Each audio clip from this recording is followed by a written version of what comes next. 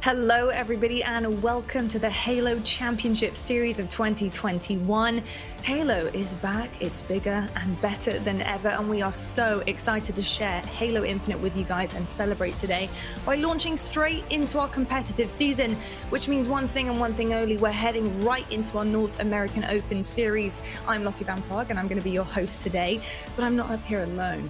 I'm joined by three wonderful familiar faces that you guys have missed thoroughly here in the Halo community. I've got Brav, Onset and Clutch. It is so damn good to see all of you guys right now. I'm so excited, Brav. I mean, it has been long awaited. Halo Infinite is here. How are you feeling about it?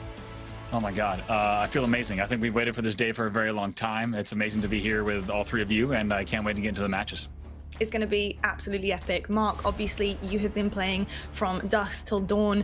It has been absolutely epic. You got a couple hours sleep, I hope, but how are you finding the game? Yeah, just about managed to slip a few hours of sleep in over the week, but we've been playing the game a lot, and it's been so good to see the reaction of the community. I'm almost nervous with excitement right now because I just want to get into the games. This is going to be an amazing show today. It really is. And Clutch, honestly, man, I think you have put in so much time and effort and work behind this game. You've been working behind the scenes with 343. You know, to have this now on our screens, it's public, but not just public. We're into competition straight away. What does it mean to you? Man, it means everything. Competitive Halo is back. We had the best in the world competing once again. We got some prize money along the way. But most importantly, we're going to see some of the best North American teams go at it here today. Oh man, don't get me started. Am I going to cry right now? I don't know, maybe. I might cry because I have heard one of the best announcements that I've heard, I think, all year. And that, of course, is that Halo LAN is back, baby. Live events are going to be back at it, and I am so excited. And the first is going to be Raleigh. And hey, North Carolina hasn't met Halo yet because I think that crowd is going to be crazy. Obviously, spectator passes have sold out in a record time. Same with team passes. Onset, what is the atmosphere going to be like here? It's going to be absolutely electric, I think. It's normally a very exciting place to be, a Halo event, right? You wait a couple of months and then another one rolls around. Everyone can't wait. This has been years. This has been a pandemic that everyone's had to work their way through. So that excitement, that anticipation has been building and building and building. And I can't wait just to see everybody there in the same place, celebrating Halo, enjoying Halo Infinite, and giving these teams the amazing support they deserve. Oh boy, do we, because we have 8 giant LAN events coming your way this season, plus one in each region. We have Australia, Europe and Mexico, and we couldn't do any of this, of course, without our partners right at the bottom here. We have Face It, ESL, DreamHack, gaming partners and Esports Engine. They are honestly a dream come true, so thank you so much for supporting this incredible journey that we're going to be on, because boy, look at that roadmap.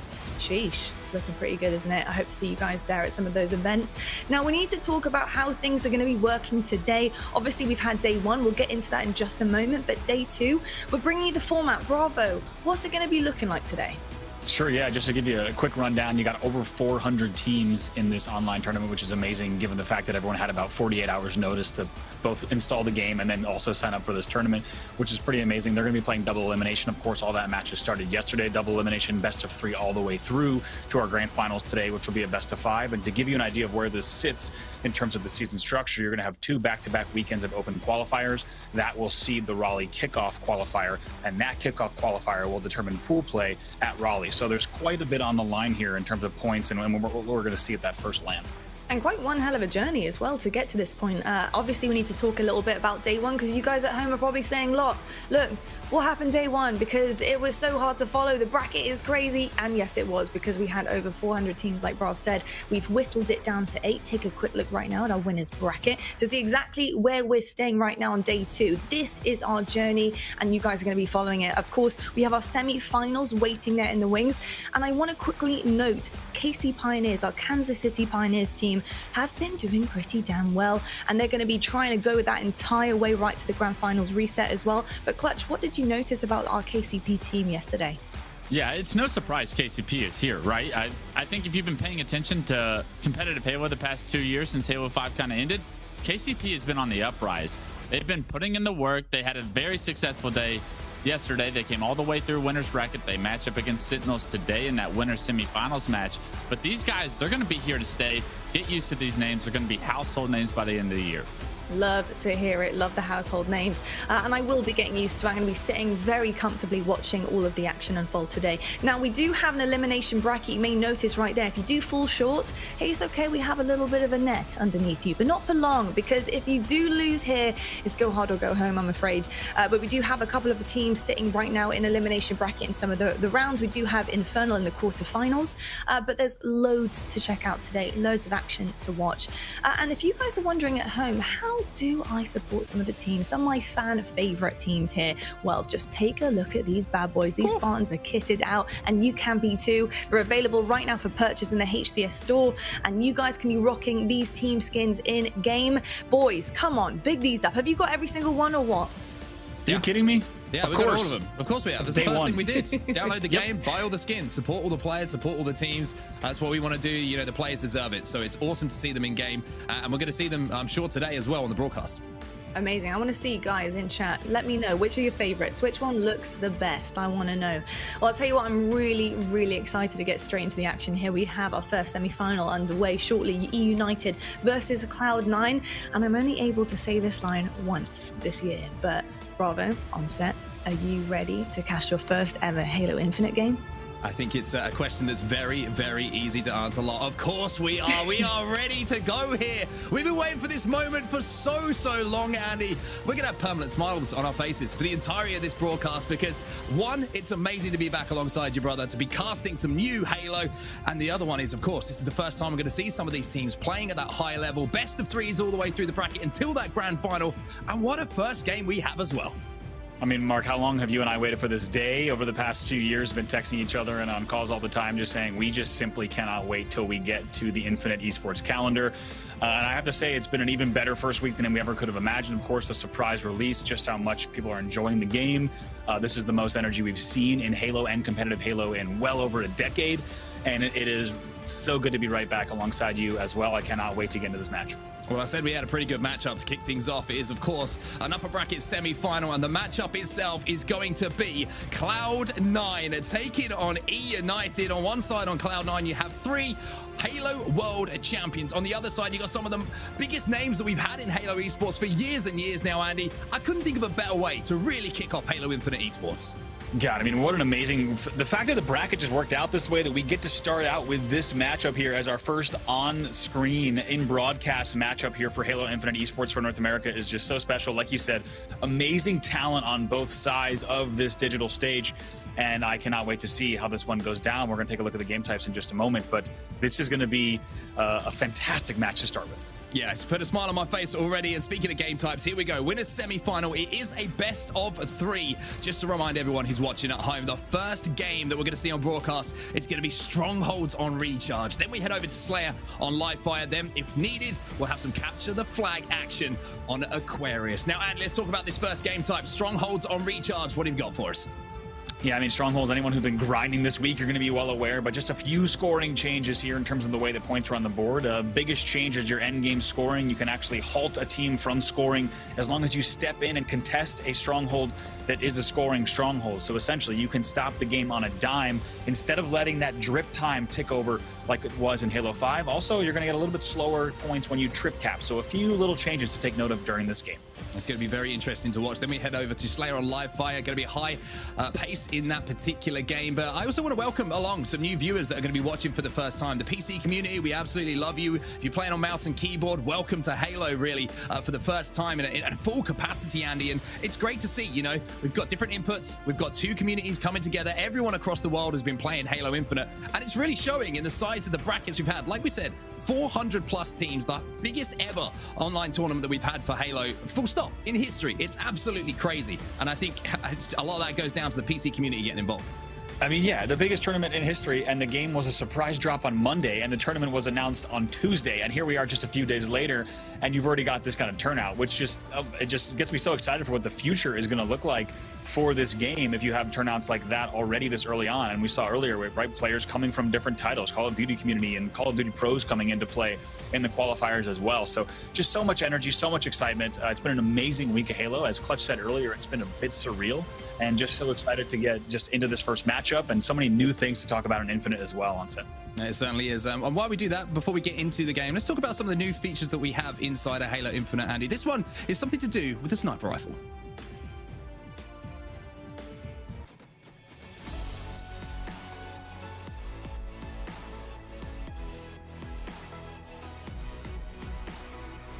Look at that clean toss, Onset. That's a beautiful thing, isn't it? That is beautiful. It's something that is always aesthetically pleasing, Andy, to pull off in game. You're on over, you pick up this thing, and you know what you can do? You can slide forward, you jump a little bit of rap, you see a teammate there, and you go, hey, buddy, hold this for me. Hold this for me. Kobe, lovely stuff. 3 points. I'm not an American sports fan, you can probably tell. I'm probably throwing like 9 different analogies there, but I thought it was pretty close to being right. It is, like I said, amazing little mechanic here, and it's the small things, right? It's the small things in Halo titles and Halo Infinite especially that really make the difference. And the fact that you can drop those weapons for each other, no longer do you have to find a carbine, find another weapon to be able to swap out and kind of make an annoying little roundabout in order to trade weapons. Instead, you can just drop weapons just like that to share them with a teammate. And we all know at this high of a level on set, each team is going to have a dedicated sniper, right? And even that sniper can change from map to map. So if someone off of the rip wants to be able to drop a weapon for a preferred sniper or something like that, it's going to be pretty cool to see how teams do a little bit of strategy like that when they drop weapons, even throwing a weapon if they feel like they might die. There's a little bit of layers to meta there that are going to be cool in terms of that new weapon drop mechanic for sure. So keep your eyes on that, people who are watching at home, see if we see that new mechanic in effect. And a lot of new mechanics are going to be in effect, Andy. We've got a lot of new equipment that's being picked up around the map. We have some old favorites that are back now, like the thrust, for example, which was kind of everybody had it in Halo 5, but now you got to work for it. But it is incredibly strong if you get your hands on it. Yeah, I think the way that Clutch put it is probably best. When you do grab that thrust and expect to see teams on maps, especially like Aquarius, going front base to grab it, that thrust really should guarantee you a free kill. The way that that thrust has so much acceleration off the rip, you should be able to outshoot at least one opponent. So that thrust is going to be pretty valuable in these games for sure. Well, let's take a look at one of our teams then that's going to be in our first matchup of the day. Of course, it is Cloud9 versus EUnited. And Andy, as I say, this is one of the biggest games that we could have possibly hoped for. We'll talk about Cloud9 because, like I mentioned, 3 of the players on this lineup are Halo World Champions. They have that ring at home. No one can take it away from them. And of course, Penguin joining this lineup, one of the most talented slayers you'll see in all of Halo. Yeah, this is a fierce roster. They're in the winners bracket still for a reason. We've seen some amazing stuff from them, and I think they're picking up where they left off in terms of the success that these guys have had in the recent years in competitive Halo. As you started to allude to, it's impossible to really even describe it in only a few words. These guys have been on top of the world time and time again over the past few years. They've been contesting, of course, that Sentinels roster time and time again, oftentimes beating them. And really, it's a question of, are these guys the real deal for Infinite as well? And right now in the winners bracket, it's looking like the answer is yes. I look across the results from the winners bracket as well. It looks like it's very difficult to beat this Cloud9 roster. Everyone was kind of expecting it coming into the game. These are names that we're going to be talking about probably in grand finals for a long time when it comes to Halo Infinite. The speed and the pace at which they play the game, Andy, is something which they kind of redefined Halo back in Halo 5, and they've carried that over if you've been watching them yesterday in the bracket. And they need to, because I think you and I have found it out, of course, grinding ranked, and I think anyone watching who's been playing as well has found this out pretty quick from the ranked playlist and watching scrims. Halo Infinite is a game that needs to be played very fast, and especially when you talk about objective game types, non-CTF objective game types, ball and strongholds, you're talking about the need to rotate very fast. So we're going to be looking for a lot of that early on in game 1 here on set. Well, here we go then. We've been waiting for this moment, and I finally get to say it. It's our first game of the North American broadcast here. The road to Raleigh begins where we're back on LAN, and starting up, it's going to be Cloud9 versus EUnited as we have strongholds here on Recharge. Going to be a very fast-paced game off the break. Just like you said, we're going to be looking to see if teams start to lean more towards that AC setup and leave B, or if they try to get those trip cap rotations going. We've seen different strategies across day 1. A lot of teams already showing that there's a big skill gap early on in this game, and that's unsurprising given the amount of playtime these teams have had. But right now, here we go, head-to-head C9 versus EUnited, our first match of the broadcast. Keep your eyes out for some of these new pickups that you're seeing on the map as well. Some of the classic ones. That Mangler there is going to be very impactful at short range. One-shot beatdown, and you take your opponents out. We, of course, have the classic Halo sword back in there as well, Andy. We have camo. You combine those two together, and like a good friend of ours once said, that is the Predator combo. It really is, and there's so much to worry about on this map in terms of not just equipment, not just weapons, but even power positions that are quickly emerging. We saw in day number 1, the teams that were able to take advantage of those were able to get into it. But here we go, game number 1 of the series. as we jump right into Strongholds on Recharge. And the first point of view we watch here on the broadcast is going to be Renegade. If you're new to Halo Esports, this man is a little bit special, and already, he almost managed to find the camo player and he'd take him down, but Renegade will be taken down for now. Looking across the board at the start, you have 2 players already fallen here from EUnited, so it looks like early control might have gone to EUnited. However, kills did favor, by the looks of things, Cloud9.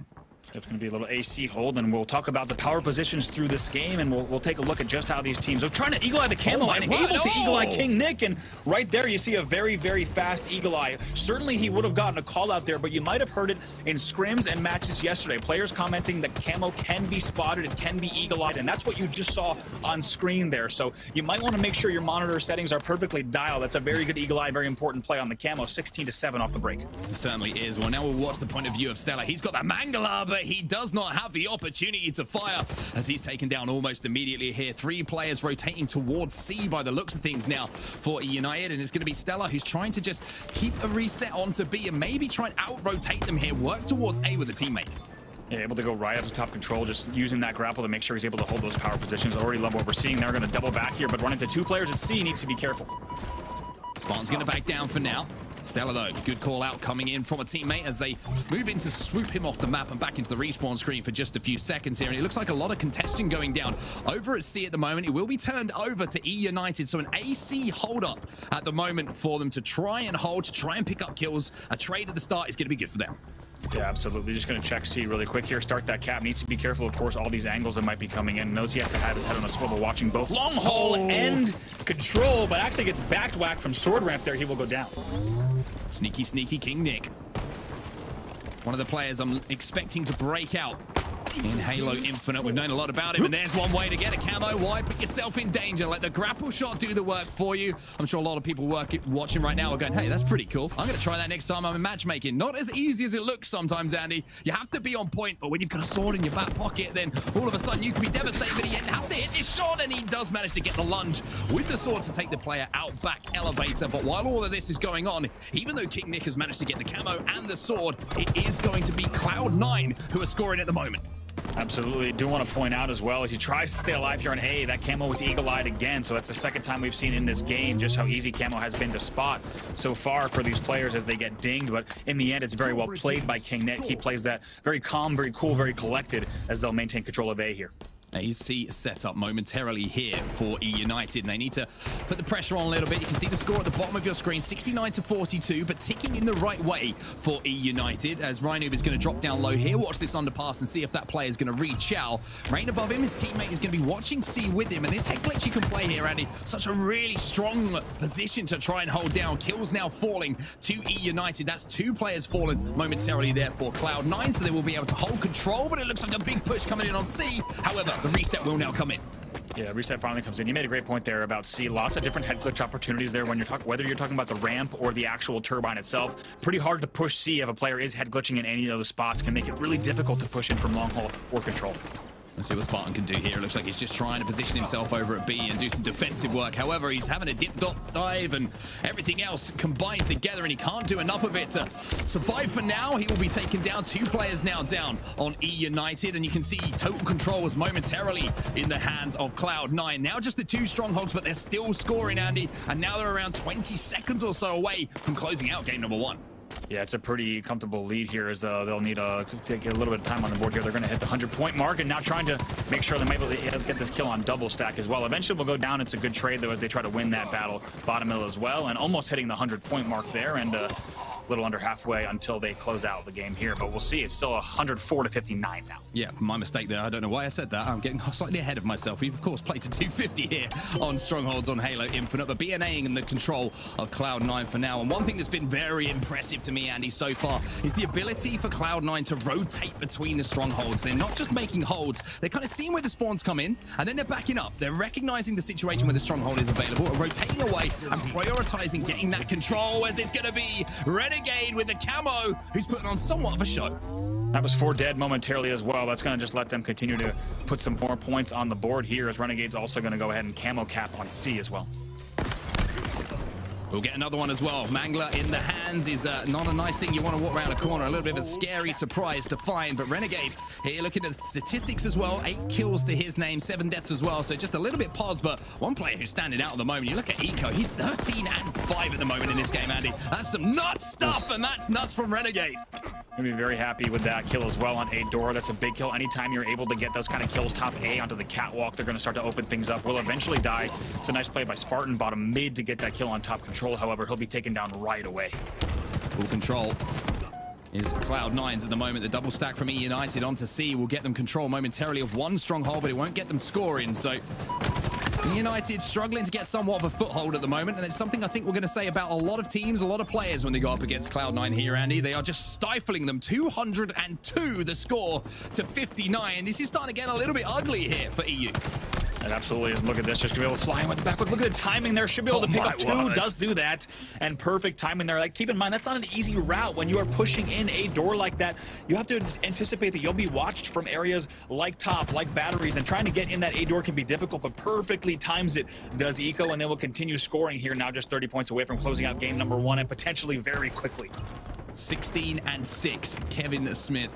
Eco is playing out of his mind at the start of the tournament today, and you can see he's going to move in here, get the reset on B. The man is really doing everything as he adds another kill to his tally now. 17 and 6 for Eco, but 2 players are finally going to slow him down for now. But look at the pressure that's on C here, Andy. They have control of A, they have control of C, and EUnited just being forced into B here in the open, where you can only expect they're going to take shots pretty soon. Yeah, we'll see if they're able to get C here. If they do, they might make a little bit of a game of it, and I think winning some key battles over there on C. Yes, they will eventually get C, and they'll score for just a moment, but no room for error here, of course. It goes without saying. 10 more points before C9 closes this one out, and my God, have they ever made this a quick strongholds on recharge. Yeah, it's been very, very impressive from Cloud9, like you say, and he's going to be up to Rhino to make a big play. However, he's getting double teamed immediately, and that is the buddy system that C9 love to use. They're never alone. There's always fire. There's always a friend to call upon in those battles, and at the moment I think this one might be done. One more push maybe for EUnited on one of these strongholds, but you can see this is a desperate push towards the end to try and get something done.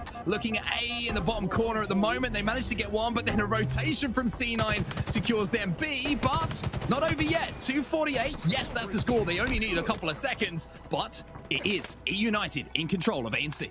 Yeah, there's an example of the end game scoring that we talked about. As you saw, they started to cap that immediately halted C9 at 248. So that's going to extend the game just a little bit longer here, but really only a matter of time. It'll just take one more C9 push. Renegade doing crazy things, winning that 1v1 battle. B, C, they're going to be in control, and that means that game 1 will go to C9. And look at that scoreline, Andy, 250 to 87. That is the C9 show as they got one in the series. Wow, and was that ever a fast game? Anyone who's been playing in the ranked playlist knows just how quick that was, and the scoreline maybe doesn't even do it justice. Just an absolute dominance from them, C9, and like we said, Halo Infinite, a very, very fast rotation-heavy game. You need to be on top of picking up exactly where the enemies might be spawning, whether or not you're engaging early and forcing a split spawn. And we'll go ahead and take a look at the stats from that game number 1 as well. Yeah, not too much to talk about kills-wise from the stats we could see, but captures, it was Renegade actually doing a lot of work alongside Stella, getting inside those strongholds, doing the dirty work, so to speak, to make sure those points were ticking in the right direction. But I mean, it was a swarm. Constantly, it felt like EUnited just had 2 dead. They were fighting at 2v4 a lot of the time on the map. And when that kind of things happen, it gives you free reign, as we now see those stats. And it's all about Eco. Like I mentioned, 17 kills, 9 deaths, most assists on his team. You can't ask for any more out of Eco. No, I mean, a 10.7 KDA, just only player to hit the double digits there, and looked so strong. Really can't say enough about how impressive C9 looked there, and I think we saw it in a few games from day 1 onset, but there's a few teams here at this event so far that seem to be playing a very different game in terms of pacing compared to the other teams in the bracket. After what we just saw from C9 in that game number 1, they are certainly and continue to be one of those teams that knows exactly where they need to be and where they also need to make sure that they get around the map, and they're just doing it so well right now. Well, they certainly are indeed, and we'll take a look at some of the highlights of that first game as well, just to remind you, if you're joining us, how the action went down, and it was pretty much all the C9 show. This was a really interesting play as well. Like you mentioned, Camo, you can spot it. The monitors have improved, and the graphics have improved in games since back when we first saw Camo involved in Halo, so not quite as devastating a power-up as it used to be, but you're still going to have the eyes, Andy. You've still got to be able to spot that Camo player out, and not only that, do the damage as well. Yeah, absolutely. Some battles here bottom middle as well, but it was just really dominating control from C9 the whole time. As you see the way they were working together, and just some great examples here of them picking up multiple kills at once. Also, just the way that they were able to team up and fly into strongholds together just made a huge difference. And I think it was pretty clear once they started to pull away around that 100-point mark that they were not looking back. One thing to point out as well here on recharge strongholds, you know, classically in Halo, usually when you cap a stronghold, it's in a little bit of a vulnerable area. I feel like you can really fight from actually inside and around the strongholds a lot more here on Halo Infinite, which makes it even more unpredictable about where players are actually going to be positioning themselves. But that's going to do it all for our first game of the day. It's time to move on and talk about our second, Andy, because EUnited now face falling down to that elimination bracket if they can't send it to our game 3 here. Yeah, this is, of course, do or die for them, and best of threes with this kind of format will be very, very quick, and they can be very punishing. These two teams have managed to stay in winners thus far, and they have a lot of wins on the board, very few losses, respectively. However, this is now EUnited's back against the wall. They need to win this to force a game 3, and you know that's exactly what they want to do. They want to stay through our winners as long as they can today, but they're going to have to show up here on Livefire, and the question is, are they going to match the pace of Cloud9 on Livefire? Will they try to slow things down a bit? When you're playing Slayer versus Ball or Strongholds on this map, you do have the option of slowing things down just a bit, but C9 is going to make that a pretty difficult task. Yeah, it's the one thing that C9 hate to do is play a slow game, and even if you try and slow it down, they'll throw some bodies at you and make it very, very difficult to set up and really find some map positioning. I think it's going to be interesting to watch this game type and how these two teams play it, because EUnited, a lot of the players on this team, they like to be aggressive as well, Andy. We're saying C9 are one of the most aggressive teams, but you look at the likes of Rain, you look at the likes of Ryan, those guys are sneaky, those guys are nerdy, and they'll find ways to get those flanks. Oh, and Spartan and King Nick too, right? These are players who love to hold forward. They're confident in their own shot. They're confident in their teammates. I don't think that result in game number 1 really showed us what EUnited's capable of. I think we saw really just pure dominance from C9, and we didn't really get to see too many signs of life from EUnited, but you make a great point. So much talent on this EUnited roster as well, and I expect them to put up a good fight here. I'd be pretty surprised if this was just as much of a landslide as game number 1 that we see in game number 2. Let's talk about EUnited. Let's pick your brains a little bit here, Andy. Who's the player who's going to be the spark to get them back into this series, to send it to that game 3, capture the flag on Aquarius? Who are you looking to really step up and have a big Slayer game here? I think for me, it's King Nick. And the only reason I say that is King Nick has quickly become a really familiar name over the last few years, 5+ years in competitive Halo.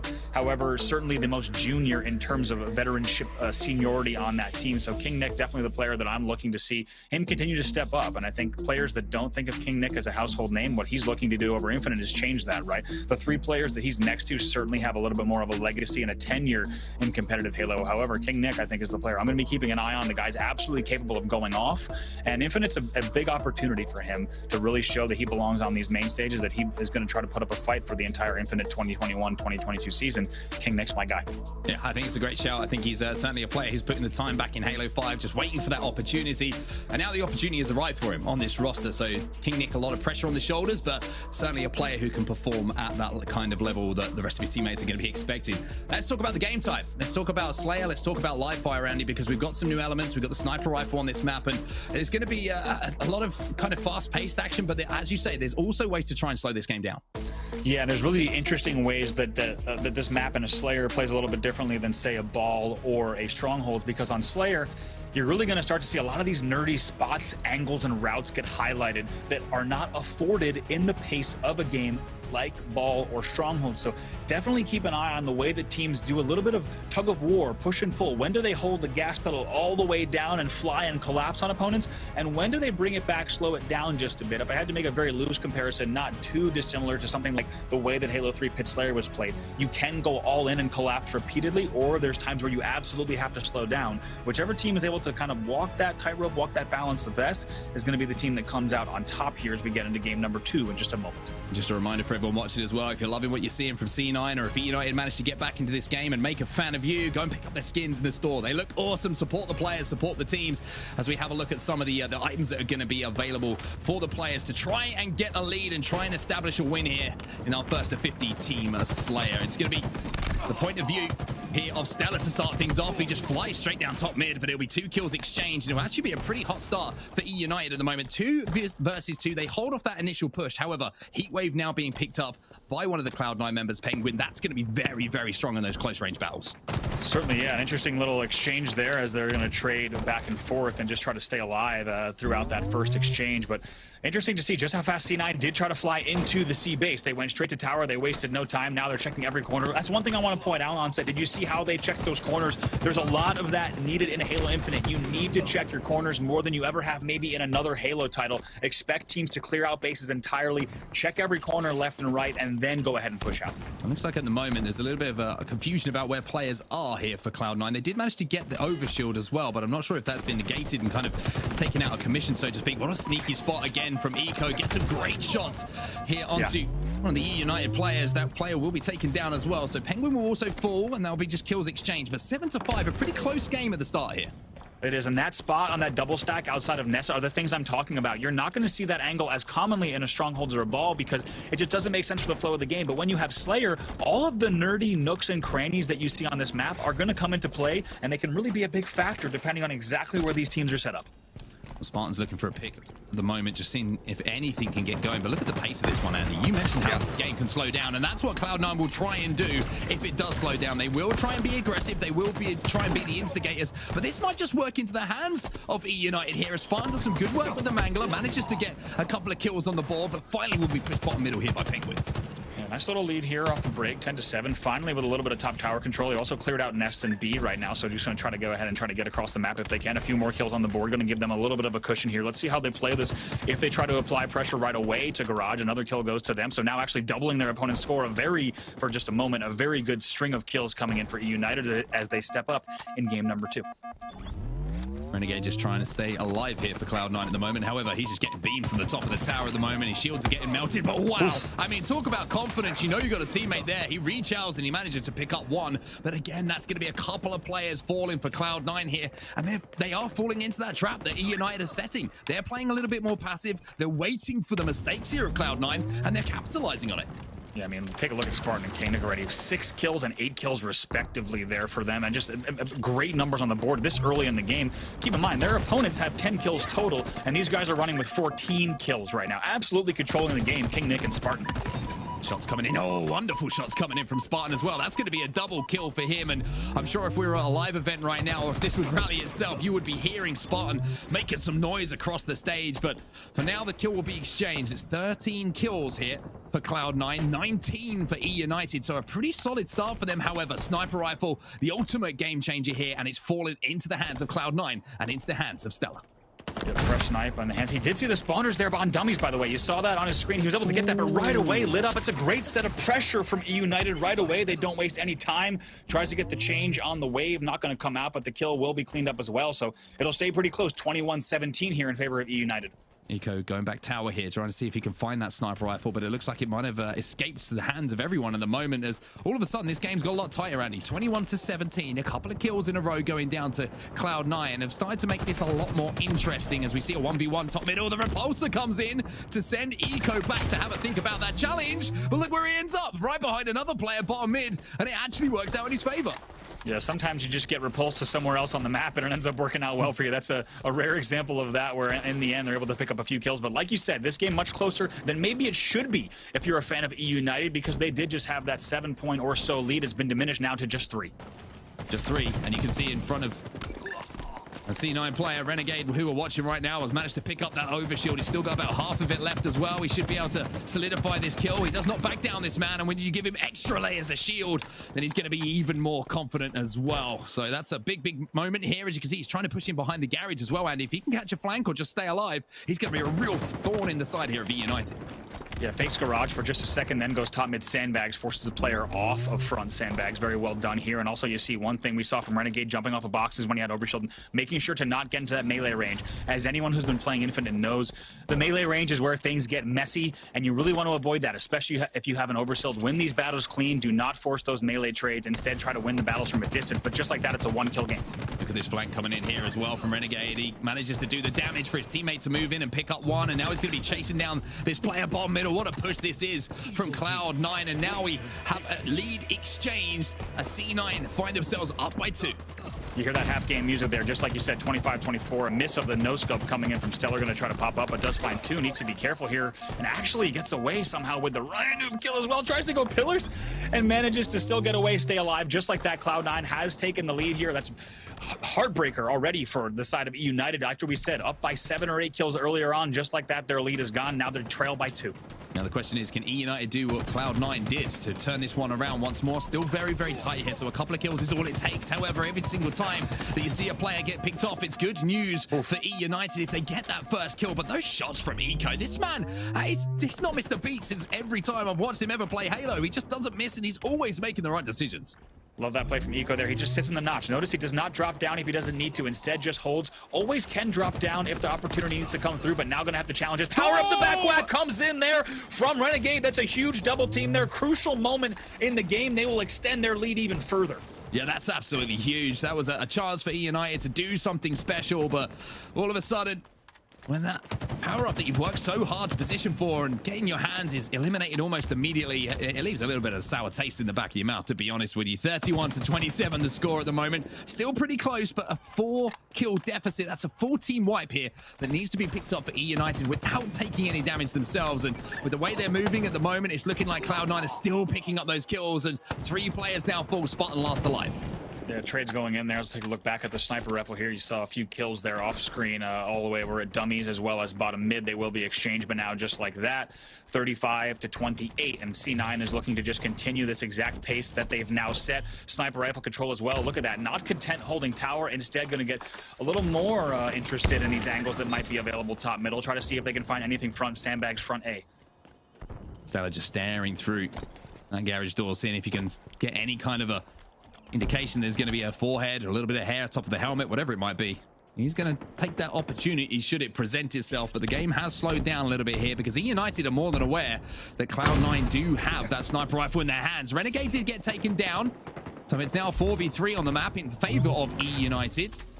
And it looks like they might have picked up another one as well, so there might be some pressure coming on the tower pretty soon. You can see holding back tower at the moment with that sniper rifle is going to be Stellar. But EUnited doing a good job not to give any easy kills away yet.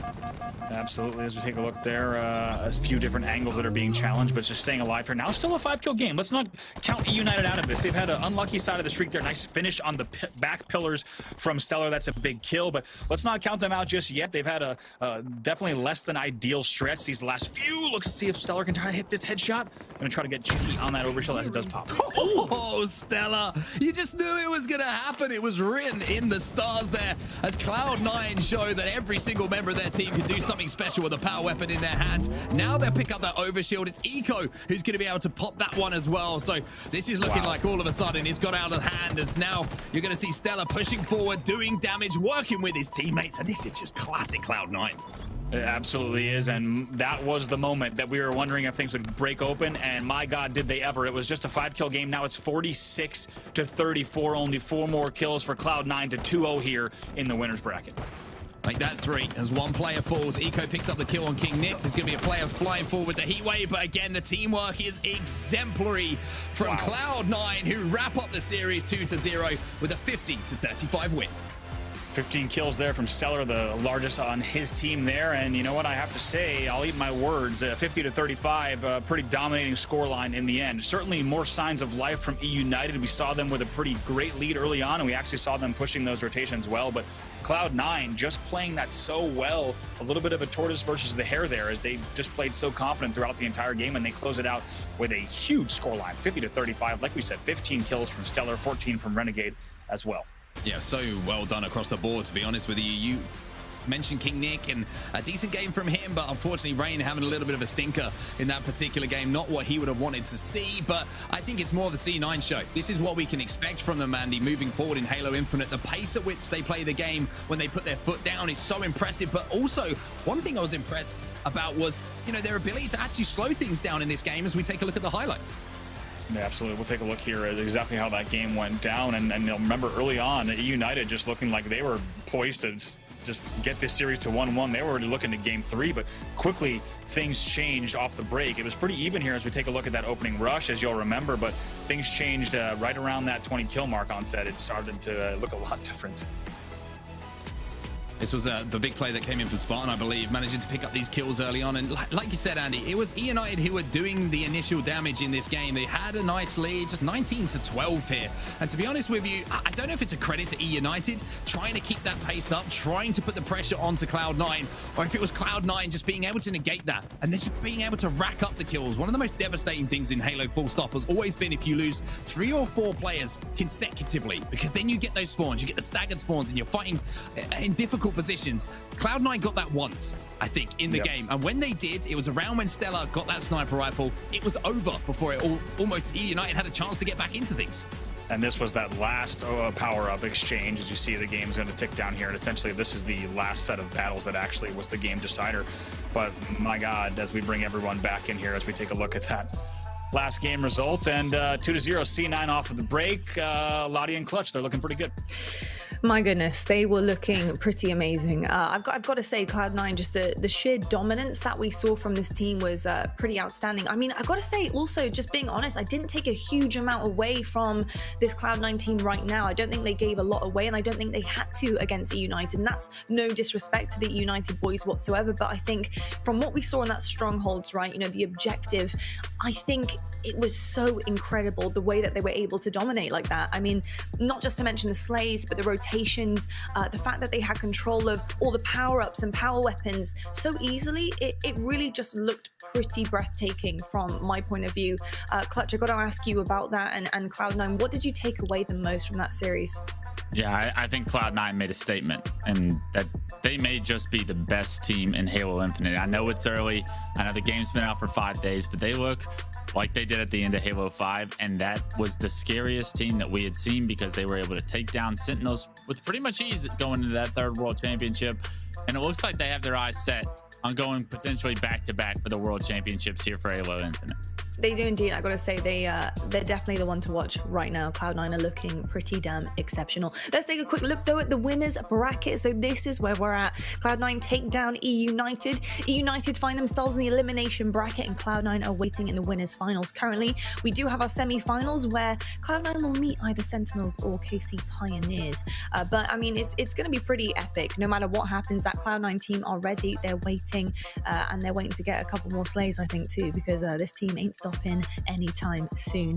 We do need to take a look right now, though, at the elimination bracket just to see exactly where that one is standing and where EUnited have ended up as well, because of course they do have a second life here. They still have a chance to make it back into our grand finals as well, so it's going to be pretty epic. I think we'll actually take a look at the elimination bracket in a minute. It's okay, no problem.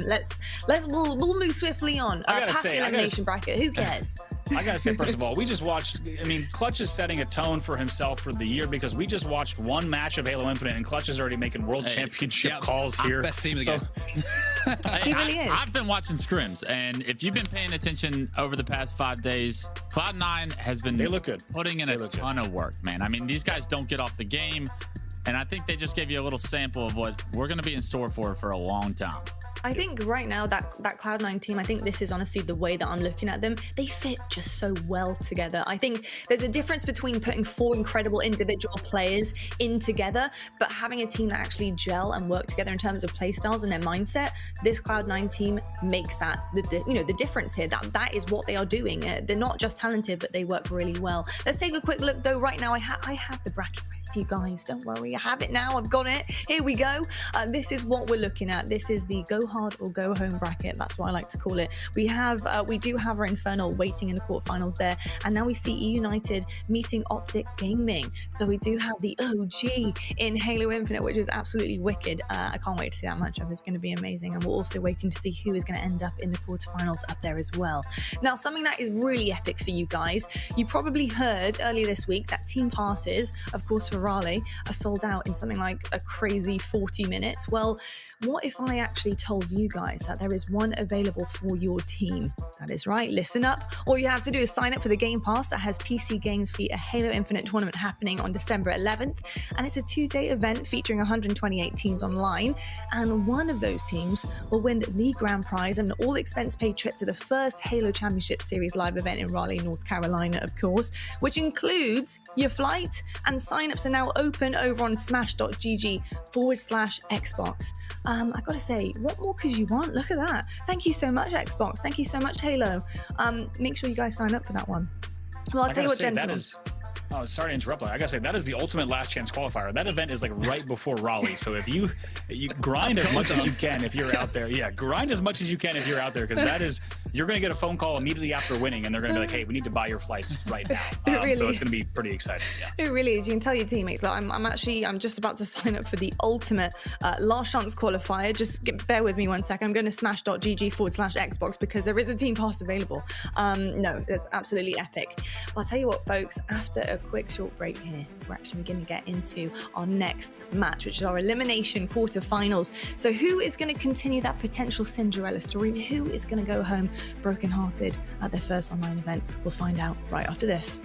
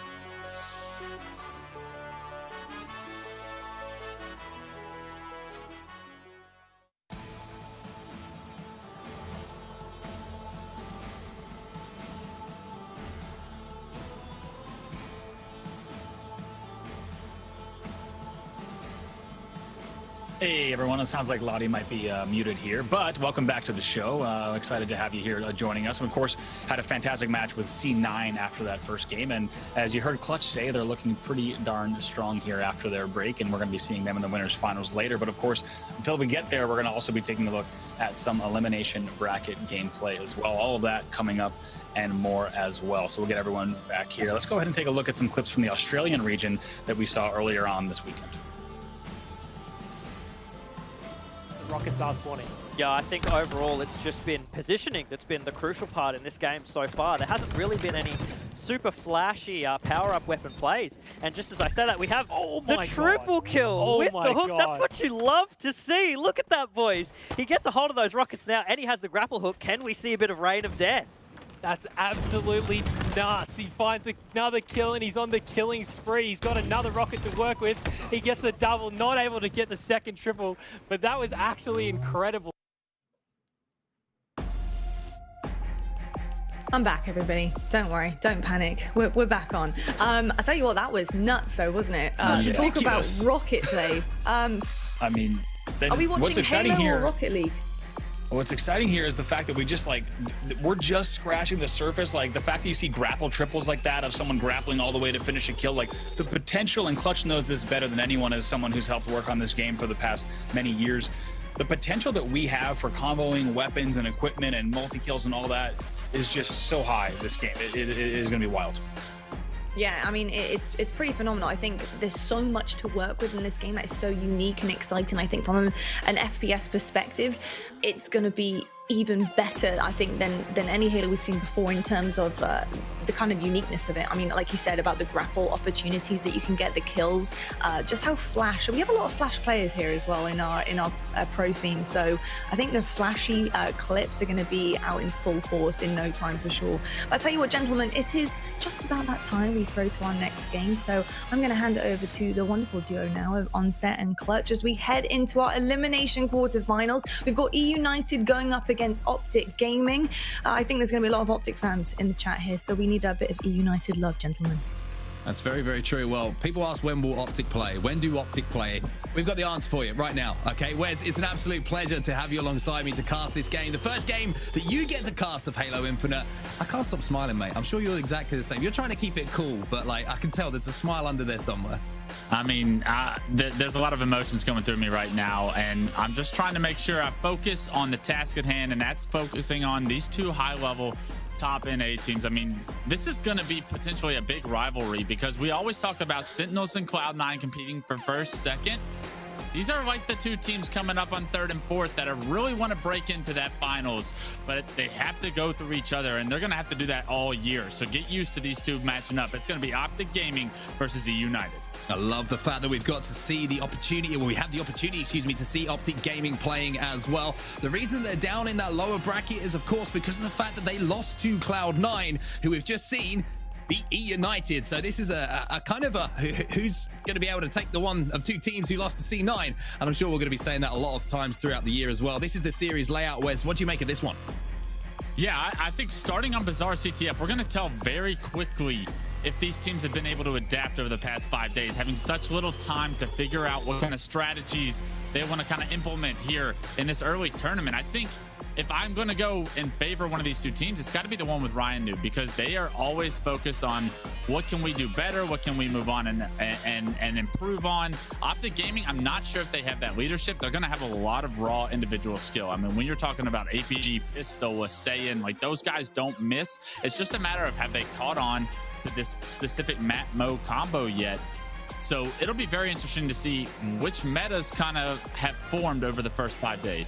It's very, very true. And when you mentioned the player saying, just remember, he's evolved into Lucid now. We've had that name changed. That's how he's become a new beast. He's a new man on this lineup. But I think one interesting thing to kind of throw into the mix here, Wes, is the fact that, you know, this is two teams. One of them is going off the back of a win, coming through that elimination bracket, a couple of wins on board. And the other is EUnited, who have just taken a little bit of a beating from C9 to fall down to that lower bracket. Do you think that's going to affect them in this series? It was not a little bit of a beating. That was a beat down. That series was not close, and they have to figure out a way to shred that off immediately, right? Like OpTic got beat down yesterday by Cloud9. They've had some time to recoup, to like hit the chamber, like regenerate, get back to their form, get some confidence going. Cloud9 does not, or I'm sorry, EUnited does not have that same benefit, right? They have to jump into the next series immediately. Luckily, Spartan playing pretty well, usually an emotional player. Hopefully his emotions are still like high, because he played very well against Cloud9. He's going to need to duplicate that performance if they want any chance against OpTic Gaming. Well, let's see if Spartan can light the fires under his teammates then. Let's see if EUnited can brush that loss against C9, excuse me, off their shoulders and take down OpTic Gaming, who on the other hand are probably thinking, hey, this is our opportunity to really strike here and keep moving through that elimination bracket. Bazaar capture the flag. It's going to be our first game of the series. Wes, talk us through a little bit of strategy here before we see the first shots fired.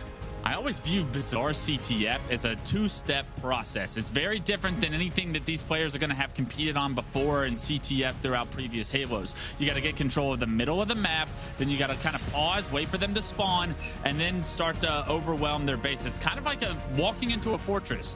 It's going to be very difficult to breach that fortress if you're not doing it as a team, if you're not doing that with the overshield, the power weapons, and the rockets, and the lightning grenades. And then we're going to see how successful they can be so early on in this game being released. Well, here we go then, straight into the game. We're watching the point of view of APG, and he's immediately going to manage to get away pretty much unscathed with a power-up, and that's going to be a massive start for them. You can see he's taking a little bit of damage, only a slither of OS left, but he's going to pick up a beatdown. Important kills already going in the favor here of OpTic Gaming.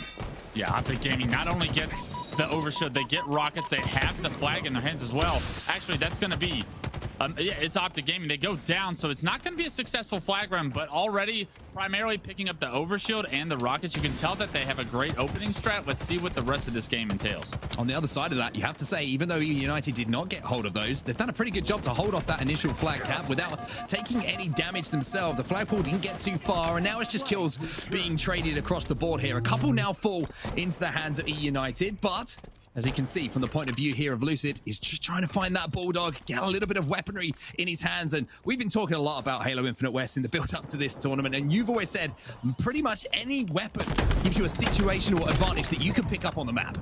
Yeah, absolutely. That was a main focus of the design for competitive play, was to make sure that we give players opportunity to have situational advantages that they can gain, right? Lucid, this guy scavenges better than just about anybody. I've been watching his stream just for the past 5 days, and he's been going absolutely bananas. Beautiful use of that shotgun. Unfortunately, the kill is traded out, and that was a great job by EUnited to flush him out of that bar area, because that's a very powerful place for an opponent to be. Well, early on here, it seems like a lot of pressure has been coming in from OpTic Gaming. There's been a few attempts at breaching the fortress, as you put it quite rightly, but nothing that EUnited haven't been able to kind of hold off for now. As now we see Pistola, we've seen this man, he's got that competitive drive flowing through his veins at the start of Halo Infinite. He'll be taken down as we now see King Nick, one of the newest additions to the HCS. Let's see what he can do. Picks up the beat down there onto APG, retreats back to his hut here. Now he's asking for help from his teammates just to survive. Great job by King Nick here to stay alive. Does spot the overshield player in Trippy bottom middle, and unfortunately the dynamo grenade's going to fry him to death. They're going to get rid of King Nick, and now this is a real opportunity for OpTic Gaming to advance on the map. Yeah, let's talk about the dynamo grenades, Wes, because you said to me, treat these things like power weapons. They can clear out bases. They can clear out the likes of the treehouse that we can see Pistola staring at right now very, very efficiently. Yeah, when you talk about trying to push into a fortress like the map Bazaar, it's so important to try and lead that push with grenades. The dynamo grenades are going to give you so much damage, so much information as far as where these players are, how weak they are, due to the audio cue that you get. It's going to be interesting to see how they're differently used. Trades coming through. APG picks up a double in the kill feed, and OpTic Gaming, they've been able to control the middle of the map. They've got rockets in their hand with grapple right now on APG, and he's looking to push and potentially get this first flag out the board. Big opportunity here for OpTic Gaming to pick up the kills they need. That's going to be 3 down now on EUnited, but is anyone healthy enough and with shields and in position to get into the base and then pick that flag and throw it out the front? Oh, lovely shots from APG. That's a spree for him. 5 in a row without response. Yeah, unfortunately, he's going to lose his life, but beautiful shots. If you know anything about APG, it's he doesn't miss, and it looks like that's carried over to Halo Infinite very early. So once again, EUnited, the story of this game so far, Wes, has been they've withheld all of the pressure from OpTic Gaming. Can EUnited now move forward? And a real devastating moment here for OpTic is they've had these advantages. They've had the pressure on the base. If EUnited get one scrappy run going, that could cause them some problems. That could really demoralize them. Yeah, I think this is a testament to EUnited's defense so far, right? It's going to be so difficult to kind of break into this fortress for either side. So EUnited might not be winning the battle for power-ups or power weapons in the middle of the map, but they're doing such a phenomenal job of trading out successfully when they don't have those. If they're able to just get a few of those, they may be able to make enough plays to turn this game in their favor. Well, Trippy working well with Lucid here to try and get that first kill that we were talking about, to get into the base. Lucid will pick up another one as well, and all of a sudden, EUnited players are starting to fall one by one. This is the last player alive, I'm pretty sure. This is a huge opportunity now for OpTic Gaming to run this flag. Talk me through where you're expecting these players to be respawning. The flag is out. They're spawning back of their flag right now, and it looks like nobody's going to have a real position to make a play on that flag carrier. So it's going to be punched in, and finally, Lucid gives his team the first lead of the series. Big plays coming in from OpTic. All the kills falling one after the other, and that's the one thing you don't want to happen if you're on a CTF game. Ola doing a good job here to stay alive. Spartan trying to spot him out and finish off the kill, but now it's up to EUnited. They've given away that flag cap. They've been withholding pressure for the entirety of the map. Can they flip the scales here? Can they seesaw that pressure back towards OpTic? Yeah, this is a great position for Spartan to be in, but unfortunately, he's knocked to very low shields. Needs to be very weary of a player pushing out of that treehouse at him. Does spot a player, bottom shield, bottom middle, no shield, finishes that kill, but does he expect this player to be tree? The answer is no, but good shots to back him down, and I love this corner control. It's one of those middle steps as far as progressing on the map, but he needs some of his team to back him up before they can push in.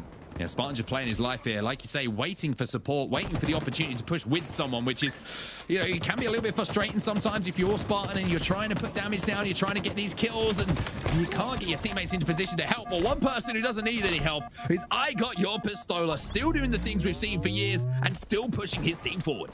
Yeah, all it takes is one Pistola to push you out of your corner, get a double, and now just like that, OpTic Gaming regain control of the middle of the map. They slow it down. They understand that all 4 players for EUnited are going to be stuck spawning on their flag. How are they going to push in? Oh, Pistola's going to force someone.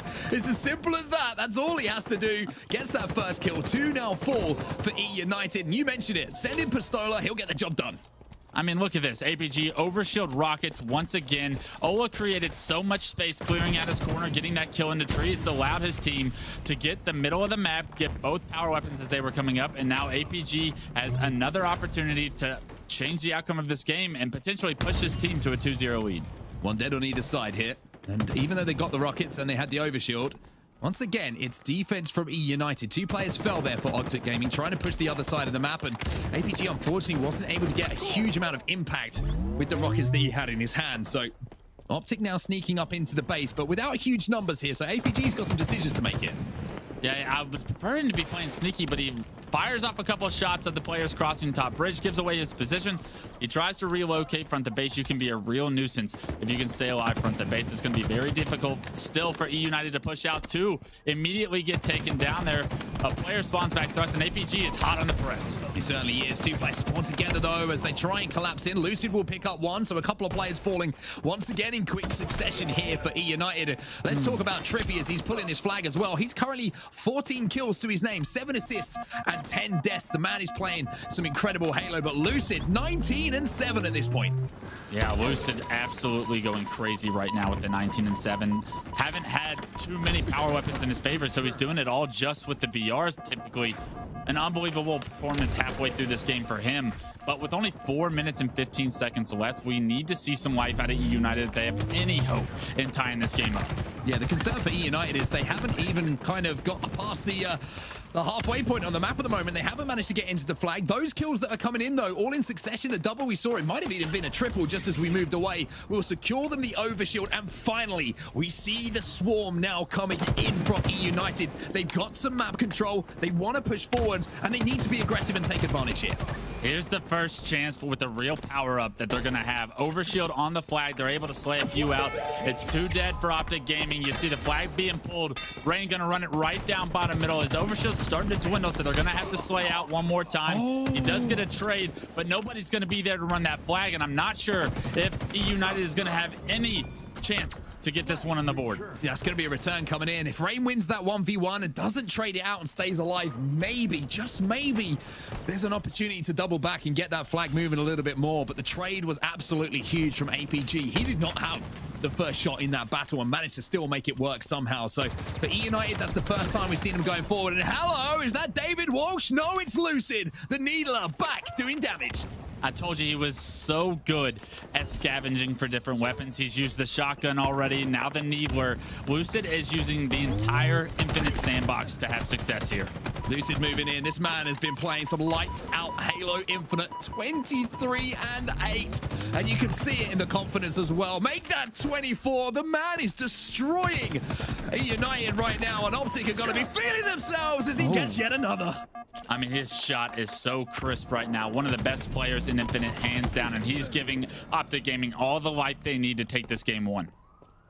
So finally, a little bit of calm as Lucid is taken down. I'm sure when he gets back to his feet and re-engages, we'll be getting all kinds of excited again, but not for the first time in this game. This has been the story. Rockets have constantly been in the control of OpTic Gaming and constantly in the hands of APG as well. But unfortunately, he can't get any kills this time. King Nick will take him down, and there is still one rocket down there. However, who's going to stop him? No surprises. Lucid once again back joining the party. Once again, he's got the Mangler, he's got grappling, he's got overshield grappled to him. He doesn't have to overextend at all. I love this play by him. Now, let's see if he can try and get into the corner, maybe apply some pressure here, but he gets immediately melted from Spartan in the boys bottom middle. EUnited has 1:45 seconds left, and the Spartan has just gave them an open. He has indeed, and the good thing for EUnited is even though they're being heavily outslayed at the moment, it's just one flag, Wes. They haven't managed to put that second in here, OpTic Gaming. So EUnited, like I mentioned, it only takes one pull. Yes, they've only had one pull themselves and got that flag moving once out of the base, but it only takes a couple of kills falling very quickly, and the talent that's on this team might be able to turn that into a 1-1.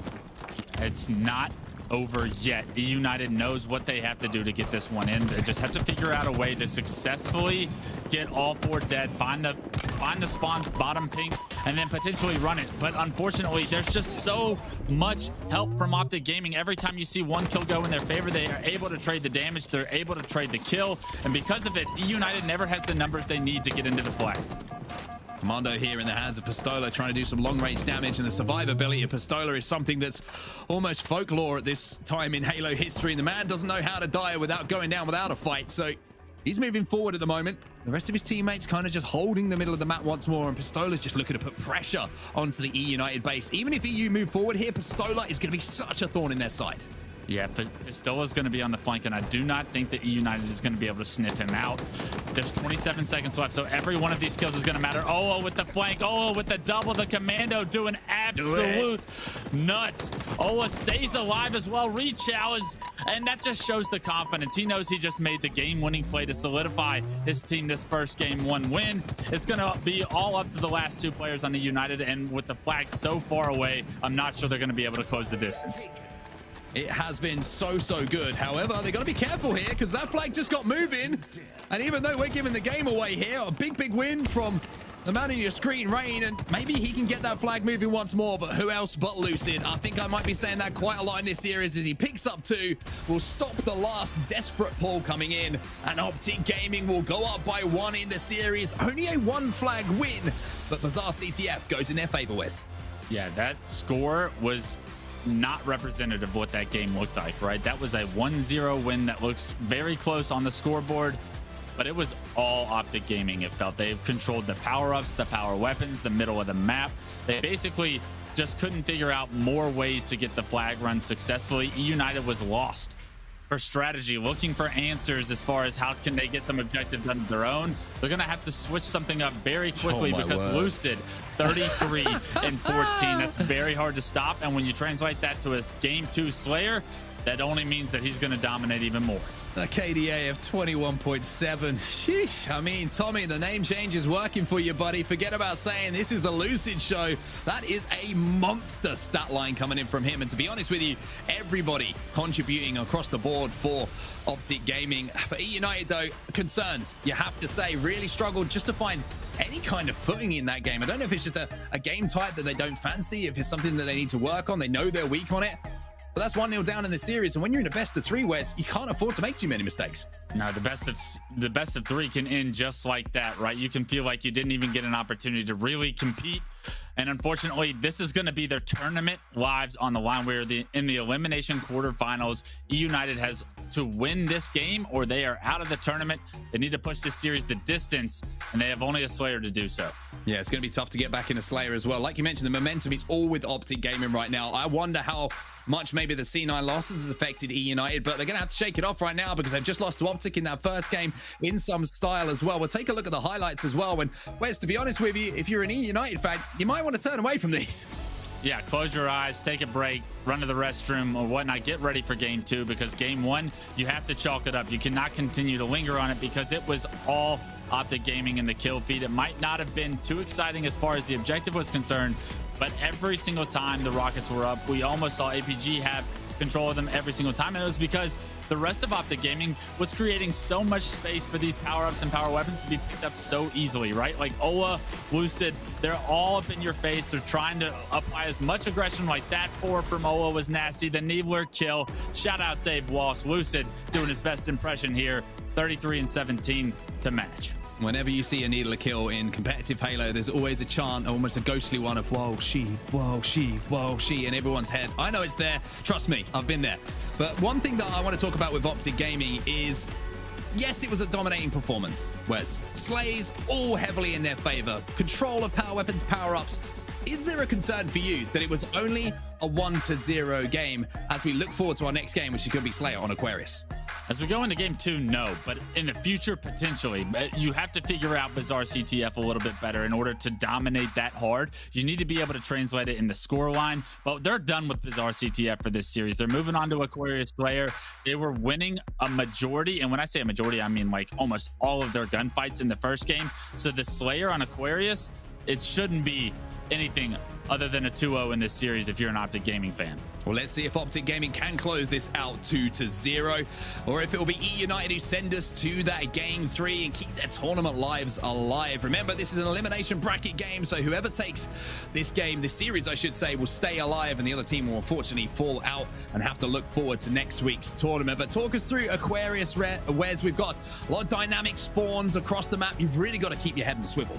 Absolutely. Keep your head on a swivel. Control the thrust. They're going to be such a pivotal equipment you want to pick up to win some individual fights, to get your team a little bit of an advantage with numbers. You got the dynamo grenades on one side, the heat wave on the other, and active camo is going to be top middle. Well, unfortunately, we're going to have to wait just a few more moments. You can see the players. This isn't a strategy, by the way, everyone watching right now. That's not something they've planned beforehand. It's a new game, right? We've got to get these little kinks sorted out in the custom games. But it gives us a little bit more time to talk through Aquarius, because it's the first time we've seen it on broadcast today. And it gives you, someone who's been playing a lot of games over the last few years on Aquarius, a chance to kind of break it down. Yeah, absolutely. I'm a big fan of having one player on your team anchor a base on Aquarius and then start to progressively move up once you get a pick or two.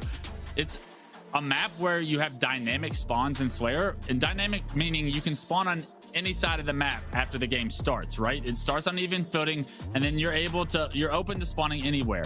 What does that mean? That means strategically you want to get a kill and you want to push the rest of them out in order to not be flanked by the spawners that are potentially spawning behind you at the end of the map, because they're not going to spawn on the same side you killed them on. It's going to be very difficult for that push to come through, but professional teams, they understand that if they wait too long, the timings are going to be all off. So look for the first pick and then absolute aggression after. If you haven't played any Halo Infinite, firstly, free to play. Get downloading, get playing. And you've watched some previous Halo. Think a little bit like Midship if you're a Halo 2 fan. Think a little bit like Onslaught if you're a Halo 3 fan. Obviously not a flag game type, but a very similar kind of map design with a top middle area. You have the 2 side bases, the ramps up to it as well as obviously the 2 flag bases itself. So a classic arena style map for some classic Halo style game. And we're underway here, and we're going to start off with the point of view of APG. He went bottom middle, saw nobody, understands that there's a player below him, but this top middle area is going to be so important for him to control. He does have to get back down by these players in the closet, but his teammate actually going to be aggressive. So APG looking to work with his teammate in this closet, apply some pressure onto these players in the flag, and they're going to have these players on EUnited trapped into this flag. I love the aggression early by APG, and he's hunting them down, finds one, finds a second, but wisely doesn't challenge, waits for his teammate Lucid to get the kill, and now they're flipping the map back to the other side. Same old story. Lucid, he started this game. He's 4-0. He's 4-0, Lucid. The man doesn't know how to die. He only knows how to kill, as APG will finally fall 8-3. What a start this has been to OpTic, Wes. I mean, if you watched game 1, you saw the slays go in favor of OpTic Gaming. They're starting off game 2 just how they picked up from game 1. So finally, a little bit of a foothold in the game here for EUnited. However, that gets stopped down almost immediately, or as I say, that will actually be 2 kills going in their favor. So Rain's the player we're watching right now. He's going to take some shots from behind, but has found that heat wave, which can be absolutely devastating on this arena-style map, Wes.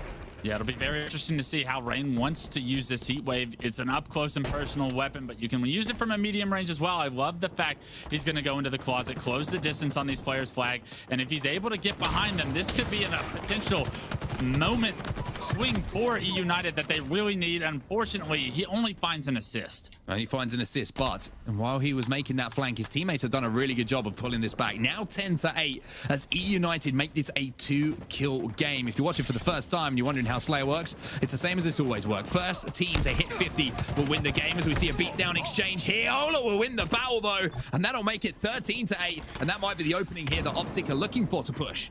Yeah, OpTic winning the battle for Camo right now. You see Lucid gets away with it, no shield. If he can stay alive, that would be massive.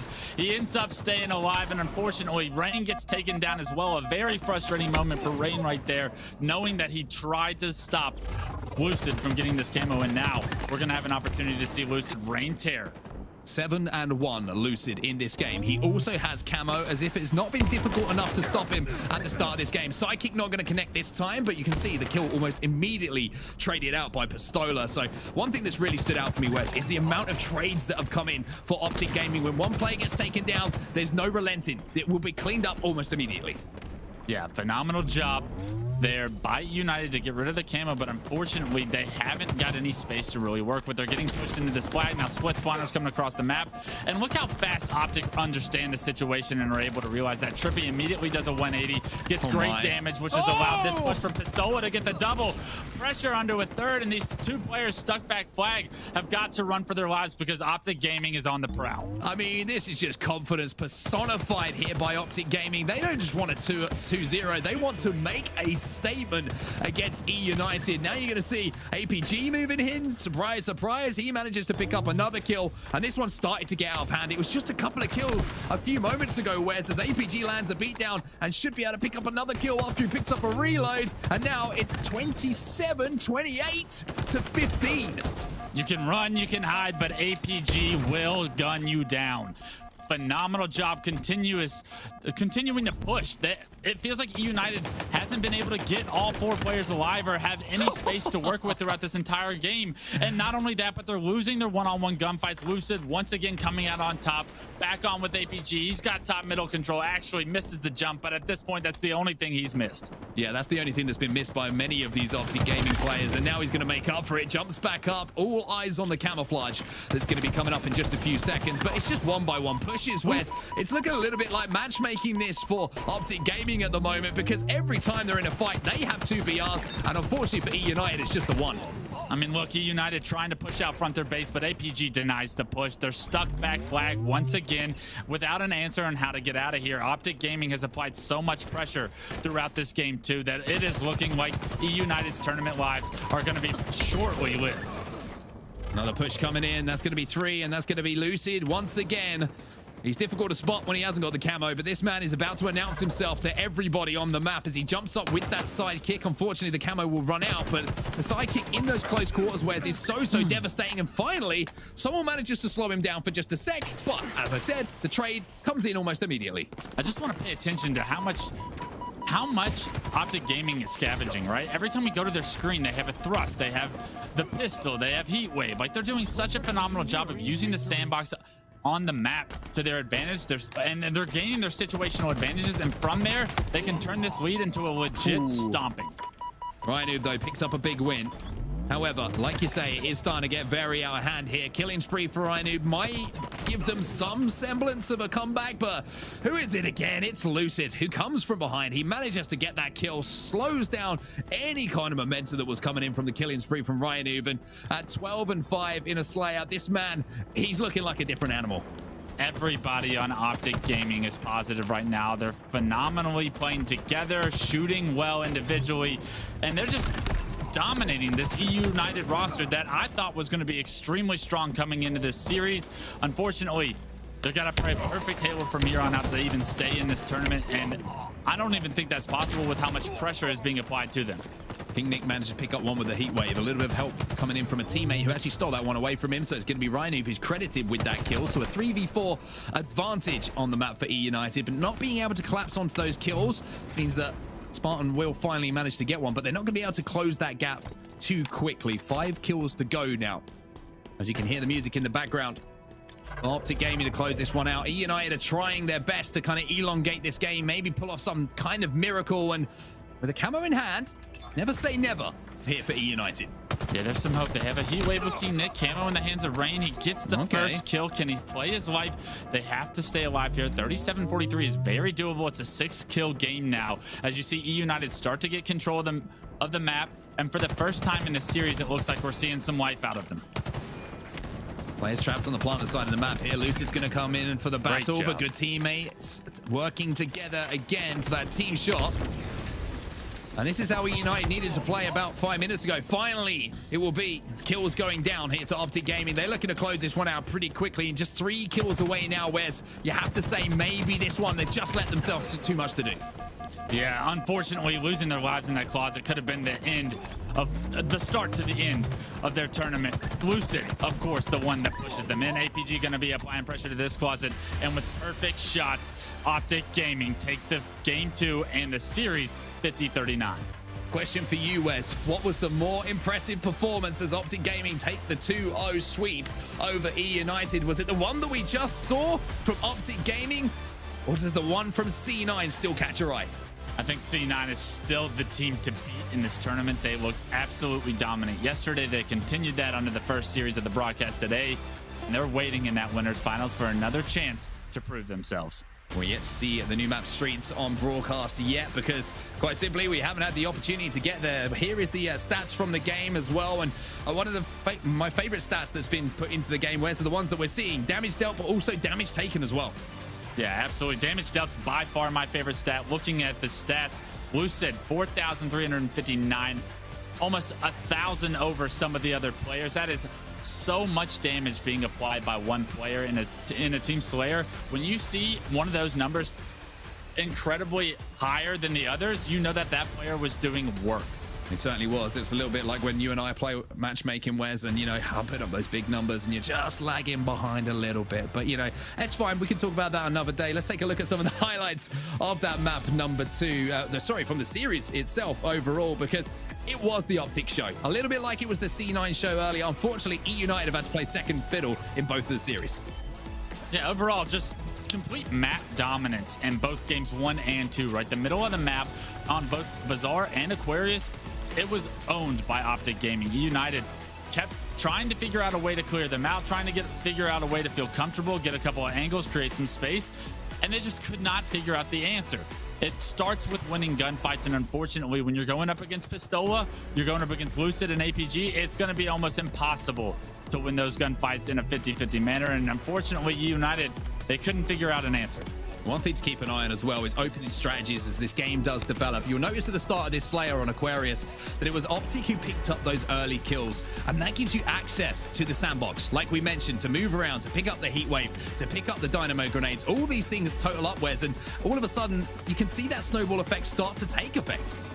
Yeah, absolutely. You need space, right? You cannot pick things up on the map that are around, like, that are on the 50-yard line or whatnot if you don't have the space in order to do so. You see right there, that kill immediately speaks to me that this player on EUnited is trying to run out front of his base to create space for his team. He just gets immediately forward. And it's things like that were happening the entire series. It's got to be so frustrating to feel like you're trapped, to feel claustrophobic in a sense when you're trapped in a base and trying to be the one that creates some space for your team. But unfortunately, they couldn't figure it out, and that's because OpTic Gaming applied so much pressure the entire time. I mean, I tell you what, gentlemen, first of all, fantastic cast from the both of you. Very, very enjoyable to listen to, your dulcet tones there. And I gotta say, very enjoyable to watch as well from an OpTic fan's perspective. Incredible for the green wall there. A victory under their belts to continue their journey through the elimination bracket. And boy, what a game. And honestly, I keep finding myself coming back to that CTF game, you know, the Bazaar game. I think you know, for me, it was an ode to teamwork. I think that map oozes teamwork in general anyway. You know, you really need to work together in order to pull the flag and get that back to your base. And the fact that they had so much mid control there, the fact that they had the power-ups, the power weapons under control was absolutely incredible.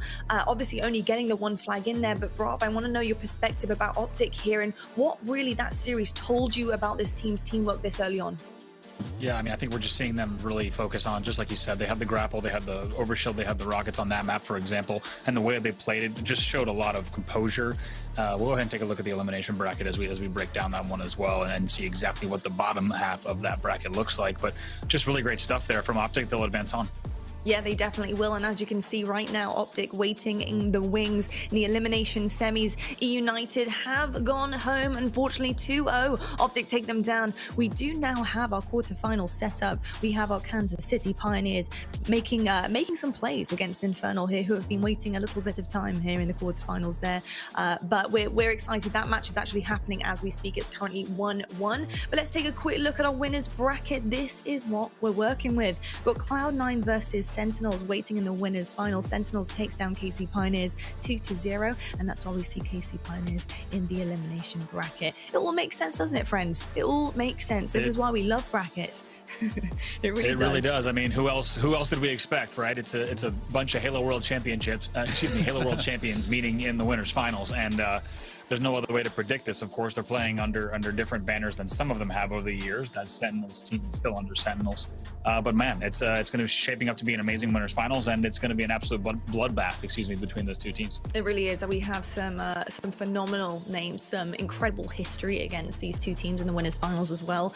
A lot of saltiness happening. I think there's going to be a decent salt rim around some of the games today, so it's going to be absolutely epic. Make sure you guys don't miss out on the action. We're going to head to a quick break right now, but when we come back, we have a special guest appearance. We're going to be chatting to Neighbor, who has also been playing yesterday, day one. Unfortunately, his team did fall short, but he's going to be chatting to us nonetheless, and to find out exactly how he feels about Halo Infinite, we'll see right after this.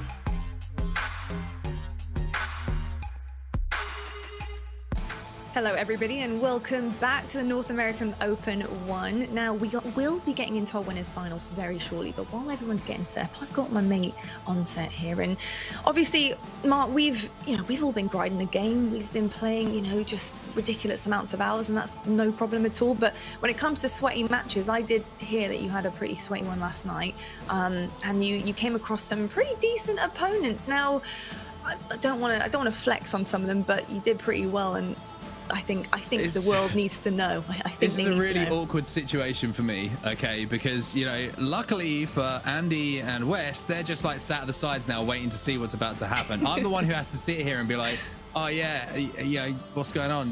What's going on, neighbor? Yeah, we beat neighbor last night. That's all I'm saying. Me, Wes, and Andy, we stepped up when it mattered. In matchmaking, I'll tell you what, we got the win done. I need to know. We got the win. Let's see this actually happen for ourselves. Roll the tape. Let's see this. But I also had Nebula and Scariotic on my Oh team. my god, look who it is, dude. Bravo. We cannot lose to these guys. This is We I'm got- so oh, glad we play. God. This is bragging rights. Let's go. I think Looking. it dropped. It's one top B. Alright, I spawned blue. Oh. Two guys going top B. Nice. Good trade. Two guys my court. Two guys yellow. Yeah. Yeah, they're still weak over there. Yeah, it's one, dude, yeah, it's one shot. I got back smacked. Only down 9. Yeah. Oh, because we're so split, man. Hey, jump up. Top. Come up your street, Tom. Oh my Yeah. god. Top P. Top P.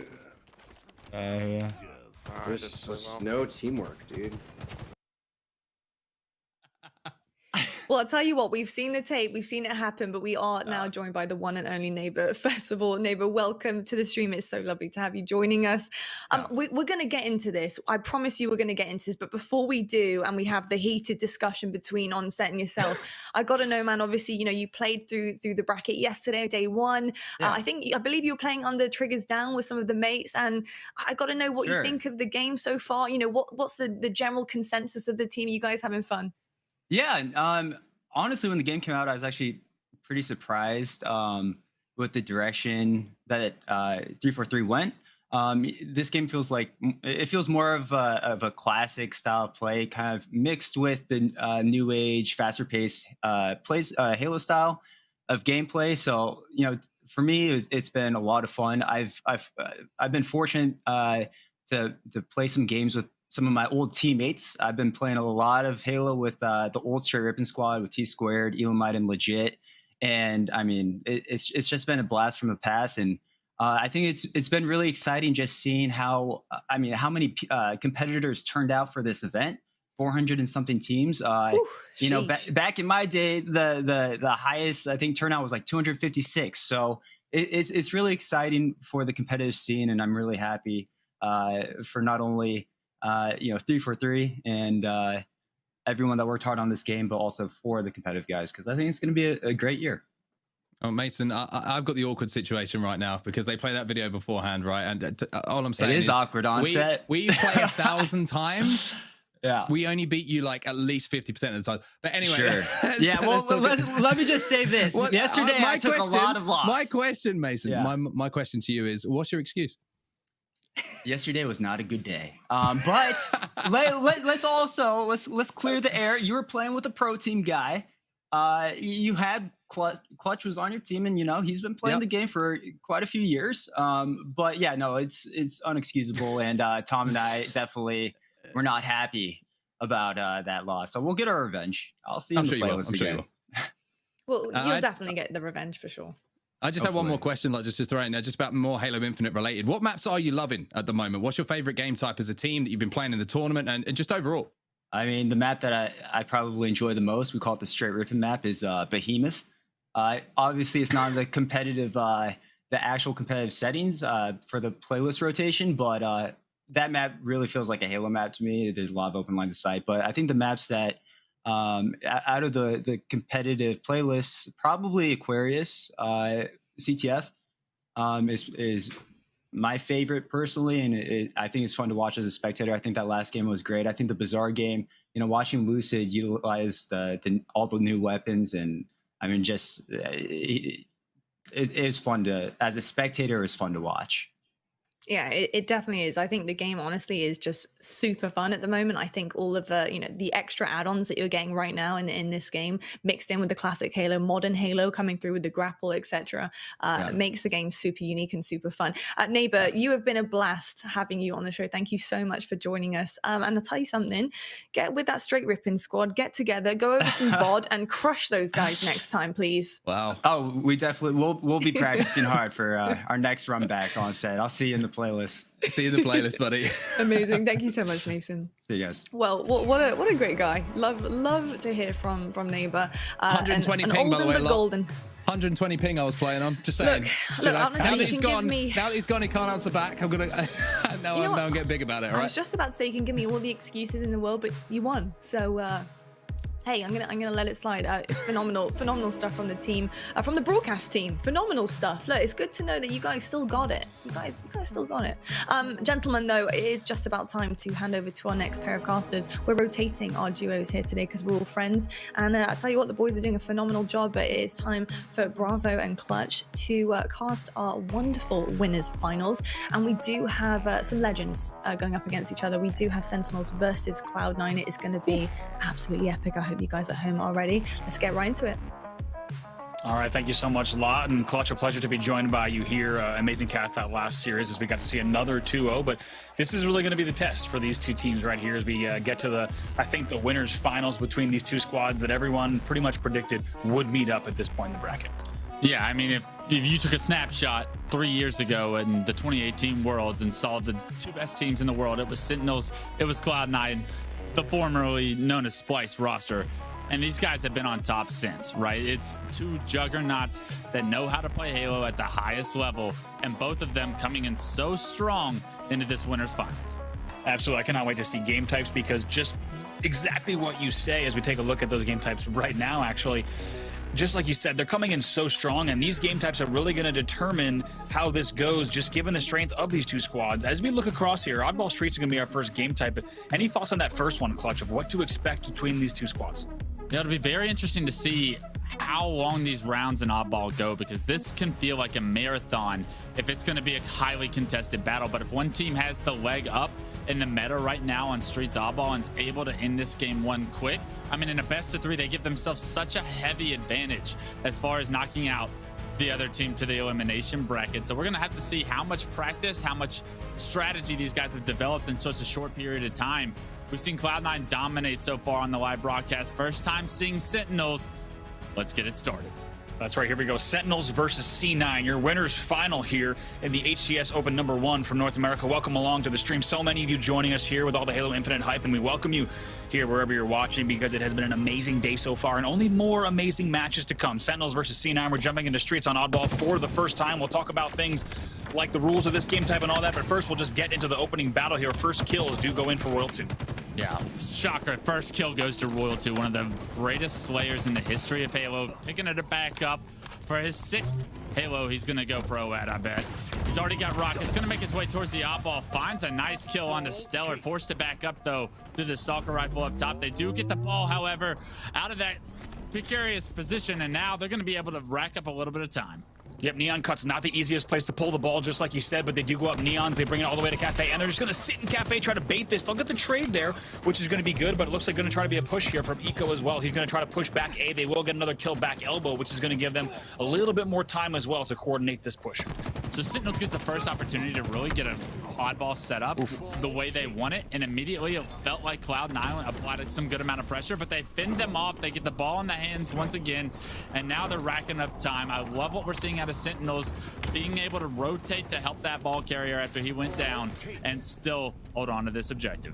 Absolutely, blocking back A spawns. Doesn't look like PD spawns either, so right now they're just going to continue holding A and B, but B push is coming in right now, so they're going to need to drop and shoot here from the court. Balcony kill comes in there in the feed. It's a nice push, so once again going to be coming around from the back. That's lethal. Wins 1 in A, though. Needs to be very careful here, and he will go down as well to the hands of Stellar, so now the push will be coming from B and Neon Streets, respectively. Yeah, the fact that Lethal was able to find a kill, though, is massive because Cloud9 not able to rack up any ball time as the rest of Sentinels coming off spawn to the cafeteria area. Spot a few of these players are able to trade a couple kills. And the big difference here was Cloud9 had the tower side of the map with the ball on it, but haven't gotten any ball time. You saw Sentinels rack up a little bit of time, and now trades, every single time they traded, denied Cloud9 from being able to pick it up. The ball actually resets. It was on the ground so long, and because of it, Sentinels keep their early lead. Rocket grab here does come in there. That's going to be Snakebite. Pulls that away, able to pick up one. Challenge on B stairs, though. Second rocket will not connect. Rockets will be out, and an exchange of kills there. Early on, 29-1 still in favor of Sentinels, as they will have all of the points on the board. And as we're already seeing, Clutch, you'd know it better than anyone, Halo Infinite already becoming a game of inches. Things like the trades that come in, things like the melees that come in, already being such a big factor in whether or not you're able to get control on a map like Streets. Yeah, kills coming in either team right now. The ball not being too, neither team being too objective oriented, right? They want to get their slays first. Cloud9 feels very comfortable when they know that they can freely move this ball out, but unfortunately, Sentinels hasn't given them any room to work with. And it's a pretty interesting moment here, right, Clutch? Because we're actually seeing, despite the fact of a 29-point hold there, as a trade will happen today, despite the fact that we saw that early hold, it's actually been just teams looking for slaying control for the past, 2 minutes or so. It's been quite a long exchange. Finally, a ball grab will come in for the side of Penguin. He will rotate Cafe, check his B angles, and they'll have to hold here for just a moment. Yeah, we saw 3 dead for Sentinels, so that was Cloud9's cue to get the ball, finally rack up some potential time, but the pressure, it's going to be on. Roll 2, he gets taken down. Great job to stay alive here, find a kill for Penguin, and he's already been replaced Shotzi on this roster. It's just a matter of time for them to be able to compete for another championship, show him that he can do the justice to Cloud9 fans that they deserve.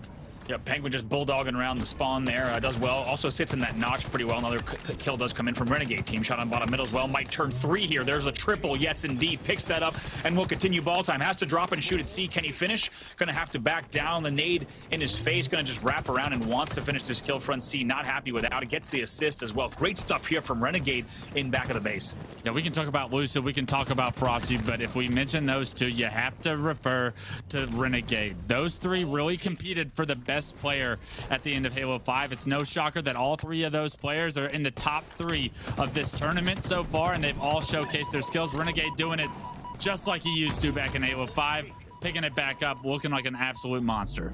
Stellar able to also make the most of the rockets there. A double kill there on Caution. Picks it up, rotates back to B Streets. Great angles here from him. He does have one that does sneak in Streets. That's where L2 has to be cleaned up, and has some help as well from Penguin with the ball there to do the job. And just like that, folks, what was once 29-1 is now 37-29, as it looked like C9 was just waiting for their moment to strike. Well, as Sentinels got the first 2 set of rockets, they were able to fend off Cloud9 for a long period of time, but Cloud9, they get 1 set of rockets, and you're seeing that entire game shift in their favor, because now it felt like they finally had control of the game. They finally had a lot of space to play with, a little bit of power weapons, and they finally got a lead, right? Only by 10 points, and now you're seeing Sentinels, now that those rockets are off the map, take control of this tram setup with the oddball. He's in such a good position here, Lethal is, to be able to rotate this ball out if Cloud9 push down the street, but unfortunately they get cut off. 3 members go down for Cloud9, make it all 4 dead, and Sentinel's gonna rack up this time as they get closer to winning round 1. Yeah, absolutely. Now they do cross the halfway mark. You hear that music and look like Lethal will be ready to drop and shoot when he needs. This is a great angle from Tram. Look at all the options he has. He can challenge all the way into B. Does see Snakebite there, has to run back, so knows that there's going to be some B Street pressure, but able to drop and shoot from so many different angles there. And Frosty keeping an eye on B Street as well. Needs to be careful if he's the first one down. That could bring an opening for the other side. Yeah, here comes Cloud9 looking to break this setup. They've got a few kills under their mate. The thrust comes through, but the shots are followed by, and that was Snakebite off screen. Now we're hopping on board with him, and we just saw him create so much of an opportunity for his team to break this Cloud9 setup.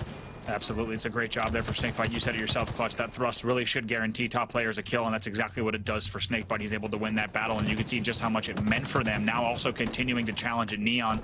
Looks like Renegade in a little bit of trouble as well, and Snakebite just going to continue to pressure here on back A. Not happy with the control they had. Actually turns it into a killing spree as well. The killing spree, the route. He's being such a nuisance front of space. Never does someone come front tower from bottom middle, but Snakebite does. He gets the killing spree. He opens up the map, but Cloud9, they've been able to slay out. Not only that, the ball is going to be incoming. Rockets are down as well, so much left to be decided in round 1, and unfortunately, it's going to continue that way as 3 members for Sentinels go down. They come off spawn, though, and Cloud9, they lose a few of their own. Penguin eventually naded out, as you saw. The Rockets do come back into play, and just like that, 64-61. You really couldn't have asked for a better game one here. Everyone watching at home between these two sides, Sentinels and Cloud9 in our winners bracket finals. If you're just joining us here, neck and neck, only 2 points separating them in round one of Oddball on Streets. Here's the push here from Renegade. Does see a player back C, knows he needs to clean up these kills at Tram. Able to pick up Frosty is the first one. Trying to find the second, has already been cleaned out. That will mean ball time for them, as we'll take a look at where the spawns might be, and they look like they're back A, back caution, and from B. So going to be coming from both sides of the map here on this push. Now pay attention to the clock, ladies and gentlemen, because it stops when you're holding onto the ball. You're playing either to 100 seconds or till the round clock ends. 19 seconds and ticking as Renegade gets another kill off of the ball, picks it back up, but you're able to play both stories now. Absolutely. Look at this now. Just 14 seconds left. Going to get help on that kill as well. And just going to sit and hold. You see, not actually grabbing, instead just baiting. Doesn't know that all the players are at quite a distance here as this clock is going to tick down here. It's going to go all the way to 1 second. That will be the first round that is going to go in the hands of C9. Ladies and gentlemen, that was round one of game one. We're still got 2 to go. If Sentinels has anything to say about it, it was highly contested from the start, but we saw Cloud9 find so much comfortability in that Tram setup. Ooh, looks like maybe players not moving off the break here. We'll have to see exactly what might happen, and if we'll have to see if we can jump into another match restart here. But as indicated by the players, not doing too much. Looks like it could be a match restart if I had to guess, based on what we're seeing here off of the rip. But maybe not. We'll see. We're going to continue on until we get word from our station referees. Yes, indeed, that will be it, as you see.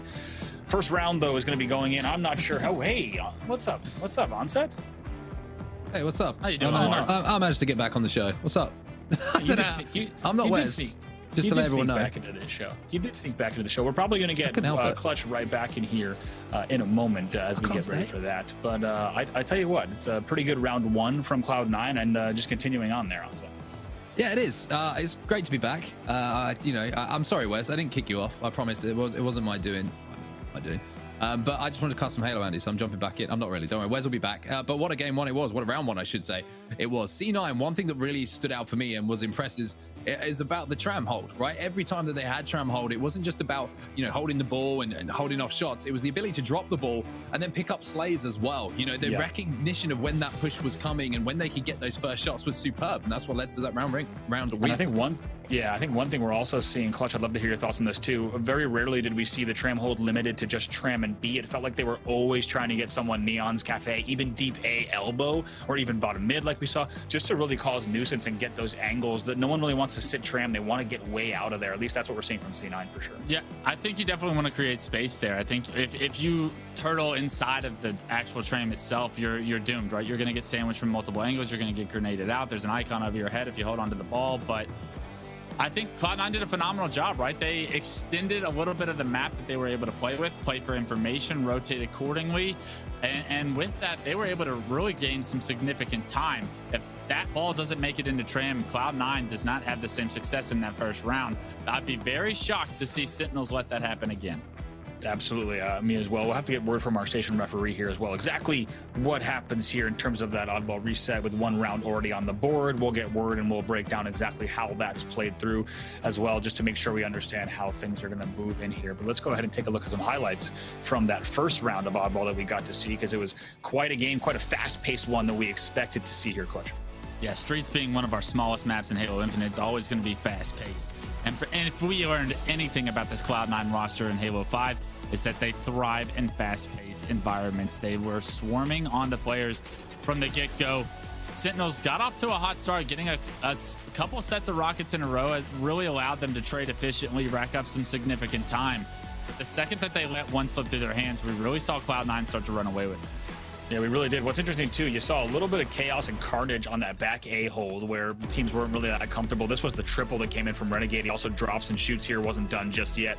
Continues to hold back Tram. A really good play from him. Somehow dodges that nade that was right at his feet as well. This was that play from Penguin bottom middle as well, just causing all sorts of trouble as well. And this was another example of a great Tram push once again from C9 as they clean out the back of Tram, and essentially that was the hold that let them close out the game. A very good win for them and a strong performance. By the way, Stellar 20 kills on the board to his name in that round one. If you're just joining us, Sentinels versus Cloud9 in our winners bracket finals. Legendary Halo teams going up against each other here already in our very first Infinite Open tournament. All of these events, of course, this weekend, next weekend, and our Raleigh kickoff qualifier, all leading, of course, to the very first LAN still coming at the end of this year in December in Raleigh, North Carolina. So that's what teams are playing for here. Not only cash prizes in these qualifiers, but also those pool play spots in Raleigh in mid-December. That's where all eyes are set. These teams all want to close out the year, of course, with a win at the very first Halo Infinite LAN event.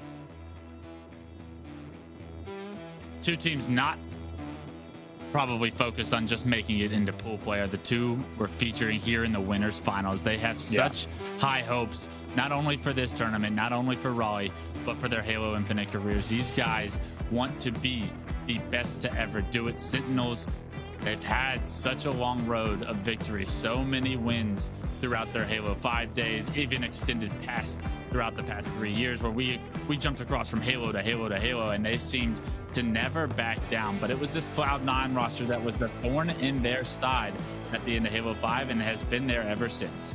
Yeah, teams that we're absolutely going to be watching, not just in the past, not just today, but undoubtedly through the future Infinite as well. As these teams load back into Streets Oddball, let's take a look at some of the new things you might be seeing in Infinite as well. Let's go ahead and take a look at Grapple, because you've already seen it used quite a bit. We saw Ola snagging some overshields earlier on Bazaar CTF, and we've already seen it used quite a bit for power weapons as well. Clutch, let's take a look at just how powerful this Grapple is. You think about, you put it perfectly. You do not have to OE, you do not have to overextend. I mean, look at that grab.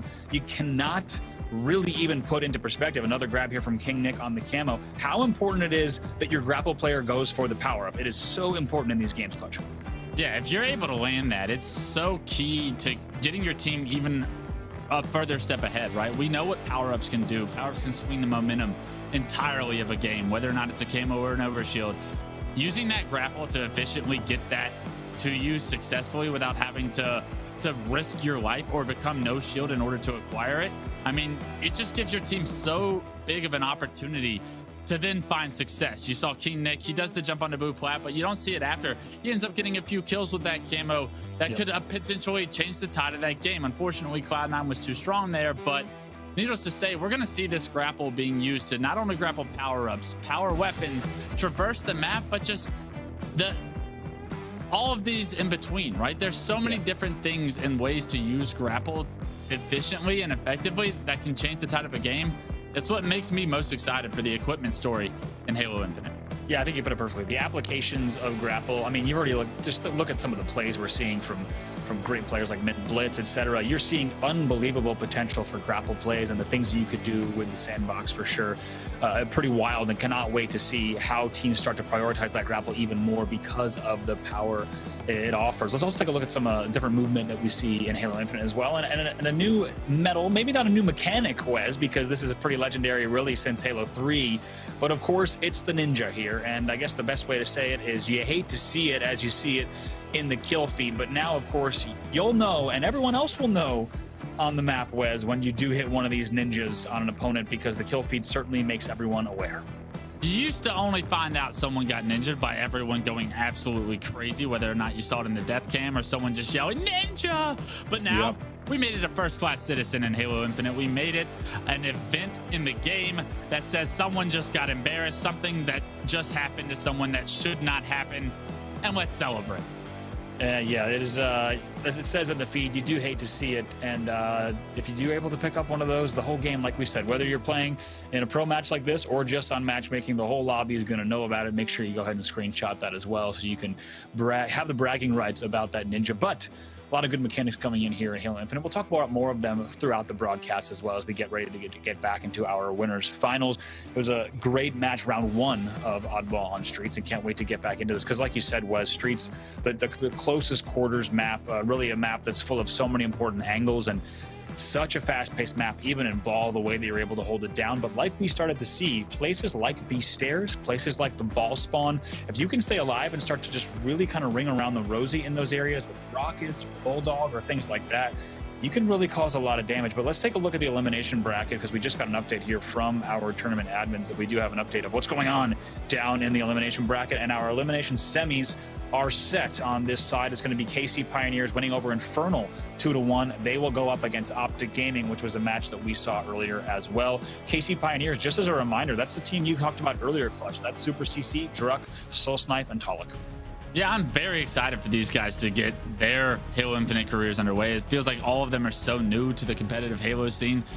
And they really haven't had an opportunity on LAN, so Raleigh's going to be a big moment for them as well, but they're giving themselves a great seed for Raleigh already accomplishing that top 4 here this weekend. Absolutely. Sentinels versus Cloud9. We're jumping back into game number 1. This will be round number 2 on your screen here of Ball. As a reminder, Cloud9 able to take that first round of Ball, meaning they will only be 1 round away from closing out this game. Sentinels facing elimination in this specific game here. They will lose game 1 if they lose this round. As we jump in right away, once again, Sentinels versus Cloud9 here. It's Oddball on Streets. If I'm Cloud9 here, I'm trying to get that ball into Tram as fast as possible, because they had nothing but success once they were able to do that in the first round of game 1.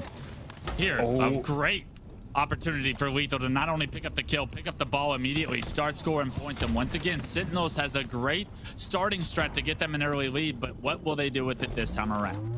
You're already getting collapsed so hard here from Neons, and going to have to just try to go bottom middle. You could tell he had nowhere to go there. Tried to make one move. It's going to be a kill there that does come in there for the side of Snakebite. Frosty also picking up one in the feed as well. That's going to provide a little bit of an opening. No, but the front C damage actually all the way back. Tram is the one that cleans that up. So despite some early gains for the side of Sentinels, they're not actually able to close it out just yet or get really any points on the board. Just 9 there off of the opening break, and you could just tell by the POVs there coming in from Lethal. He had nowhere to go. Players were spawning B and they were at C, and he was not able to make any moves. They're forced to toss it bottom middle, so we'll have a little bit of a stalemate here in terms of slays off of the break.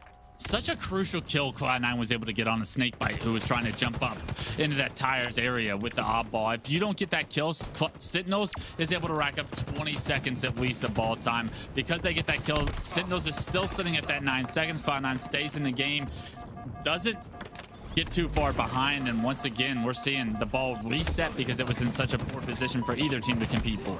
Finally, we'll go down there. That's Renegade, not able to connect on that melee either, and shots coming in here for Frosty, who has to tuck alongside Neons, and it's a pretty scrappy opening if we're honest, Clutch. This is both teams kind of showing a little bit more respect to each other in terms of wanting to get slaying control before they can actually make something happen.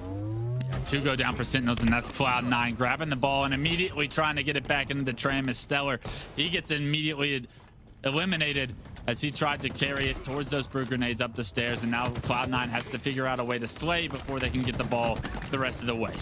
Yeah, Renegade able to pick up one, finds one at B stairs and tires. Needs to be careful. They will hold for just a second at Neon Cuts, but they know the pressure's coming from Cafe and from back B. Those players are still there and just going to try to hold middle. We're seeing C9 use bottom mid. Actually, both teams really using bottom mid quite a bit here to, like you said, be such a nuisance and just flank around to pick up some extra kills, clean up those one shots. Rockets do go into A, and C9 just going to hold here. They do see a player on balcony and A, and they'll lose that battle. However, the ball hold will continue, and it's a bit, admittedly, a bit of an awkward one. Still sitting right on the ball spawn, but to be honest, you're going to see Cloud9 happy with that. They take the lead here after a Sentinel's only able to put a few points on the board off the break. A massive kill from Renegade is going to slow down the rest of Sentinels pushing. They had a 3-man advantage, but Renegade turns it into just 2. That allowed Stellar to find a second pick as well, and now Sentinels, you thought that they were going to clean break Cloud9's setup right there so easily, but no, 1 kill can switch everything, and Cloud9 buys enough time to stop Sentinels from getting any time once again. And this is why Cloud9 is so difficult to play against, right? Like, it just, if one player on the team makes a play, it can extend their opportunity in the game so long, and they just have a team full of playmakers. And Stellar stays alive so long, they're eating some nades. Finally, C9 moves the ball from the ball spawn for the first time and is able to move it all the way back here into the tram, and even the check in the corners there, Frosty. We talked about it earlier. Expect players to check those corners in Halo Infinite. Probably been the most important it's been in a very long time in a Halo game, to make sure that there aren't players around these nooks and crannies as you clear out bases. And now finally, Sentinel's going to be on the prowl once again. They're going to be pushing here on balcony. The ball will finally go down front. It's a little bit of a semi-play ball, but Renegade in the back of Tram there takes him down. Renegade was actually the ball carrier. He threw it over the bridge, trying to make it very difficult for Sentinels to guess which way he was coming from. He's able to find a kill, stop the push from Sentinels again, and with this ball being in trim, you see Cloud9's score has shot up to 47. Yeah, just like that, really unanswered points. As you saw, we started the game off 9-0, so C9 picking up right where they left off after round number 1. Frosty's going to sit B stairs, just desperately trying to still get an angle on Stellar. Doesn't see anything, though. Does see a player PD on caution. Has to double back with the thrust. Wins the battle so nicely. Was down a shot, however, using that so well to win that battle. Now still going to try and see once again.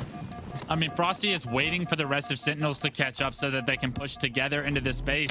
But unfortunately, Sentinels hasn't been able to make it across the map. Frosty is forced to sit back because he knows if he goes in there alone, he's going to be dead to rights. But the entire time, you see Cloud9's score has continued to climb. It's up to 85, and now with just 10 points needed to end this game. Absolutely perfect hold. This is exactly what they wanted to do. They finally got the ball to Tram. It looked like the writing was on the wall. 5 points away for them to close out this second round and the game. Clock will tick down. 0 pressure on Eco. He will have some celebratory melees there as they will take that round and game number 1 due to that restart. They'll close it out with a score of 2 rounds to 0. And I got to say, Clutch, Eco just looking way too strong there. Very dominant performance from all of Cloud9, really. I mean, it was Renegade making the plays with the ball back to base.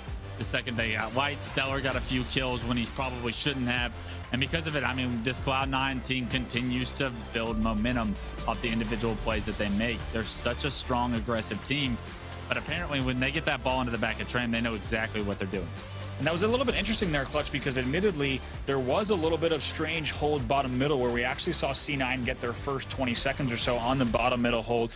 They hadn't moved it to Tram. You have to think that was simply because they didn't think they could get to back Tram to block those spawns appropriately in time to do so. But a little bit of unconventional start there in terms of that bottom middle hold. Just shows you how aware that these players already are 5 days in the game. They knew that they weren't going to be able to transfer the ball into the Tram with the angles that Sentinels was going to have from the top stairs in the middle of the map. Yeah. They forcibly just stood still, waited for Sentinels to kind of overextend, push, have an advantage pushing towards them. And then Cloud9 was able to get a few kills and capitalize, rotating that ball perfectly into a position that they now want to hold for the rest of the game, in which they did.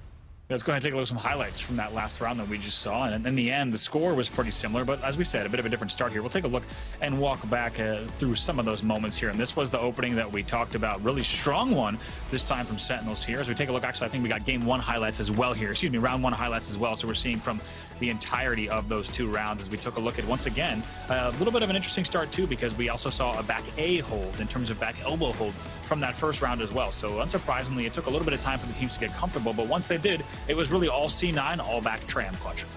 Yeah, absolutely. I mean, it was sparked by Renegade, right? That triple kill in round 1 kept his team afloat, allowed for his teammates to come off spawn and continue the setup that they had. They have such a good idea of how to keep this ball in the back of Tram and how that player drops the ball and slays and stays alive to buy his team time to spawn up and flank. I mean, it's perfectly executed from Cloud9, and to be so early into Halo Infinite and already see a setup that strong, you're gonna have to see other teams adapt and evolve around them because they have no reason to change as of now. Yeah, I think you make a great point. We talked a little bit about it at the beginning of the show. As you saw that clock tick down, that'll be a clean 2-0 for Cloud9. But we talked about at the beginning of the show that there is definitely a seal gap this early in the game between these sides. And one could say we're already starting to see that develop and be on display here. Slayer on Recharge is up next here, Clutch, a game type that you and I haven't got a chance to cast just yet, as we're going to see it on display. Obviously, it's going to play, once again, very different from Ball and Stronghold in terms of the pacing and the flow of the way that these pushes are going to go. I've had an opportunity to watch Cloud9 play Recharge a few times, whether it was Slayer or Strongholds, and they do such a phenomenal job of anchoring top yellow and top commando, whichever side that they spawn on or want to control. They do such a good job of peppering down damage and making it easier for the rest of the team to find multi-kills. If they're able to have that same success, this series could be over shortly. Sentinels, on the saving grace of what you can look at for their team to have success, they got off to 2 hot starts in those rounds. They need to continue to get off the hot starts, but they have to figure out a way to keep those legs standing as we enter the mid game.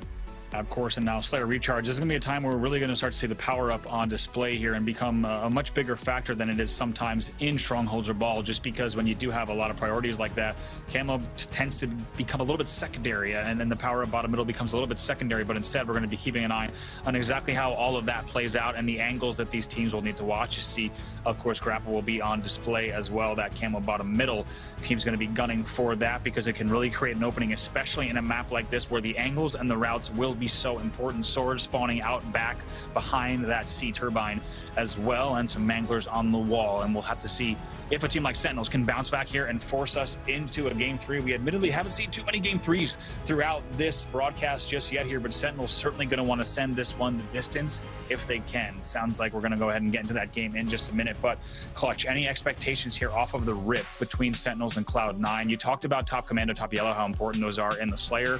What are the other things that these two teams need to be working with and worrying about? I think the obvious one is camo, and I think that typically every 2 minutes when that power up is coming up, you're going to see hyper focus on that camouflage coming up and how teams go about trying to successfully accomplish not only getting the camo, but keeping your guy alive that gets the camo, because it being bottom middle, it's a contestable spot from almost anywhere on the map. It's going to be very difficult to secure that without a few kills in favor of your team in order to stay alive once you get it. The other thing on the map that may come into play, it may not, is the sword. The sword can be extremely powerful, especially because you can't get kicked out of sprint with it. But sometimes these high-level games are going to be so fast-paced that players are not going to think that the sword can weigh heavily enough into it being worth to go all the way out of your way to go pick up. Right, it does feel like it is definitely one of the secondary, if not tertiary, priorities on the map compared to other items that we see on display. Another note there on Grapple on screen, of course, you do need to rotate quite heavily to be able to actually grapple the power up to you, which is an interesting note. We'll see if teams do try to get the grapple away from batteries and more like around A side, around tower and around blue and control to actually use that grapple power. We're jumping right in now, taking a look here at Lethal's POV off of the break. Yeah, Lethal gonna try and contest mid-bridge right here. He sees a player blue plat and top yellow. He's forced to back up, knocked the no shield. He's got 2 players pushing that player top yellow, which should mean we see Sentinels come up with a few kills here, potentially get a little bit of space top yellow, but unfortunately Lethal just forced to kind of slow play it. Nobody going for camo as of yet, and this could be the opening Lethal needs, but unfortunately he's surrounded. Wow, player pushes elevator. That's Stellar, who looks like he might be able to pick up 2 here. Yes, he does. Stellar able to pick up 2 in the back of elevator. That's going to be big, and that's going to open things up for them, as now we take a look at Penguin's POV, and now taking a look all around teammates and finding that players are going to be all around top A, also top yellow and top attic still. Yeah, it was going to be Cloud9 that was able to secure that camo. I believe it's one of the other players other than Penguin, but Penguin wisely playing slow is able to find not one, but a perfect shot. It's a triple kill for Penguin, and that's exactly how Cloud9 wants to press this Sentinels team in game 2. And they're going to keep this up. Another kill assist does come in. Now seeing players all spawn around plat, all around back blue. They're going to be around that sword that we talked about. Going to have a pinch here from the attic angle as well. Up 8-2 at this point. Finds Snakebite early. Snakebite able to get some good shots off, but not fast enough after being down a shot. Killing spree here for Penguin off the rip. He leads the game in kills by quite a margin, and going to be very happy with his angle. Look how they fly in towards A together. Now rotating right away to pipes. Going to check to see if anyone's coming there. Not just yet, but knows that there's going to be players around here in the back. 2 red X's means he has to be very careful around the corner. Lethal was ready for the pipes push. He will pick that one and try to keep it within a distance, but my God, it's already double the score of their opponents here for C9. I thought Cloud9 was going to be in such a good position there when they had those players trapped top the elevator, but they opt to push in on them, and unfortunately they trade kills. In that situation, when you have complete map control, you're not looking to trade. So good job by Sentinels to weather the storm. Now only down 6. It could have been a lot worse for Sentinels fans from the Cloud9 perspective, that they weren't nearly as aggressive, but that's Cloud9. They don't stop. They just keep pushing. That's it. Nice little grappled sword play there from Frosty to show that off for just a minute, but not going to stop them from being down by 5 at this point. 16-11. Renegade challenging Frosty bottom middle is a nice win from Frosty on the double stack. He will stay alive and see if he can continue to rotate with the team here. Now just a 3-kill game. Sentinels starting to answer back. Frosty has players above him, able to spot Eco, land a nice mangler shot onto one, turns around, might hit the stick, doesn't actually, but stays alive, and a few kills go in Sentinel's favor. Unfortunately, player drops down on Frosty, takes him out, and Frosty could have had a real opportunity to flank those Cloud9 players. Absolutely, and maybe even a repulsor opportunity there as well. I think you and I are probably thinking the same thing, maybe sending a player off the back of the map. It doesn't come through this time, but this is right back into the thick of it, despite being down by 6 earlier. Sentinels answering back, showing why they are also one of the most talked about teams, not just in North America, but in the world in terms of competitive Halo here. Just like that, it's an 18-16 game, and we have a fantastic game 2 on our hands here. Battle right now over Control. Yeah, looks like the battle for Control is won by Royal 2 and Snakebite, as we see multiple kills go in their favor. The game now in Sentinels' hands. They've got it tied up. After such a dismal start, they've been able to turn it around. They found their footing on the back of Frosty, 7 kills. Lethal will finally go down there on the attic. Penguin starting to push as well. He does have some teammates also pushing in back blue, and you saw a player starting to make the long haul push as well. Penguin wisely checking back Turbine and Whirlpool, and does know that the players are here, just hasn't spotted them on screen yet. Now here they all are at once. It's a good team shot that wins that one. Stellar is able to pick up 1. Can he pick up 2? Grapple goes out. Maybe could have hit the melee too late in the end, and a nice double team comes in from the side of Sentinels, keeping this game very close here, 23-25. That's the second time we've seen Cloud9 trap Sentinels top elevator, and they continue to push into elevator and trade unsuccessfully. They have to figure out that that's not the strategy to work with, right? If Sentinels is trapped in elevator, like, there's no reason to push them, right? They're not going to go anywhere. You're going to have sight lines on any exit that they potentially have. You can potentially just work picks, and when you have numbers, look to push in. But unfortunately, Cloud9 a little bit too all gas, no brakes. Absolutely, you're so right there. There's limited exits out of elevator. Take a look, top A, bottom A, and really Whirlpool. Those are the only way. There's only 3 doors to watch for 4 players. They could have had the trap there. They get a little bit overzealous, but if there's one thing, ooh, nice little shot there through the stairs. Coming in from the side of Royal 2, takes down Penguin, as also a double kill comes in, killing spree. Help from top attic as well on that. That's going to give them a little bit of a closer advantage here, as I'm now going to try to tie the game just like that. Now 31-29 is going to be the score for the side of Sentinels, and they'll start to grab a little bit of a lead here. Just a 2-kill lead for Sentinels, but a lot of room on the map to work with. They're going to know that all of Cloud9 is going to be stuck in that yellow area. Are they going to be aware of which side Cloud9 is trying to push out is the question. Absolutely. Now taking a look at top batteries, also taking a look at top attic. The nades do go through, not aware that the opponents are actually, as you can see, not exactly where they're thinking around top attic. So head on a swivel, just a 1-kill game here. An amazing game number 2 recharge Slayer between these two teams in the winners finals. Stellar with a first base slide, trying to fly in there and able to land a few nice shots. Very difficult to track that opponent. Shots coming from top yellow as well from Eco. That will be Royal 2 going down to Control. Pretty important position there. I mean, Sentinels just had so much map control, and they lost it on the flank of Renegade, going bottom knockback, flanking around blue and working with Stellar to clear out those players in Control. If they weren't able to do that, Cloud9 was going to be probably looking at a few kill deficit, but now they have once again, they have Sentinels stuck towards elevator, pushing pipes, and this is exactly where Cloud9 wants to be. Unfortunately, Sentinels able to push through pipes fine too, and now regain the lead once again. Absolutely, just like that. Here we go. Now trying to win a battle Control. Stellar is going to pick up that one instead. He's going to just try to hold this angle on bottom Control as long as he can. The eyes right now are on the power-up. Very important power-up here that is popping, and it will really determine how this game goes. And it's actually going to be grappled and grabbed right away there, as we do see. I believe it's going to be Eco bottom middle. There's a sword trailing him, though, so we will want to keep an eye on that bottom middle just to see how this plays out. Eco, you can tell, is in an engagement here on bottom middle, but is able to stay alive. That is huge. Now Renegade with sword in hand as well. They will retake the lead 37-35. A 2-kill game here. Players getting stuck in long haul, as well as top attic on the side of Sentinels. I think what we saw there was a Sentinels player grapple camo to him, and as soon as he activated it, Eco was there with sword to get the kill quickly to where camo was eliminated from the map. That's such a crucial kill, because that camo player would probably be wreaking havoc on Cloud9 right now. Now it's Eco still staying alive with this sword back. Who's going to try and get the kill. The player pushes in, and Frosty doesn't expect Eco to have that sword in his back pocket. Here's Snakebite checking on that as well. Going to see what might be left. It's Renegade. He's going to be able to pick that one up. Finds 3 players. He's able to pick up 2. Does he get the stick? No, can't turn 3. So this game will stay within 2. 41-39 right now in favor of Cloud9. Looking to close this out despite, once again, the earlier lead from Sentinels. Such an incredible play from Snakebite to attempt that 3 kills with the stick. Oof. The stick comes through this time around, and Sentinel's able to find one over in control, but it's traded out immediately, 40-42. Just like that. Now let's take a look at old grapple here on pipes, and looks like Stellar will go down. Snakebite, the one that picks up that kill. He's also going to have more kills coming in the feed. Has Penguin with the great challenge there from Long Haul. Frosty's going to be the one that now tries to find those players that might be around Long Haul and Attic. They need to be careful because several players just dropping. Now it's a good team shot. That brings them to 43-35. Cannot afford this death from Stellar. Has to go sneaky and also has to stay alive. Stellar not letting it happen. Picks it up 46-43. Only 4 kills to go here for C9. Stellar has so much information that multiple players are top. Well, he's going to wisely back up, play his life, and wait for his team to get near him. They have Sentinels on the ropes right now by control. Camo is going to be coming up shortly. Roll 2. Jones out, no shield.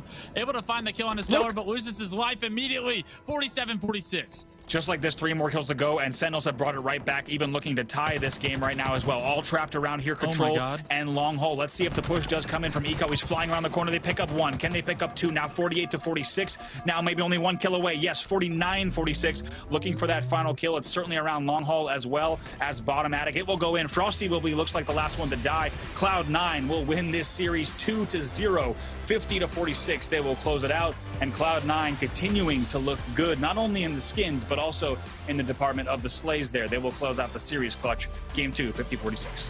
You love to see that bait and switch at the end where they pushed into control. They got good damage and they pushed into control, got the first kill, challenged Snakebite to where he was no shield, and the second player comes out of nowhere around the corner. They wisely back, one player backs down, the other one switches the spots. They're able to trade, they're able to effectively get kills without trading. And that was really the difference at the end of the game, right? That buddy system that Cloud9's known for using in Halo 5, well, it's carried over to Halo Infinite. Yeah, great numbers here from the side of Penguin, 16-14 there. Stellar also going 13-10. On the other side, it was World 2 putting up an 18-13, leading the game in KDA. We'll also take a look at damage here throughout this game, a stat that you guys were talking about earlier, and a very, very important one here. A few players breaking 4K in that match, and on the side of Cloud9, 2 players breaking that 4,000 mark. Yeah, Lethal having a very rough game 2 to this series as his team fell short. You don't expect to see that very often, but Cloud9 taking every advantage they can get. 4,700 damage out of Penguin is absolutely insane. And he was the difference maker in that game 2 for Cloud9 to take the series 2-0. Absolutely. They'll win 2-0. Clutch is the team you've been talking about for a while. We've been watching them for quite a while as well. Let's take a look at some highlights while we break down exactly what we saw in that series. But I got to ask you, Clutch, as we do take a look at the highlights from games 1 and 2, is this what you expected in this series between these two squads? Yeah, it honestly is. I've seen Cloud9 on scrimming every day, grinding till like 5 in the morning. And Sentinels, they've had a little bit of a travel week, right? They didn't maybe expect the game to come out so fast. And because of it, they've had a little bit of unorthodox practice regimen, I would say, coming into this. So maybe not looking their best. Cloud9, they don't care if you practice or not. They're worried about one thing and one thing only. That's themselves. And they look very dominant doing so. Yeah, they certainly do. And we talked about it here. This is a special time, just in case you're just joining the stream. This is a very unique time because early on in any given esport, but especially in a Halo title, you're going to see some less conventional strategies, less conventional holds and routes as these teams, of course, with this game less than a week old, as we take a look at game 2 highlights as well. Less than a week of play, of course, on this game and on this on these maps. You're going to start to see teams that are really starting to separate. And Clutch, you put it perfectly. There's teams that are a little bit further ahead, and C9 looks like that team right now. And really, right now, if you're talking about a difference of 10 hours or more of scrims that might be the difference between these teams, that's going to make a huge difference in these teams' respective understanding of the games and how these maps are played. Yeah, it was very evident that Cloud9 felt very comfortable with the oddball being in the back tram. It almost looked like Sentinels hadn't seen that setup before, and because the game's so early, they may not have. And they didn't have an answer on how to break it. The game 2, it's 50-46. You lose a very close Slayer, and you can kind of chalk that up to either way, right? I think it's important for everybody to understand that the meta is going to continue to evolve exponentially over the near future. It looks like Cloud9 has started to create that meta, but it's anybody's game as we enter the next few weeks into Raleigh. It really is, gentlemen. I mean, phenomenal stuff from 2 top-tier teams, and it was really cool to see them battle it out like that in close quarters. I just want to talk about real quick, you know, with Cloud9, I felt like with that Slayer, obviously it was a very close scoreline towards the end there, but I do feel like they have you know, they do embody that fast-paced Halo. You know, we saw that in Spice with 3 of them, you know, back in H5. They just throw themselves at people with complete confidence. I saw that quite a few times there in that Slayer, and a couple of times didn't work for them. Actually, the control completely flipped because they were pressing an elevator. There's absolutely no need for it. The control flipped, and that's when Sen started to kind of walk away with a bit of a lead there, and they obviously had to regain. You know, in terms of the pacing, I think Onset, what do you see from Cloud9 right now? Are they able to kind of pull that back a little bit, regain a bit of patience, kind of move that pace to a different way, and then regain on that control?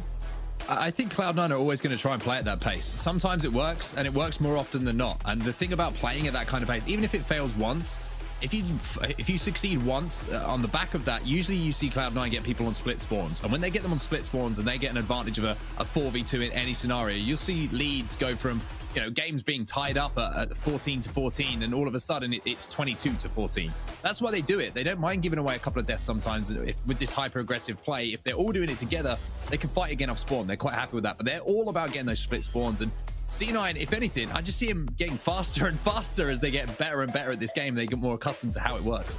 Yeah, I mean, it's the one thing I think that is the scariest about this Cloud9 team. They just run at you. They just don't care. The confidence is there. And a lot of the time, they have the slaying ability to back that up. I've got to say as well, for Streets, they love that tram stair hold, don't they? They absolutely love it. The amount of times we saw Renegades in the plants, just sat there, but also being super, super patient with it as well. You know, knowing when to try and, you know, get the slays, drop the ball, help his teammates out, having that communication. They were just slaying around the map. And I think, Clutch, I want to talk to you just about how that map is composed, because Streets, obviously, it's a very confined space. There's lots of nooks and crannies there to get into. I feel like the route you take as a team is super important, right? You know, if you want to take a hold in a certain position, let's talk about trams for a second. You want to try and get the slays so that the team is spawning as far back as possible, trying to gain the lead on the time. So talk to me about how important it is to get that route right as a team and be on the same page there. Yeah, I think we saw it from Frosty's point of view in that game, and it was probably a very frustrating moment for Frosty because he gets a kill and he wants to go into tram, but he knows he can't go in there because that tram is like a fortress, and when one player on Cloud9's there's probably 2 or 3, right? And when 3 players are in there, you're not going to get very much done pushing in by yourself. Frosty was like forced to wait for what probably felt like an eternity, but in reality it was probably like 15 seconds for a teammate. And by that time, Renegade was coming off spawn with a flank, and Frosty's kind of like, I don't have an answer for this setup. Like I literally need my team here. Cloud9 did such a phenomenal job of shutting down Frosty's resources in that time, and their score resulted as far as just continuing to climb towards that 100 points. It really did. There were so many swings in that game as well. That was so easily noticeable. Renegade with his flanks. Folks at home, pro players watching, watch out for Renegade because those flanks, they swing games. Let's take a look right now, though, at the winners bracket to see exactly where our teams have ended up. Of course, we've had a couple of games. If you're just joining us, welcome. It's lovely to have you at our first NA Open here. But you see, Cloud9 take down Sentinels 2-0. I would say pretty easy. That Slayer at the end got a little bit close, but Oddball is looking pretty damn good. They're waiting right now in the grand finals, but we do have our elimination bracket, and this is where the fun begins, folks, because we do have second lives on the line here. So KC Pioneers, they're going to be facing OpTic Gaming very shortly, and the winner of that will go on to meet Sentinels in the elimination final. So we still have a second chance here for all 3 of our teams right in the bottom of the elimination bracket. Well, I'll tell you what, folks, we're actually going to head for a quick break right now, but when we come back, we're also going to be speaking to a wonderful, wonderful individual that you guys should know and love. He has been a pro player in his time. Richie Hines is going to be joining us on the broadcast, and I can't wait to hear about Halo Infinite from his perspective. So we'll see you guys right after this.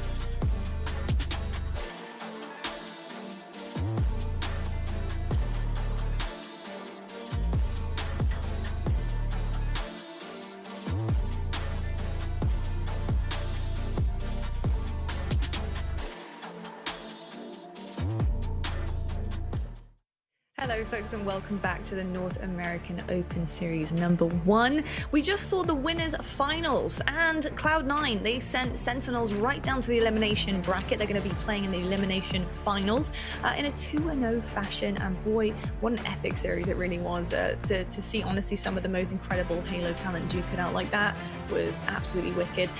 Brav, you know, it's been amazing all day so far. Are you excited about the level of talent we have in terms of our players in Halo Infinite this early on? I mean, the game came out like 5 days ago.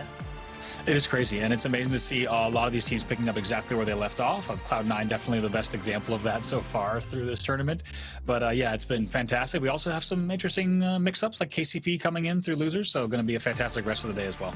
It really is, and to talk a little bit more about how incredible Halo Infinite is, especially from the competition side of things, we do have Richie Hines joining us right now on the broadcast. Richie, of course, is the HCS competition coordinator at 343.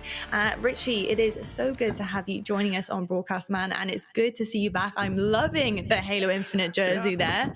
Hey, looking good, my dude. Thank you.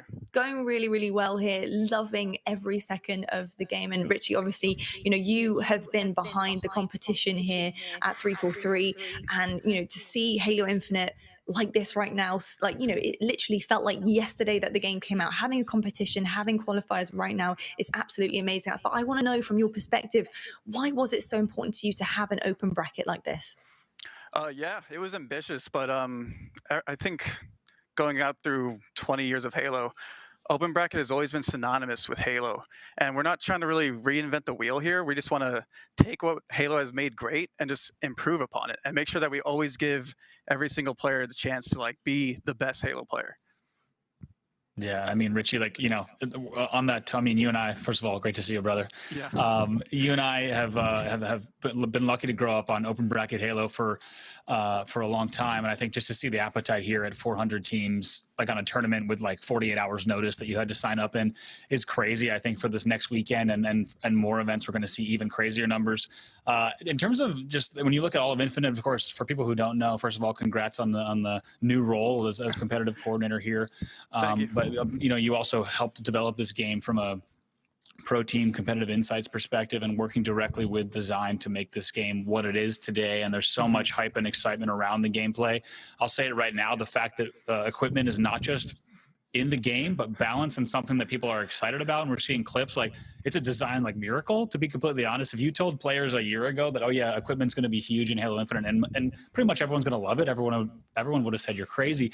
So just from a fan of Halo and someone who's worked on the game, you know, in terms of like grapple plays, the meta of equipment combinations, is there anything that you're just stoked to see in terms of gameplay from this game? I'm really stoked to see the movement evolve. I think it's really an untapped, there's so much potential there.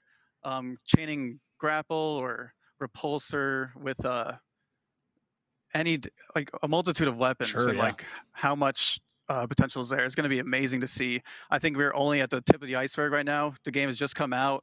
Like you said, players have signed up for a tournament for 400 teams in 48 hours. I cannot wait to see like all the different things that come out from clips, just streams and everything in general. It's going to be so great. It literally has been amazing so far, the uniqueness of this game with all the different elements that have come through to really kind of put a modern spin on Halo as we know it right now has been incredible. Richie, I think on behalf of everybody and all of the community, thank you so much for all the hard work you do behind the scenes for the competition. Having an open bracket like this doesn't happen very often in tournaments, so absolutely amazing. Stellar job. Thank you so much, Richie. Yeah, thank you guys. Awesome stuff. So good to hear from Hines. What an absolute legend of the game. What a man. And not only was he an incredible professional player back in his day, but he's now working on the game as well, which is just, you know, it's a dream come true, I think, for a lot of the Halo community as well, to have somebody who's so well versed in it be behind the competition. But I tell you what, talking about competition, folks, that's it. I'm going to stop rambling because we're getting into our next game, which is going to be the elimination finals. We're going to see one hell of a game in front of us, I'm pretty sure. We got two absolutely incredible teams. We have OpTic versus Sentinels here. I think a highly awaited kind of battle about to happen on our screen. So I'm going to hand it on over to our boys, Clutch and Onset. Let's take it away. Thank you, Lottie. What a game we have, Wes. I am super pumped for this one. I think we've got two teams at the moment who are playing at a pretty similar level in this elimination bracket final. We've seen OpTic, we've seen how good they can be, but they took somewhat of a beating against Cloud9 earlier. We've seen what Sentinels can do. We know all about the history of those players in this lineup, but you have to say the C9 had the better of them as well. Yes, there was some close games in there, but this is kind of two teams who I think are playing at a very similar level at the moment, and we could see a very, very interesting series.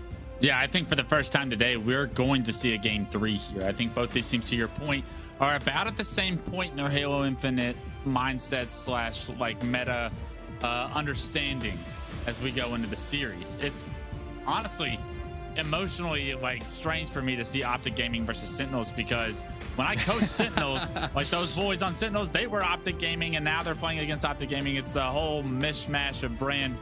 But this OpTic Gaming, we've no doubt about it. They have the skill. They have the talent to compete with the best in the world. It's just a matter of whether or not they can do it together. And I think that we saw them struggle a little bit against Cloud9, but I don't expect Sentinels to be able to apply the same amount of pressure as Cloud9 did, and that might lead for more room for OpTic to have a little bit more success. Well, let's take a look at the maps then that we're going to be playing in this series, so we know exactly what to expect. Best of 3 still here in our elimination finals. It's going to be Recharge, Oddball up first. Then we move over to Live Fire, Slayer, and finally, if we need it, and Wes thinks we will, it's going to be over to Streets for some strongholds. Now, let's talk about Oddball on Recharge here, Wes, because we saw the Oddball game between C9 and Sentinels, and to be honest with you, it looks like C9 are probably one of the best Oddball teams in the world that we have at the moment. They just seem to be on a different level to everyone else. What do you think about the two teams we have here and their abilities when we're playing Oddball? I think the biggest story as we enter the new Halo Infinite era is going to be how quickly can teams learn how to break a setup, because it's easy to play from an advantage. It's easy to play from a position of power with better weapons, with equipment, with the map at your control with so much space. We're having a hard time seeing teams break these setups, and I believe it's because they haven't had enough experience going into these setups and fighting against them to figure out the real way of how they want to break them.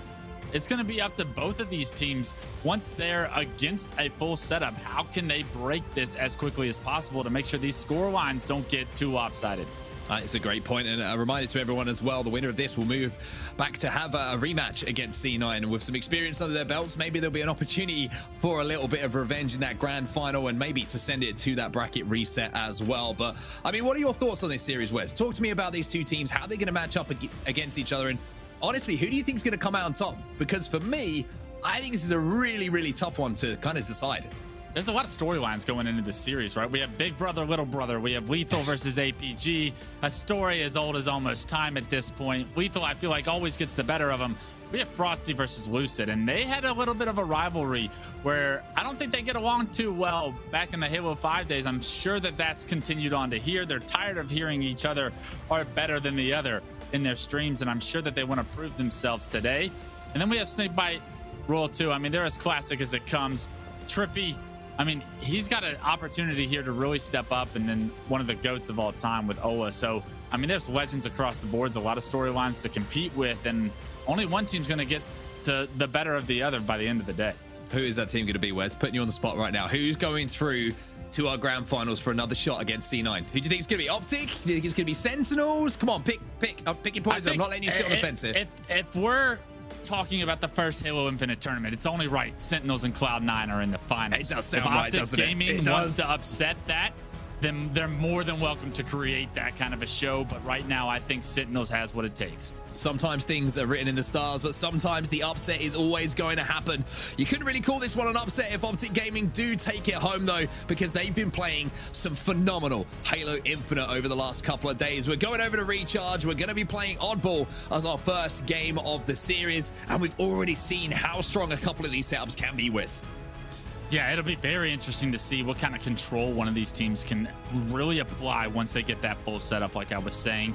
it's going to be difficult to even know what a full setup looks like this early into Halo Infinite, but I have a feeling that some of these top players, I mean, it doesn't matter what Halo they play and if they've been pro at it or not, they're going to have a good understanding of what the right play is right off the bat. Look at this. Speaking of straight off the bat, Trippy gets a double. I want to know this opening strat. That's all dead. Oh my word. That is about as good as a start as you could possibly imagine here for OpTic Gaming. And Sentinels, well, they spent the first 5 seconds in the respawn screen, whereas those seconds are going to be translated into time here for OpTic Gaming. It's so important to get off to a good start this early in the game because it's going to allow you to get the opportunity for the first complete setup. Already we're seeing 4 dead for Sentinels. OpTic Gaming has the ball exactly where they wanted, and now they get to play around that. How long will it take Sentinels to break this setup? Because right now APG, he just found a kill in the kill feed. They have complete numbers. Roll to the last guy alive for Sentinels, and Trippy, he's just racking up time. I mean, I'm seeing Royal 2 jumping up and down at the moment, and he's probably thinking, hey, man, what's going on here? Where is everybody? What's going down? Because there's not many opportunities to push in a round of Oddball, whereas, of course, we used to play to 250. Now it's 100 points for the round, and if you don't make a couple of good pushes, all of a sudden the round just escapes you. Yeah, all of a sudden, if OpTic Gaming get a couple more kills, this round is going to get ugly, but they are able to find one. Unfortunately, the ball rotating towards blue. He ends up getting taken down as well, and finally, OpTic Gaming strat or setup is broken for the moment, but 41 points in their favor. I think they'll take that for the first setup. Well, this man was absolutely astounding in the series earlier against EUnited, and oh my word, take a seat, Royal 2. That's not just anyone. That's Royal 2, one of the best aims in Halo history, and Lucid just made him pay. He's so sick and tired of being put down by the Sentinels roster. Lucid is here to play. The body disrespect shows that there's a little bit of frustration between these two teams, and Lucid wants to come out on top for what feels like the first time in one of these really big moments that they've matched up in their careers. Lucid is not going to try and back down. There's one thing we know about Sentinels. You never count them out at any point. Whatever the score may be, if there is a 1 second difference between them, they can turn it around and they really can surprise you. But for now, it's just been all OpTic Gaming here, looking across the stats at the moment. And that man, Trippy, you highlighted him doing a job here. Not just doing a job, he's 7-2, and he's got the oddball in his hands. Score now 47-6. A very big kill from Frosty there in the terminal right there, and it's important that he's able to stay alive as well. He gets great shots onto Oa, but like you said, Trippy starting this map off hot, and if Trippy can really find his footing in this series, he's going to give OpTic Gaming such a big chance at taking home the W, because Oa, you know what he's bringing. Lucid, we've seen him all day dominating.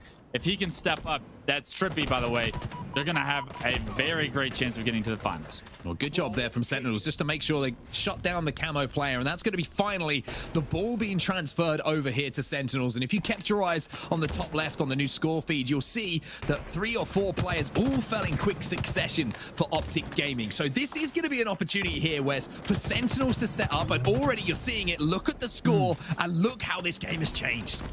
Yeah, you see Royal 2 looking for APG over here. APG gets the flank into control, gets the kill onto Royal 2, but it's traded out immediately. And Sentinels having this setup in control. It looks like OpTic Gaming has had a hard time breaking it. They lose 2 players, and now we're seeing OpTic Gaming struggle breaking Sentinels' first setup. A couple of kills went down, like you said. All in the favor of Sentinels, ball in the hands of Snakebite once again, and he's having a very, very good game now that they've started to come back into this 8-5, and also with a lot of ball time as well. As now we see Trippy moving towards top control, does have that Mangler in hand as well, so Clone Strange battles will be pretty easy to deal with, and also able to do some decent damage there with that one shot. He's going to almost drop the shields completely, so now you see a little bit of a standoff between the two teams. It's almost become like a team slayer on the map as Frosty jumps out, but it's answered back by Lucid on the flank. He picks up 2.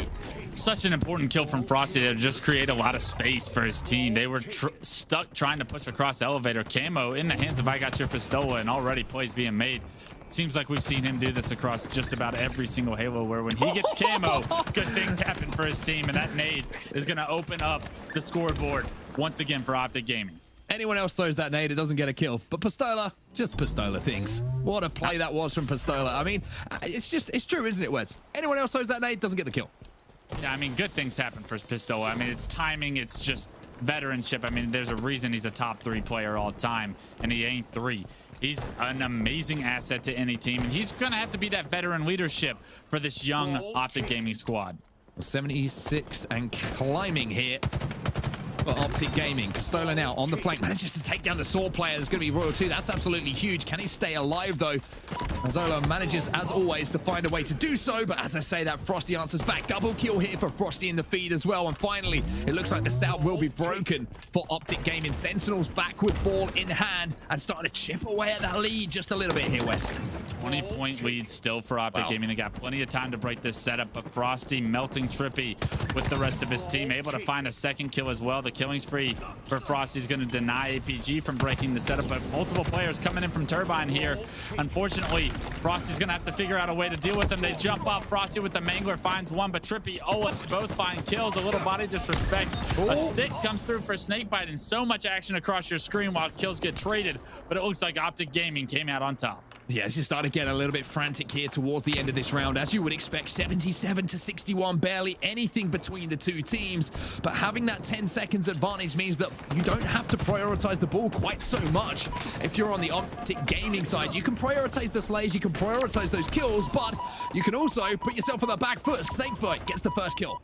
I love how the ball gets reset there. Both teams not opting to put themselves in too bad of a situation as it was down bottom stairs.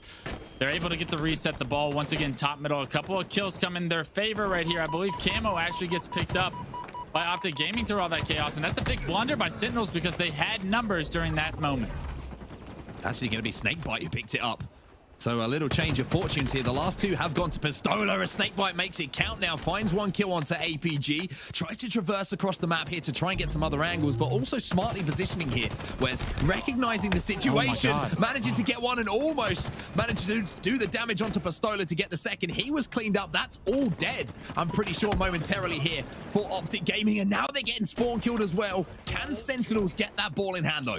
Looks like they were able to get the ball and hopefully get it up into the pipes. Good job by Frosty to apply pressure to the spawners. Long Haul, one goes down, two goes down, and Trippy.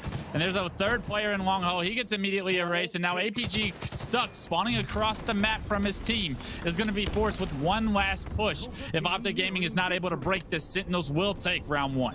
35 seconds left on the clock, and they go into the lead here. Sentinels, what a play towards the end of this game. APG flying in. Trippy manages to pick up one, but Lethal will trade it out, as now Lethal is the last player alive on his squad. Decides to go for the play ball, and if he can survive here, that would be huge, but no, it's going to be shut down here by OpTic Gaming. A wonderful kill to make sure that Lethal didn't survive, and now they have the ball in hand again, Wes. Snakebite in blue needs to figure out a way to make a play. There's Ola and Trippy down here with the ball. He's going to have his hands full dealing with these two players as the ball in such a tough position. Lucid finds the first kill, though, and that could give OpTic Gaming the numbers they need. They're just about to tie it up, and now they go back into the lead. Is there anyone alive here or in position as Ola picks up two? And what a turnaround this is for OpTic Gaming. Sentinels had the hold. They had the round. A big push came in from them, and then the escape with that ball, and OpTic, they get that first round on the board here. But wow, what a back and forth round that was, Wes. I mean, they were able to rack up significant time at the end, bottom middle. Not often you see that a setup. Definitely something probably new to Sentinels as well. And OpTic Gaming getting the slays on the back of a triple kill from Ola, I believe, to really open up this series. And OpTic Gaming already in the driver's seat. It looks like OpTic definitely have a better opening strat that's countering Sentinels as well, because they're getting numbers every single time. But having said that, look at where the ball is, Wes. They lost numbers early on, but Snakebite's managed to sneak away and actually find himself with ball in hand near where his teammates are respawning. So early time on the board here for Sentinels as one gets traded out. Frosty will come back in to pick up that kill, and now he'll be able to rotate this towards the spawners. That was the camo player in Trippy as Frosty's able to finish that one shot, capitalizing on that damage from his team, making sure they trade that kill out is so important for Sentinels to get back in this game, win this round two, and now you're seeing them go past the 20-point mark as they hold this setup once again. Blue Plat, we saw them have a little bit of success here last time, but when the ball got lost, they had a real hard time of getting back. Let's see if they can hold it just as successfully as OpTic Gaming did just before the end. Frosty taking a little bit of an interesting route, gets some damage done, but his teammate falls. However, Lethal there is there, excuse me, to tidy that one up. A 1v1 battle on the stairs, and oh my word, Lucid does not lose gunfights. Gunning up for Lucid. He's winning battles once again. You never see Lethal lose that one, but never say never, I guess. Lucid is here to play, make a name for himself here in Halo Infinite, and that kill just gave OpTic Gaming the setup they need for long haul. You see Lucid continuing to do work. The double kill, killing spree comes in. Can't get the triple, but he's done enough damage to help his team continue scoring points. 2 players just respawned from Sentinels, so Lethal is kind of alone on this side of the map. The longer he lasts, the better, but APG shuts him down. The comms on point from OpTic, and now it's their time to hold. They will go into the lead here in just a few moments, and again, it's been a game of just holds and turnarounds, and it really has been a roundabout of a game where it's just teetering back and forth. Look at how annoying Pistol is being. He's able to get the ball bottom middle, able to stay alive, get his shield back, do some work on the Lethal, and now pick the ball back up. It's perfect execution from Ola. The experience across so many Halos once again pays off here in Infinite. You have the Repulsor to work with as well. Ball in hand, and this is just going to be the lead start to extend. You can see one player has actually managed to sneak through here, but Frosty gets traded out. So a good job from OpTic Gaming just to make sure Pistola is safe for now. Leave him in a position where he can help out a teammate. Trippy does exactly that. And now Ola maybe thinking about a play ball, maybe thinking about sending someone for a swim. It's a play ball without sending someone with the ball. That's a big play with the Repulsor, and that's exactly what we were looking forward to seeing on the sword side of the map. Yeah, he sends Snakebite flying. Unfortunately, the ball as well, but his teammate's right there to pick it up. Ola says, I'm going to turn into a Slayer. I don't want this ball. Throws it off the map, and now he's running rampant. Snakebite finally shuts him down, but so much damage has been done. Yeah, just being annoying on that side of the map as the ball is traversed across to the other just means that Sentinels have to be aware of Ola. They have to turn around. They have to spend that 5-10 seconds finding him, because if they don't, he's going to cause so many problems. But 2-0 fall for OpTic Gaming. Sentinels have a man advantage. They don't have the oddball in hand here, Wes. And with the oddball not in their hands, those 10-15 seconds can really start to hurt when we get towards that end game. Yeah, Roll 2 trying to lay down some suppression there. Top control, but unfortunately not able to really get too much damage down. It does end up helping Snakebite pick up that kill on the trigger. But both players for OpTic Gaming on the flank, they get through unsuspected, and because of it, they break Sentinel's setup outright. It's up to Snakebite to try and figure out a way to find both these kills, and unfortunately, there's a third player from OpTic Gaming on the prowl. They break the setup, and Sentinel's not able to get any significant amount of time. I feel like that's a bit of a mistake on the Sentinel side of thing, though. You saw Royal 2 looking for targets, and if you don't see targets almost immediately, you've got to check behind you because of how quick the respawns are coming in, because of how spawns can get split sometimes. If you ain't seeing someone in front of you, they're usually going to be behind or to the side of you. So Royal 2, maybe just a lack of awareness in that situation, maybe just a bit of miscommunication, but what it does mean is that OpTic Gaming, like you mentioned, were able to break that setup as again, Lucid picks up one in the kill feed. Now we have the 1v1, which Frosty is going to lose to Trippy, and once again, it's the story here of OpTic Gaming just winning those 1vs. Absolutely. The timings are all off for Sentinels. To your point, they don't suspect these players to be where they are as fast as possible. You see Lucid, he takes his time to go for the sword, which means he's feeling very comfortable with the flow of this match right now. Sentinels with ball control, bottom middle, going to try to get it to elevator, but I have a feeling Lucid's going to be able to shut that down easily. Yeah, here he comes. There's one. Make it 2. Teammate's going to do the job for you as they have the ball in hand once more, or they should have the ball in hand. There it is, 79. That's going to tick over to 80 to 49. This might be the last push here for Sentinels. Otherwise, game 2 is going to be coming up far too quickly for their liking. I mean, it's going to be so difficult for them to push through this doorway, especially Lucid with the sword. He finds one, finds a second. Trippy finds a third in the kill feed, and now it's only Frosty with his last life in game 1. He can't do anything. OpTic Gaming take game 1. OpTic Gaming, what a performance. I think we've got a lot to talk about, Wes, before we get into our second game here, but I think just a few moments from Sentinels there where they had chances to rack up time, but just a little bit of miscommunication, a little bit of a lack of awareness really cost them in both of the rounds. Absolutely. It was when they had set up, they really weren't able to hold it. They didn't have a great understanding of where players were going to be coming from. That double flank into the pipes, into yellow.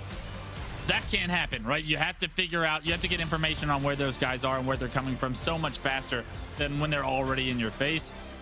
Taking a look at the stats, Lucid 30 and 22, 12 assists to pair with it, really establishing himself here in the losers finals. I think if we look at Lucid's KDA across the last few games, you're going to have to get the calculator out, and that accuracy as well, just 63% accuracy. That's pretty crazy, to be honest with you, and over 8k damage as well. That's they're stats that you want to wrap up. They're the ones you print off and put on the wall. That's 8,900 damage. That's closer to 9 than it is 8. And with that, I mean, just taking a look, he did almost 4,000. He did over 4,000 damage more than Lethal. His impact on the game was felt.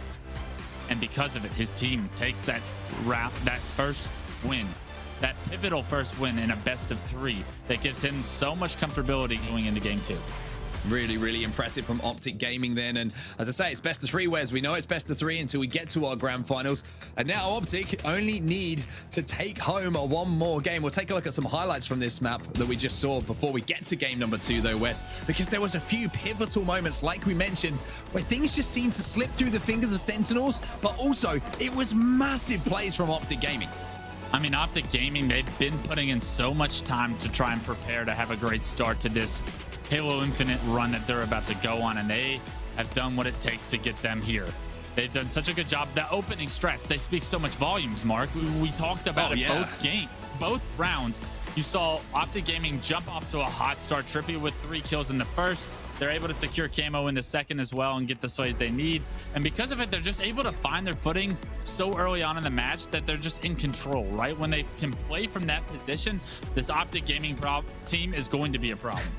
It's a horrible feeling if you get repulsed in that situation, by the way. I kind of felt for Snakebite because all you can do is kind of watch as your opponent kind of smiles at you as you disappear off the edge of the map. But that's being situationally aware, right, from Ola, knowing that he was in position to use that repulsor to send Snakebite off the edge of the map. Unfortunately, the oddball were with him, but it was all about just holding onto map position at that point. But let's talk about our next game, Wes. We're going over to live fire. We've got some Slayer action, and this is the chance for Sentinels to fire back.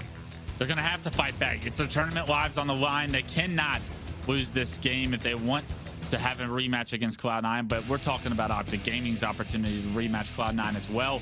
If they can beat Sentinels 2-0 in very convincing fashion, that could be just the momentum they need to make that finals as great as it can be. Now, I wonder what the pace of this game is going to be like as well. Is it going to be a little bit of a nervy one? Are we going to see both teams trying to be hyper-aggressive like they like to be? And is it going to be a game that's decided by one big play, Wes? Because I really feel like it could be one of those games. Lucid might be the player I've got my eye on right now because he's playing some phenomenal Halo. It's Lucid, it's Trippy, it's actually all of OpTic Gaming that was making plays that last game, and they're going to have to continue that same story if they want to have the success that they found themselves in game 1. What spoke volumes to me is that OpTic Gaming got almost every single camo, it felt like. And if they didn't get the camo, they killed the player immediately. They did not allow Sentinels to really have success with some of the power-ups and power weapons that were so typically... We're so aware that like Sentinels is able to dominate with, right? So if they're able to continue that story, we could be looking at that OpTic Gaming 2-0 in the series. Sentinels has to prioritize these camos and has to strategically secure these power-ups and power weapons more successfully if they want to stay in this series and stay in this tournament. I think it's a really interesting point you bring up there. Let's go back to the start of Halo 5, for example. You know, this Sentinels lineup was all about controlling weapons, right? And it wasn't just the main weapons, it was the sandbox weapons, the SMGs, all of that. We come into Halo Infinite now, to see them being outplayed in that kind of capacity is somewhat surprising. The amount of times that we've seen Lucid running around with a Mangler, for example, that's usually what you see in Frosty's back pocket, right? The camos, like you say, they just seem to be a little bit off at the moment. Maybe it is slightly underprepared where they'd like to be compared to some of these other teams, but it's also something that almost comes second nature to them. It's just surprising not to see them with any kind of upgrades that are available on the map. Yeah, there's clearly differences with how players are evolving and how players are catching up on the meta and creating the meta early on in Halo Infinite. I think the longer Sentinels have an opportunity to continue to practice, they're going to find success. It's no doubt these guys are tried, true veterans, but right now, they don't have that kind of time. They have to do it. They have to figure out a way to win this series, and strategies, going over stuff, that has to happen in the future because they're playing in the qualifier today. No, we did see one thing that was pretty cool in the last game, and we highlighted it very quickly. It was Pistola with that repulsor. And speaking of the repulsor, Wes, it gives us so many things to do, right, in the game. So many ways you can use this piece of new equipment. That is one that has been used a lot, not just by me, by Pistola, but against me as well. And like I mentioned, it's a horrible feeling, but it's not just forcing a player back, is it, Wes? It's the movement it can allow you to have across maps.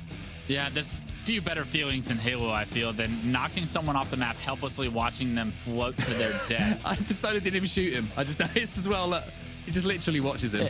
It's not worth it. You're gone. If Snakebite could have potentially milked another extra second of ball time, things could have got interesting there. But in all honesty, like, Ola doesn't mean to like knock the ball off the map there, but it actually works in his team's favor because they're able to get a few kills and change their setup. It's basically a ball rotation over to pipes, as well as what happens after that. So Ola actually plays the ball, doesn't even try to play the ball, and ends up benefiting his team. I could take a page out of that book any day over. Well, here we go then. OpTic Gaming versus Sentinels. We're into our second map of the series. It looks like we might have a little bit of a full start here, so we'll get into the game as soon as we possibly can. But who's impressed you most so far in the bracket outside of C9? Because we saw, you know, the lower bracket, we saw some really deep runs from players and teams. You were talking about KCP a little bit at the start of the show, Wes. How good is it to see these lower bracket teams making runs? The 416 bracket is always going to be upsets in there, but what do you think of some teams and players to keep an eye on as we move through Halo Infinite? I think the biggest surprise to me was that Infernal team. That was Common, Haynes, Swish, and Name. Those guys have placed fairly well in online tournaments as of recent, and I really wondered if it was just because they've had so much time to improve at the individual Halos that have been out for a long period of time, or if they were getting better as players. I think this weekend, we can safely say that they've gotten better as players and that they've established themselves here in like at least the top 8 of North America's best teams, and that's saying something. That's a very great achievement for those guys to get in this first qualifier. They can learn to continue to build on that and establish themselves there, like solidify themselves there for the year. They're going to keep continuing to create upsets. You get the feeling it's one of those teams that you watch all year, right? And you're just like, oh, they just beat who? And all of a sudden, it's a little bit of a surprise. I mean, when we start talking about these teams in, you know, capacity of top 8, top 6, and all that kind of stuff that comes with it. But for now, let's go back to focusing on what is in front of us. OpTic Gaming versus Sentinels. Sentinels, this is their last life here, Wes. They need to win this game to send it to a game 3.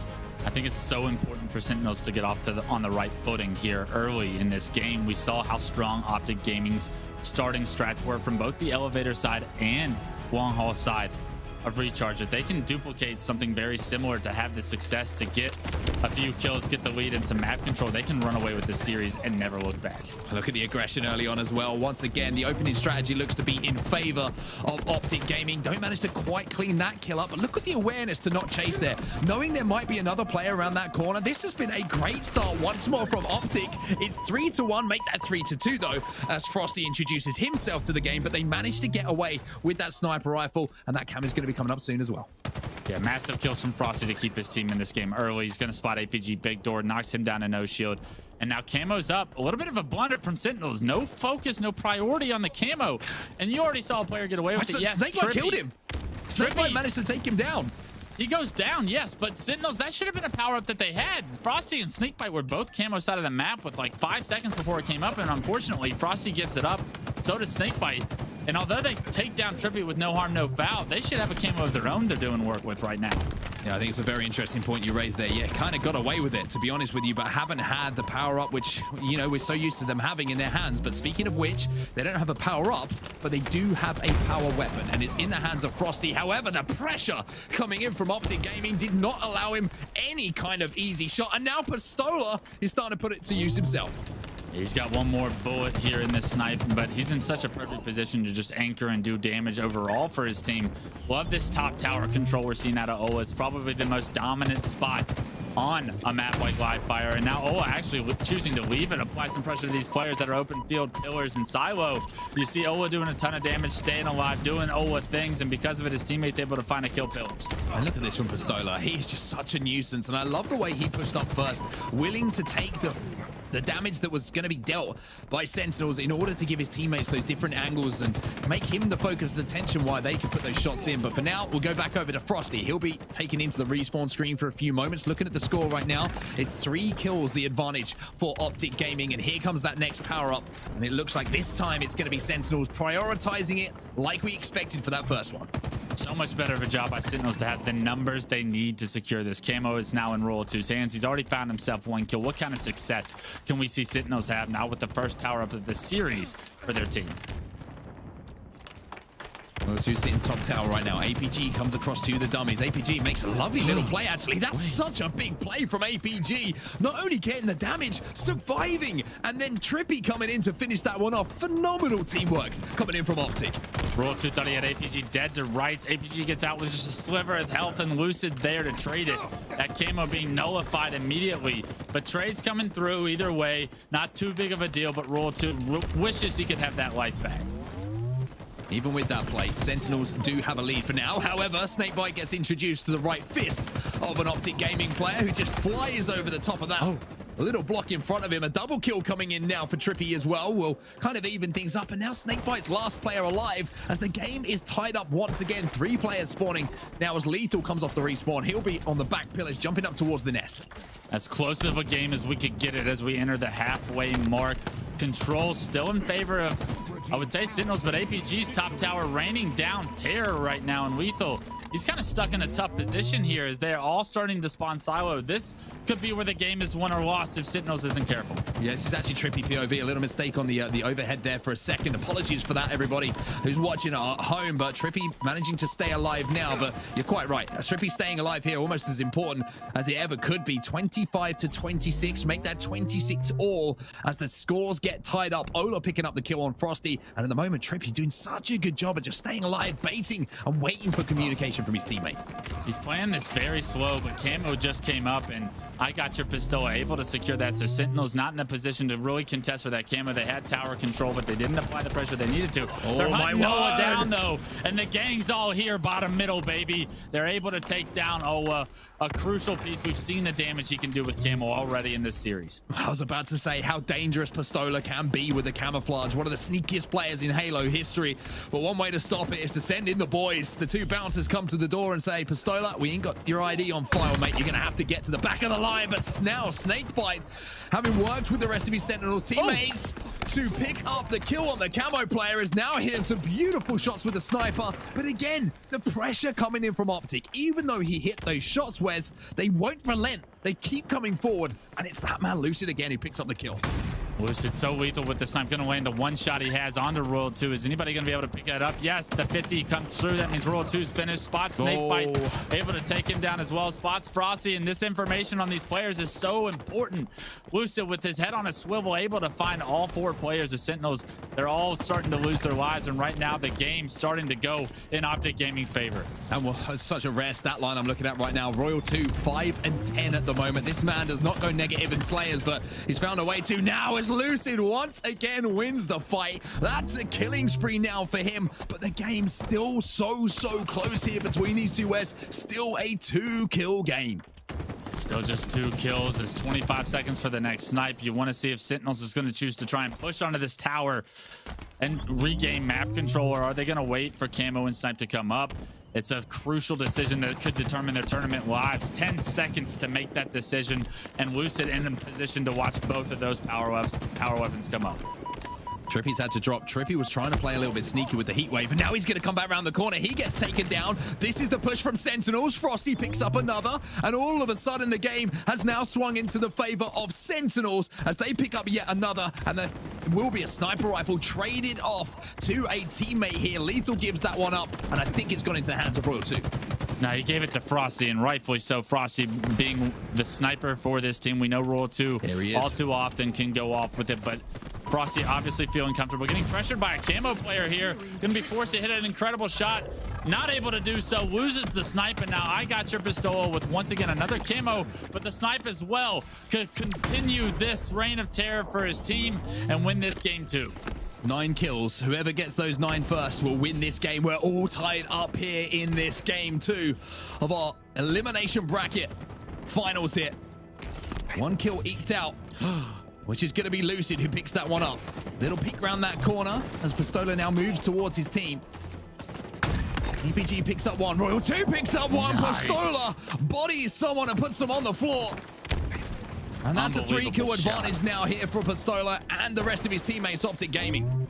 Look at Ola just taking angles that Sentinels isn't going to expect. Relocating all the way to Camo side of the map. There's no way they expect Ola to be here. Unfortunately, he misses a shot under Royal 2. Tries to pull his BR out. Does successfully take down Royal 2. And that's going to give his team numbers and an opportunity to push 47 to 43. Here comes Pistola. He's feeling hungry right now. The man hasn't eaten for a while, and now they're just one kill away from closing things out. He hits the body, but it's not the headshot, but his teammate APG is there to close it out. Sentinels, they're out for this week, but OpTic Gaming will go into your grand final. OpTic Gaming with another shot at Cloud9 as they enter the finals, taking that series 2-0. Is this the momentum OpTic needed to face off against Cloud9 and make it a much more interesting series? Well, they're the two scores that you see from the series we've just experienced. Everyone at home, OpTic Gaming fans, rejoice. Sentinels fans, it will be next week for you. But we'll take a look at the scores now. We'll take a look at the stats from that previous game. Who was the man who popped off? It looked like it was pretty even across the board, to be honest with you. But Ola, big plays, impactful plays coming in from Pistola. Those camouflages just really made the difference, right? Frosty probably goes off with that snipe if he's not pressured by a camo player there at the end. We could be talking about a game 3, but instead, the camo control from Ola and the boys over on OpTic Gaming is what really changed the tide of this game multiple times throughout this series. If they're able to replicate that and continue that power weapon, power up dominance, we could be looking at an OpTic Gaming winners, a champion this weekend. We could indeed, and is that man Lucid once more. 4,324 damage done by him. Top in the game. A snakebite just behind him on Sentinels, but it wasn't enough. And I highlighted it a little bit, Wes. A surprising stat line from Royal 2. I can't remember the last time I've seen that kind of stat from Royal 2 in a Slayer. Yeah, I think Royal 2 really thrives when the game makes sense and where he's got the pacing down. Unfortunately, doesn't have his footing here down in Halo Infinite just yet, it feels, as he's going against some other top teams. I expect that to change as he adapts towards the meta and continues to evolve as a player for Halo Infinite's sake. But today, it was not his day. We are talking OpTic Gaming on their way to the finals. Well, this is the story of the series then, and it was pretty much the start that OpTic would have dreamt of. Not just I'm talking about the start of the series, I'm talking about the opening strategy. Trippy picked up 2 or 3, I think it was, right at the start. And from there, once again, it was a back and forth game between the two, but it was the last ditch push that came in from OpTic that secured them that final ball time in that round 1. Yeah, absolutely. Such an awkward opportunity they had to kind of rack up some time there at the end of that round 1, but they made it work, and that shows OpTic Gaming's flexibility, right? It shows that they don't need a perfect setup exactly where they planned in order to make it work. The teamwork came through. It'll be interesting to see if Cloud9 kind of gives them that same space and same respect that Sentinels was showing them, but I think that speaks volumes to OpTic Gaming's opportunity when they're playing well and things are clicking. This was the second game of the series, and it was so tight right up until those last moments, but it was the man, the myth, the wizard, Pistola, who came up with some big plays, and the control of the camo, like you said, Wes, was absolutely vital. I mean, you see Ola get shut down there, you're thinking maybe Sentinels is changing the story of how this series has gone so far, but it was only a matter of time and only a certain amount of camos that OpTic Gaming had to pick up in order to make the right play. This relocation from Ola with Snipe just did so much work, right? Royal 2 doesn't expect him to be up here, misses that 4th shot, and because of it, you give Ola an opportunity to turn a fight, and he's going to turn it. He's been doing it since 2008. That's why he's Pistola, and he's once again in another finals. Indeed. I mean, gentlemen, an incredible team performance overall from OpTic Gaming there. It's really good to see them back at it. This team is looking pretty hot to trot right now. I got to say, for Sentinels on their side, just things not looking as slick as usual. I think not very well versed is maybe the phrase that's coming to my mind right now. I think just their kind of in-game awareness just isn't up to par with the teams that they're coming up against right now. Brav, just looking at what they need to work on, obviously Oddball seems to be a pretty big one at the moment in terms of objective, but is there anything else that you'd like to see Sentinels work on? I think it's week 1 kinks, like you were saying. I think what we're seeing from them is just a little bit more communication and coordination needed. I think there's things that this team, we know the Sentinels roster is going to pick up very quickly in Halo Infinite, so I'm not really going to count it against them. I'm more so going to think that the more time they get on the game, the more we'll see out of them for sure. Fantastic stuff. We'll keep an eye on the Sentinels team, of course. But let's take a quick look at our eliminations bracket. Let's see the journey that some of our teams had to go on here to try and clutch things up. And OpTic Gaming do just that, 2-0 against Sentinels, taking them out at their finals here in the elimination bracket. But they had quite the journey against G2 Esports, EUnited, then KC Pioneers, and finally Sentinels, where they're now going to meet Cloud9 in the grand finals. Let's take a quick look at our winners bracket as well, just to see exactly how Cloud9 have fared, Obviously, they went against Crowd Pleasers in the quarterfinals, met EUnited 2-0, slick stuff. Then they played Sentinels 2-0 to them as well, and now they're facing OpTic Gaming here. So it's gonna be quite a bumpy ride for both of these two teams. I can't speak apparently right now. I think I'm a little bit too excited about this matchup. But it's gonna be a really close game if I had to guess. Just the way that all of these players on both sides are playing at the moment. I think the pacing from Cloud9 and then the team effort that's coming through from OpTic Gaming here, and a notable mention to Lucid, who's clearly a main slayer right now as well, which is absolutely incredible. Lucid's numbers currently are just wild. I mean, genuinely wild. Well, I'll tell you what, Rob, I think I need to go get a glass of water. I'm a little bit speechless after some of the action we've seen today. We're going to head to a quick break right now. Go get your glass of water, get some snacks. We have a grand final to get through right after this.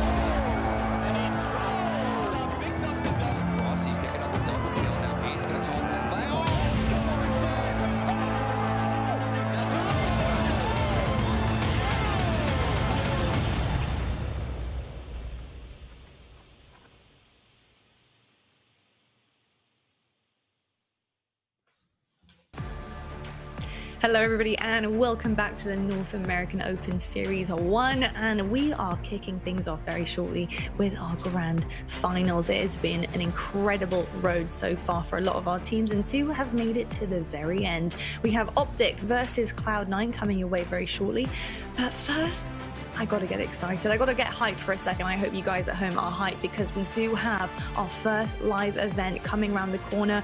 If you thought Christmas was coming early, you are right, because Raleigh is coming your way. It's gonna be here very shortly, December 17th through the 19th. We have sold out all team passes, all spectator passes. It is pretty insane right now. Onset, how excited are you for this event, mate?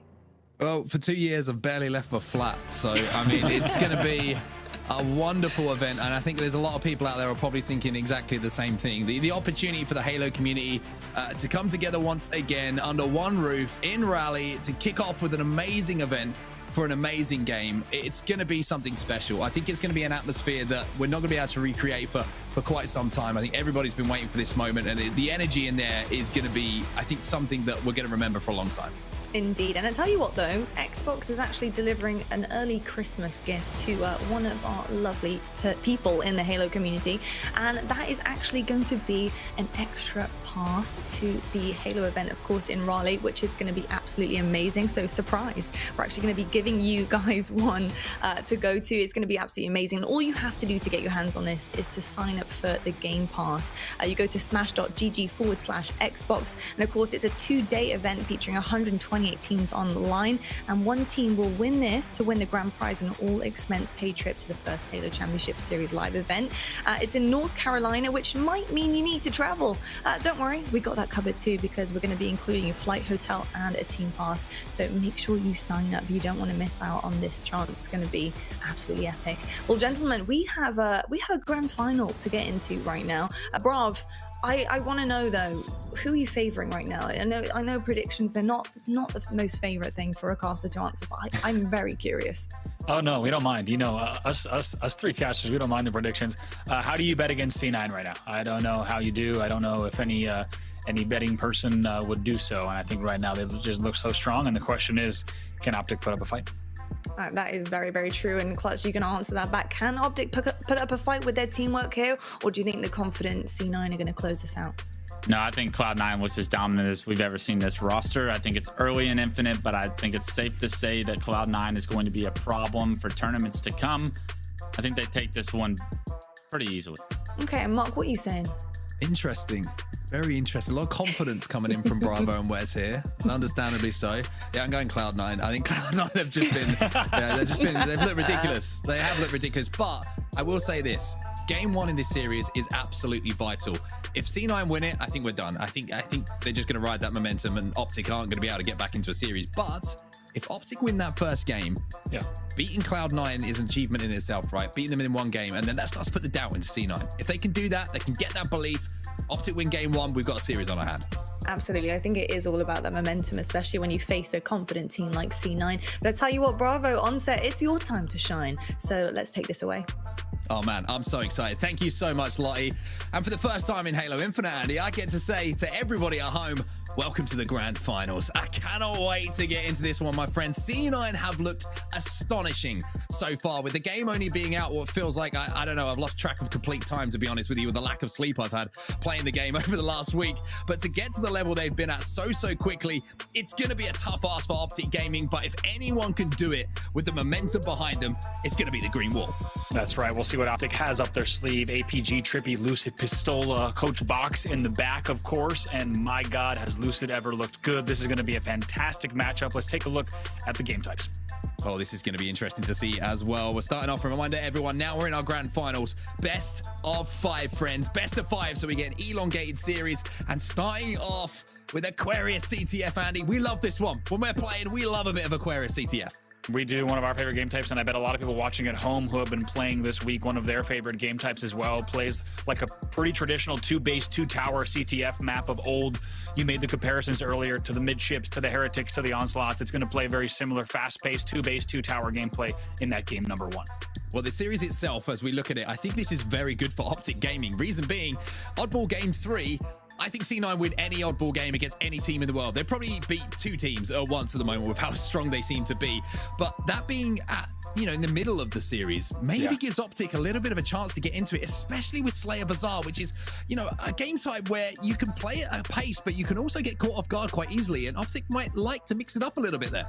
I agree. Great first 2 game types for OpTic. If one of those was swapped, if say the Aquarius CTF was swapped with the Stronghold Streets, etc., you'd have a very different series. This game 1 and game 2 are definitely opportunities for OpTic to play pretty well. Maybe some less traditional play here. Don't play at the exact pace of C9. That oddball recharge, I agree, it's probably a C9 game. But man, if they can get those 2 games on the board, they could really send this one the distance. Let's remind everyone at home as well, if OpTic does win, that will reset the bracket. We will go to a second best of 5. And hey, on our first day of Halo Infinite broadcast, I would not mind a bracket reset. I do. Keep it going. Start the tournament again. Let's get 400 plus. Let's get 500 plus teams. Let's just go again. Honestly, this has been a lot of fun this week, and I can't wait till next week, to be honest with you. But before we get there, we've got to deal with what is in front of us. And look at that stat, Andy, by the way. Cloud9 has not lost a map in the entire tournament. Yeah. I think that that I don't tells think you really need to follow up with anything, do you? Nope. It's a statement. I think that tells you everything. Well, there you go. That's Cloud9 doing what they do. But I think for OpTic, what do you think is the key to success for them in this series? Because one thing I've seen them doing very well against Sentinels was controlling not only the power-ups, but the equipment as well, and the weaponry, the sandbox that's available on the map. They always had something that they could get a little bit of an edge in a fight. Yeah, I think OpTic needs to continue to do what they did well in these last few series. That is things like getting the first pick. That is letting Lucid just loose, because the fact that he's putting up 9k damage in a game where no one else has even within 2,000 of him is just absolutely insane. The numbers that he's putting up are wild. Also, I love the communication we're hearing from them. You might have heard during their matches and yesterday and scrims prior to that, they've been pretty hard on each other in terms of the things they weren't doing well, the things they should have been communicating. You and I saw some bizarre games last night that we watched them play in, and I believe actually that was a C9 series, if I'm not mistaken, from day number 1. So they know what they were doing wrong in those prior matches, and I'm excited to see if they can keep the momentum from the elimination bracket in these games here, especially in game 1 and 2. Well, one thing that they've got on their side as well is there's a little bit of a mental hurdle, right, that they've just overcome against Sentinels. Sentinels have always had the better of a lot of the players on this OpTic gaming lineup back in Halo 5, but now with a new game, you get out and you get over that mental hurdle. You know, that is a huge thing for a team to know that even though it's just one event, right, even though it's just one series, to take them over so quickly and to win that big series, you just feel like you could beat anyone. Yeah, absolutely. I mean, the fact, like you said, the fact they're coming off of the pressure they had just now, but also the way, if you were watching the way OpTic played those games, really smart movements, really smart routes. I was just pointing out things like when Lucid goes from nest to tower, staying high, picking up 4 kills in a row by maintaining elevation over on tower, on live fire. Just these little things that I'm already noticing that OpTic is doing really correctly and right this early in the game. That's showing me a lot of signs of promise from them. They've picked up this game quickly, but of course on the other side of the stage, so has C9. It's going to be a very good series, but one thing that's really good as well is Halo Infinite and some of the cool stuff that you can do in game. And one of the things you can do is to do with the scan, Andy, and we're going to have a quick look at that right now, because one thing we've been talking about all day, right, is equipment. We've been talking about equipment, because it is such an integral part of Halo Infinite. And you were mentioning to Richie Hines there, you were saying, you know, the balancing as a game designer to get this kind of thing right is absolutely massive. It is, and you're going to see a little bit look at the threat sensor here. Of course, not in the ranked playlist, I don't believe, but you're going to see it, of course, in different maps all around. One of the pieces of equipment that is going to exist in Halo Infinite, going to give you all sorts of information like you just saw on screen. But I have to say, within the game and within the ranked playlist, it's absolutely, it's a design, quite a design accomplishment, a design marvel. You know, for many years, the word equipment has been a bad word in competitive Halo. When you talk about the launch of Halo 3, right, when you talk about the launch of Halo 3, we won't go into how much of that equipment was featured in MLG settings. However, it's a very different story in Infinite. Onset, here we go, game number 1 of our grand finals. I was about to say, let's forget about those numbers. Let's talk about game at number 1, the only number that matters as we get into our grand finals for the first time here in Halo Infinite. Cloud9, who have not lost a map so far across this tournament, go up against OpTic Gaming, who have just taken down Sentinels in some style as well. This is going to be an amazing series, everybody. Grab your popcorn, settle in, because this is going to be some special Halo Infinite. This is going to be fantastic. This is the moment we came for. By the way, tens of thousands of you on Twitch alone and other platforms, so many more as well. Thank you for tuning into the very first NA broadcast here for Halo Infinite. It has been an amazing week for the Halo community and the competitive Halo community, especially as we kick things off right away in this weekend's tournament. It's just been so much excitement, so much energy in the community, and it's right now time for our very first grand finals in North America. C9 and OpTic Gaming. As we said, CTF Aquarius, a very fast-paced game type that we're expecting to see big things out of both of these teams, and this will be a tone setter for our grand finals. Well, what a way to start things. My favorite game type so far in Halo Infinite as well. Over to Aquarius. Now, like Andy said, if you haven't seen this map before, if you're watching Halo Infinite for the first time, firstly, welcome along, and we hope that you stay for some time indeed. But it's an arena-style map. 2 bases, flags either side of it. We play to 5. Control that camouflage top middle is going to be absolutely vital, Andy. It absolutely is. And also when you pop that camo, we've seen a lot of interesting plays between these two teams in terms of how they have to play that camo. It's not the easiest to get, as you might expect. You really do need to have at least numbers or angles in order to be able to get that. And how and when you pop that is going to be interesting. We are jumping into the grand finals, ladies and gentlemen. Here we go. C9 versus OpTic Gaming. Oh, it feels good to be back, Andy. Halo is back, we're back, and it's now down to Cloud9 and OpTic Gaming to decide who is going to be the champion of our first tournament here in Halo Infinite. Early damage being done by OpTic Gaming, though. They pick up the first kill, and it looks like Trippy managed to take down Eco as well, and that might be able to secure them the first camo of the game as well. Looks like a camo as well as a pull, picking up a few more kills as well. That's going to be just 1 dead, so they're going to have to reset, as you do see 2 dead for the side of OpTic as well. As a reminder here, Cloud9 coming in from the winner's bracket, so OpTic Gaming will need to win 2 best-of-5s to win this tournament. It's going to be a tough ask for sure. However, you never know. 1 series under your belt, 1 cap under your belt, and all of a sudden you think that you might be able to do something a little bit special, but at the moment, it's going to be Ola with that thrust, which he's managed to pick up. He manages to survive for now. He's going to go back for that grab of the flag as well. And a couple of slays seem to be falling in their favor here. That was 3 dead momentarily for Cloud9, and that might be all 4, as it looks like Lucid picks up the final one, and Ola might be able to run this one home. He's going to bring that in. Look at the patience. Look at the veteran plays that are coming in there from Ola. Also going to hide behind the pillar, angle himself away, manages to cap, going to hide as well as long as he can. Just great stuff here coming in from Ola. He'll probably eventually die, yes, but great plays from him. Look at the patience as well, using that thrust bottom middle, pull coming in from the other side as well, though.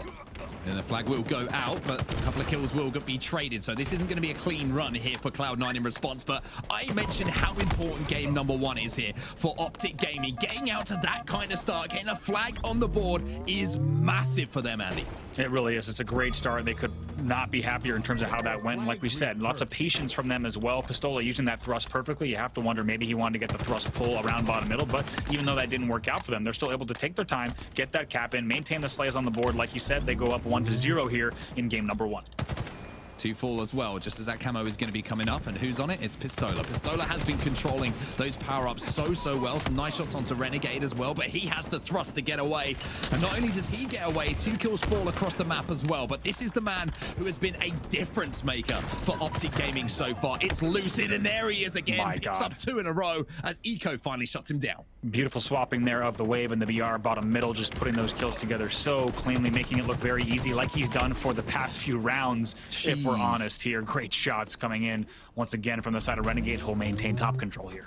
Yeah, it wasn't just the shots, it was the strafe as well. The man was wobbling around like he had jelly legs. It was difficult for Trippy to do anything else, but one way to deal with it is get that AR and just charge forward. The trade will come in, as now we're going to see a battle go down on the generator side of things, and it's going to be won here by Eco. He'll be able to shut down Pistola, which has been difficult to do in the last couple of series. And we could not ask for a better grand finals. The fact that you have battles like that, Eco versus Pistola, I mean, just look at the names on the left side and right side of the screen. These are historic Halo names in terms of some of the best Halo players to ever play in the world, so it's no surprise to see them in our grand finals of our very first HCS Open.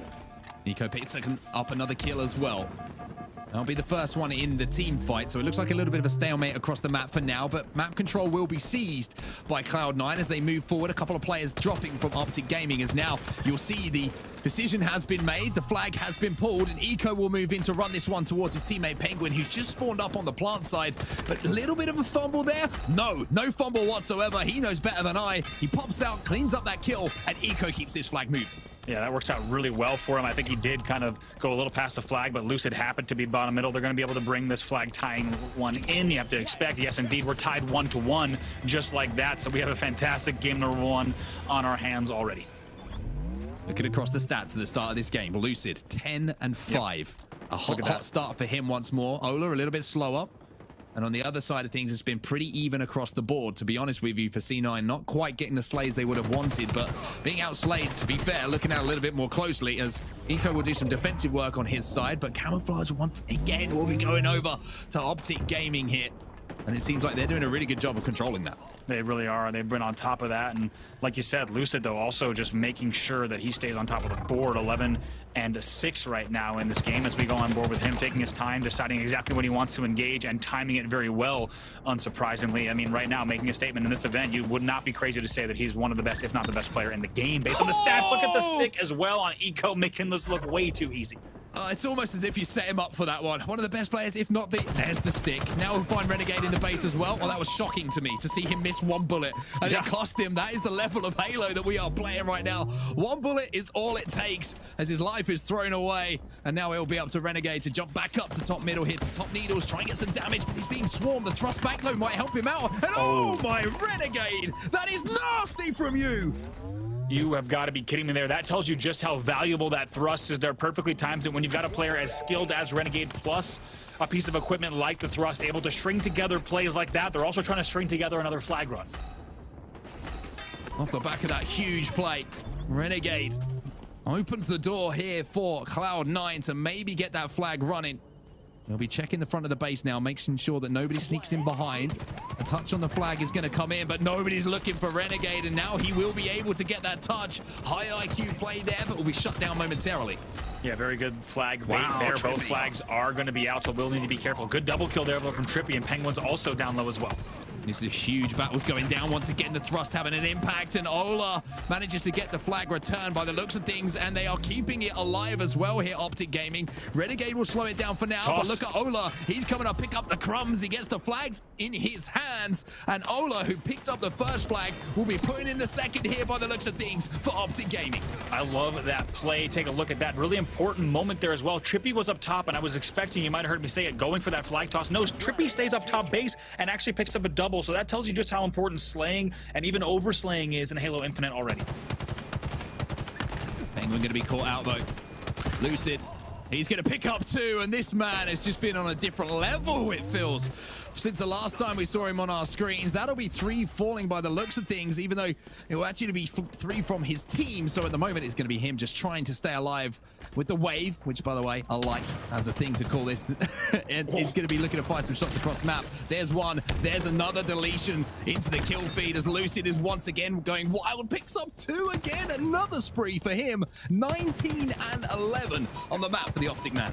By the way, I saw it in the chat a little bit during the past few series. A lot of people coming into chat. Look at the shots there from Stellar against Ola. Some really nice shots, and also going to try to continue on out of the base as well. They will get the return. A lot of players asking in chat, who is Lucid? Some players that might not have been following towards the end of Halo 5. Of course, the artist formerly known as Saiyan, not the second Saiyan. The second coming of Saiyan, now known as Lucid. And my God, does he ever have numbers on the board? 20 kills right now to his name.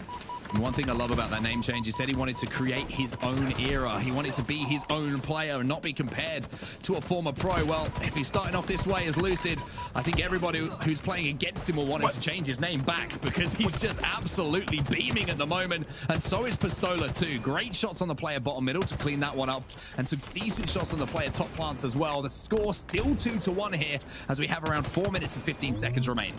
Another killing spree for Lucid. Absolutely wild here. We'll see what Ola's going to be able to do bottom middle as well. But one thing that we're seeing from OpTic is they're really controlling those front bases, really controlling bottom middle, and it's, you have to have the support. The only way you control those areas is if you do have the 2 towers held as well. It really gives you the opportunity, as Ola takes down Renegade again, to really run bottom middle and continue to use. Look at Ola not backing down no matter what. So much help on top mid, and just a one-man show here finally gets taken down. Yeah, Pistola trying to shut down that camo, and he just did a couple of shots into Penguin, and that's what made the difference, right? It makes the cleanup so much more easy on the player who's holding that power up. So even though Cloud9 did get the camo in their hands, they managed to pop it. There was no effect from it, so a great job from OpTic Gaming just to shut down the power up player. And that's really all they need to do here. 3 minutes 30 on the clock. Continue playing the same game. Either grab the power up, deny it, force the burn, and just continue playing this game where they're controlling so well. And right now, if they continue playing this exact strategy, this exact game, they're going to close this game out. Shots on the player down bottom pink. It's all up now to Cloud9 to be the aggressors. They won't need to be asked twice about that, as you can actually see there's a little flank coming in from Cloud9. Renegade trying to put some shots down. It's Stella who's the man making the flank. They pick up the kills in the base, and this is starting to look like an opportunity to move that flag here for Cloud9. They only need one to tie it up. Can he get around this corner? Oh, he has to breathe in, but he manages to just about do so. If he wins this, it will be massive. And Stella is going wild here on the needle side. A huge set of plays, a huge route that he took, somehow wins that battle against Trippy as well. He gets the flag all the way back. They should be able to pick this up because there's 3 dead. Last guy here on the Lightning. If they're going to be able to get this one, I think they're going to be able to get the touch. They leave the kill for Renegade, and they're going to bring this flag in. We're going to have a tie game here towards the end of game number 1.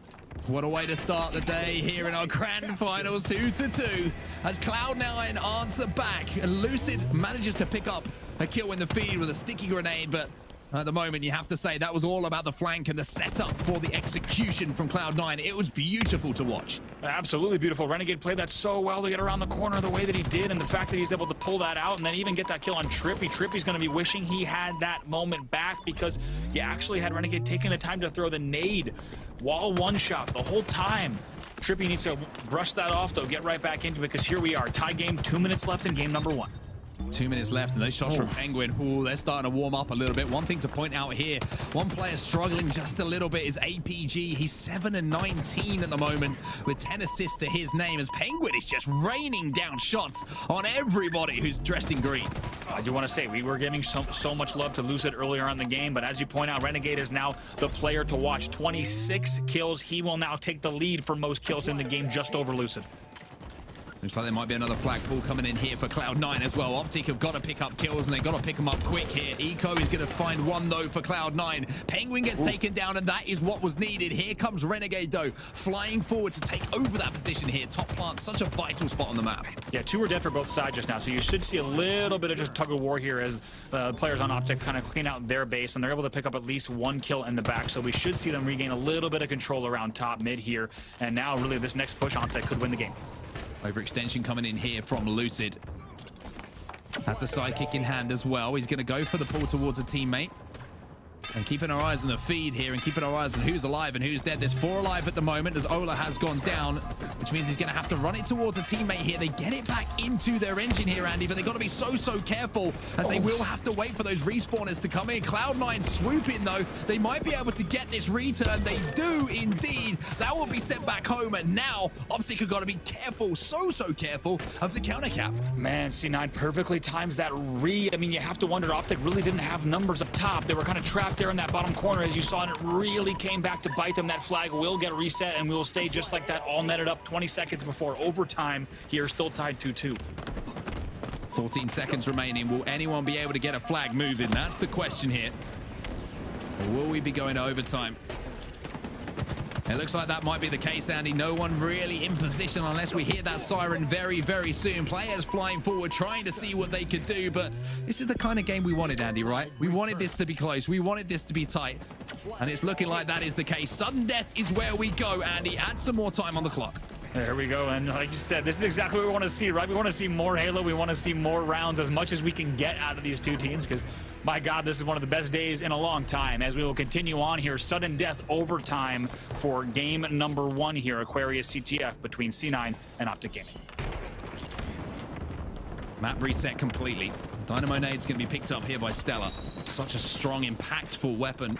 Or I should say, part of the sandbox, those grenades. 2 kills will actually go to C9 here, and it wouldn't be surprising after everything that OpTic Gaming gave in that first half, if you like, of this map, to see the opening strategy work strongly. And look at this, the flag is going across the map already. Eco already up onto this platform. Big play coming out from Trippy, though. The question is, will he be able to stay alive long enough, or will his teammates be able to stay alive long enough to get shots onto Stella, who's moving in? It's actually Penguin, and oh why, that's how quick Cloud9 can turn it on, Andy. And they will take home map number 1.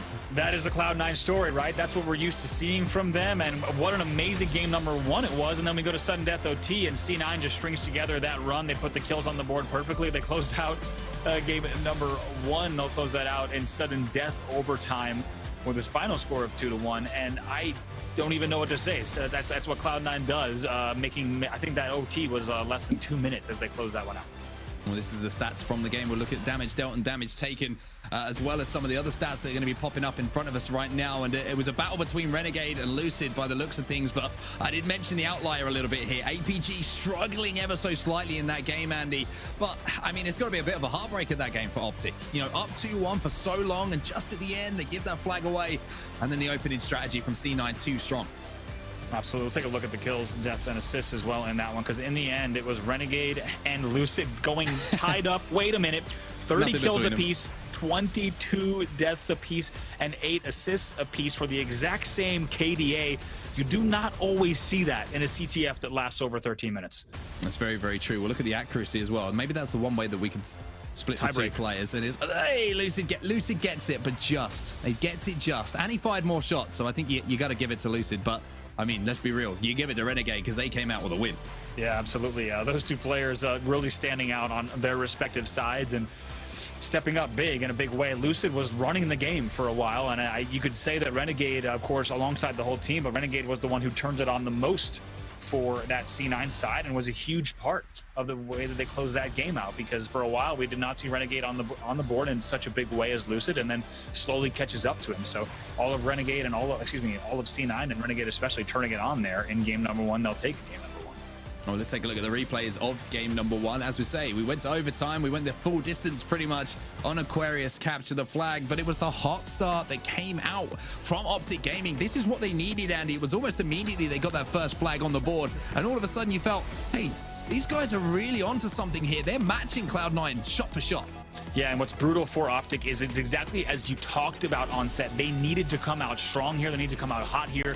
That was going to give them not only the game on the board, but you know these players. When we talk about Ola, Lucid, Trippy, APG, these are momentum players. These are players that when the comms are good, look at the stick from Lucid as well. These are players that when the comms are hot, they can really turn on. And that really applies to a player like Ola. When his team is firing on all cylinders, they are going to get ready and get right into it. So it's a heartbreaking loss for OpTic, but they need to bounce back. Sounds like game 2 is already ready.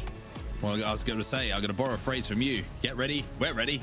As we're heading into our game 2. Bazaar is where we're headed. Slayer is the game type. And now I start to worry a little bit for OpTic Gaming. I wonder if this one gets out of hand, if the series will be done and dusted and Cloud9 will be running home as your first champions of Halo Infinite. But, as I say, Bazaar, dynamic spawns, you're going to have to be, you know, head on a swivel every single time that you pick up a couple of kills on this map, because that spawner behind you can really hurt you, Andy. They can. If you saw OpTic's games yesterday, you heard in their comms that they were not happy with the way that they were pushing out of tree into corner, not having an anchor around rockets. They weren't pushing out of bar or BR enough. You heard a lot of that in their comms, so I expect them to be on top of that today. But really the big thing in Slayer is make sure they're not looking at 6-7 kill deficits that are getting even bigger. They need to maintain control, and if they start to trail a bit, slow the game down. Do not let Cloud9 start to run away, because it will give them way too much of a cushion. Game 2 is live, everybody. OpTic Gaming chasing the series already. Cloud9 looking devastating as always. Still yet to drop a map in this tournament. And not only that, they're picking up the kills at the start here. They've got the overshield in hands here of APG. Excuse me, it's actually APG who's managed to pick that one up, as that will be a hot start for OpTic Gaming. This is what they needed, Andy. They needed to get this hot start. They needed to get control of weapons and power-ups. It looks like they have done. They have done. Also, Ola does have those rockets up as well, so that's going to give them a nice little bit of an early lead. Surprising to see the fact that we were able to get OpTic there with a pretty much free overshield grab. Certainly some of the kills that they got around the bridge, around that front door, being a huge part of that. And right now they'll get a little bit of a lead here, 5-1 off the break. APG starting to snap onto some targets as well. He was the man who struggled a little bit in the last game. Maybe this is where he puts things right. Penguin versus APG. Penguin will win that one, but not after APG did some good damage himself. And another kill going to be traded out here. 6-3, 8-3, excuse me, doubling up, more than doubling up on the score of their opponents. And now this is where OpTic needs to determine where do they apply the pressure, where do they slow it down. It's a killing spree early on for Trippy as well. That was happening off screen. You're wondering why they're winning. Well, it's a 5-kill difference, and Trippy's on a killing spree. This man is the difference. Dynamo nades going down as well. And you ask why we talk about them all the time. Well, there's your answer. Throws that one into the trench, picks up a kill as well. And we talk about Sandbox, how important it is to control weaponry in Halo. Probably never been as important as it is here on Halo Infinite, as you see the Bulldog now available for Pistola. Lucid will go down now 13-6, but this is a sizable lead here for OpTic, and we've seen them at this point in the tournament so far. They need to hold on to this. They need to understand when to apply the pressure and when to slow the game down. Right now, if they do start to get the right picks, they will need to collapse. You do not want to give C9 the room that they're looking for. Lucid will be taken down, just caught off guard a little bit there. Over-engaged, you could argue, with the player that was up in the bar. There's another Dynamo nade onto Renegade. That's going to be ticking away, and there's an overshield being grappled back. However, that one wasn't quite as deliberate, and it's actually going to cost him. That little mistake of not picking up the OS and hitting a second grapple means the OS is now in the hands of Cloud9. We are going to need to see that on replay. Like you said, Ola does not engage the OS. Instead, switches. It looks like he must have picked up grapple again there. Just a little bit of slip of the buttons because he grapples again while dropping the overshield. We'll get that in slow-mo afterwards, but certainly a devastating result, and it would have meant a lot of a different sequence of events that would have followed, but still a 4-kill lead here for OpTic. 4-kill lead, but that can change very, very quickly as Renegade has just picked up one. Eco trying to get into a sneaky position here just to stay alive, wait for those shields to come back before re-engaging. Also has the Bulldog, so if anyone decides to find themselves a home bottom mid, that's exactly what's going to happen. APG tries to get sneaky, and he gets hit in the head with a Bulldog. And you have to wonder how much they're thinking about what just transpired, because now here we are, just like that, 18-15, only a 3-kill difference. But luckily for OpTic, it looks like they have their heads held high. They're looking to continue on the momentum. They regain the lead by 4. Once again, rockets in hand as well for Trippy. Going to try to keep these around here and see if he can sneak 2 kills, maybe even more with these as he starts to push low. Yeah, this is massive here for OpTic Gaming. Getting control of this rocket launcher kind of guarantees you 1 or 2 kills, right? If you play it right. And he's trying to play a position here where he's baiting in any member of Cloud9. He wants to go on a flank, and he looks like he's found a little bit of prey right now. He decides to strike, and that's what he was hoping would happen, and that's exactly what did happen. A beautiful play from Trippy, and a good play as well, being set up for that. OpTic Gaming trying to bait in those players. Absolutely, and right now Trippy's playing this smart because he doesn't have a ton of support. So where could he go? He goes bottom because no one's going to drop on him. If they do, he'll have the jump on them right away. So instead of sitting top, second rocket will hit as well. Finally, he does get collapsed on. Doesn't have too much help around, but he picks up Stellar on the way down and lives to tell the tale. Oh my word, Trippy writing chapters in his new novel. That's a wonderful bit of play from Trippy. Not only picking up the kills, not only making the most of those rockets, but surviving through it all. And now it's going to mean that lead is getting extended even more. But while all that's happening, the other side of the map is where we need to focus ourselves. Eco has picked up the next OS, and that's 2 in a row now for C9. Shout out to Trippy, and also shout out to our production team. You wouldn't always think that a bottom player's trapped rockets was where the action was going to be, but that's exactly how it went down. Trippy forces everyone towards him and manages to use those rockets so well, picks up an extra kill and stays alive, like you said, maintaining a 5-kill lead here. Dynamo nades picked up once again by Eco. You can see how much Cloud9 are prioritizing those, Andy. It's just a great indication of, especially on Bazaar, clearing out the hut, clearing out BR, clearing out the house. All of these places, you can do so much damage. They will chain off of those weapon pads as well to do even more. And now Eco's going to get slid on, though, and it's Trippy once again making plays. Absolutely, and right now they've done so well to maintain the lead. They did not slow things down too much. They made sure to push when they needed to, and they're able to just continue this 6-point lead. This is what they have to do, and they can never slow down. The second they let up, we've seen C9 do it all day. They still haven't dropped a game here. For those of you just joining us, Cloud9 in the grand finals yet to drop a map, but right now trying to make it happen. But Renegade wants to say something about that. Now it's just like that. It's a 4-kill game. Can he stay alive here against Ola as well? No! Kicks the kill as well, bottom mid. So just like that, here we go, 30-28. It's a 2-kill game, and C9 looking dangerous. Can he stay alive? The man is a mangler, and the man don't miss. There's only one result. Renegade is playing out of his mind in this series, looking over his stats at the moment. He's 12-5, Andy. 12-5. That's ridiculous, but they're still down by 2 here, and OpTic Gaming have been in this position before. The question for me now is, can OpTic Gaming maintain that lead? This next push is vital, because if the game gets tied up, you have to feel like the momentum once again swings back to C9. It is Trippy trying to make the push here on Renegade. It's a very good looking push, but not sure if he's going to have the angle he does. He gets the help that he needs right there. That's a big kill on Rockets, because Rockets have just popped, so we'll see what OpTic might be able to do here, getting drilled from the bridge as well as the corner, but still going to get a 3-kill lead here for the moment. They got the OS. Look at Ola. No mistakes this time. Ola has moved in with Lucid to get control of that overshield, and that's a huge moment in this game. I asked, will they be able to keep that momentum? Will they be able to keep C9 at bay through this next period of play when the power-ups and the rockets will be appearing. They've answered that question. They have done, and now Pistola's looking to turn this into kills. Oh, gets a nice bit of damage on Renegade as well. Might pick up 2 here if he can. Yes, indeed. Ola with the double kill on the bottom of the map. A huge play from Pistola. Tries to find 3. We'll see if he can with the Bulldog. Yes, indeed. Gets the hell. Will take down 3 kills just like that. 36-31 in favor of OpTic Gaming.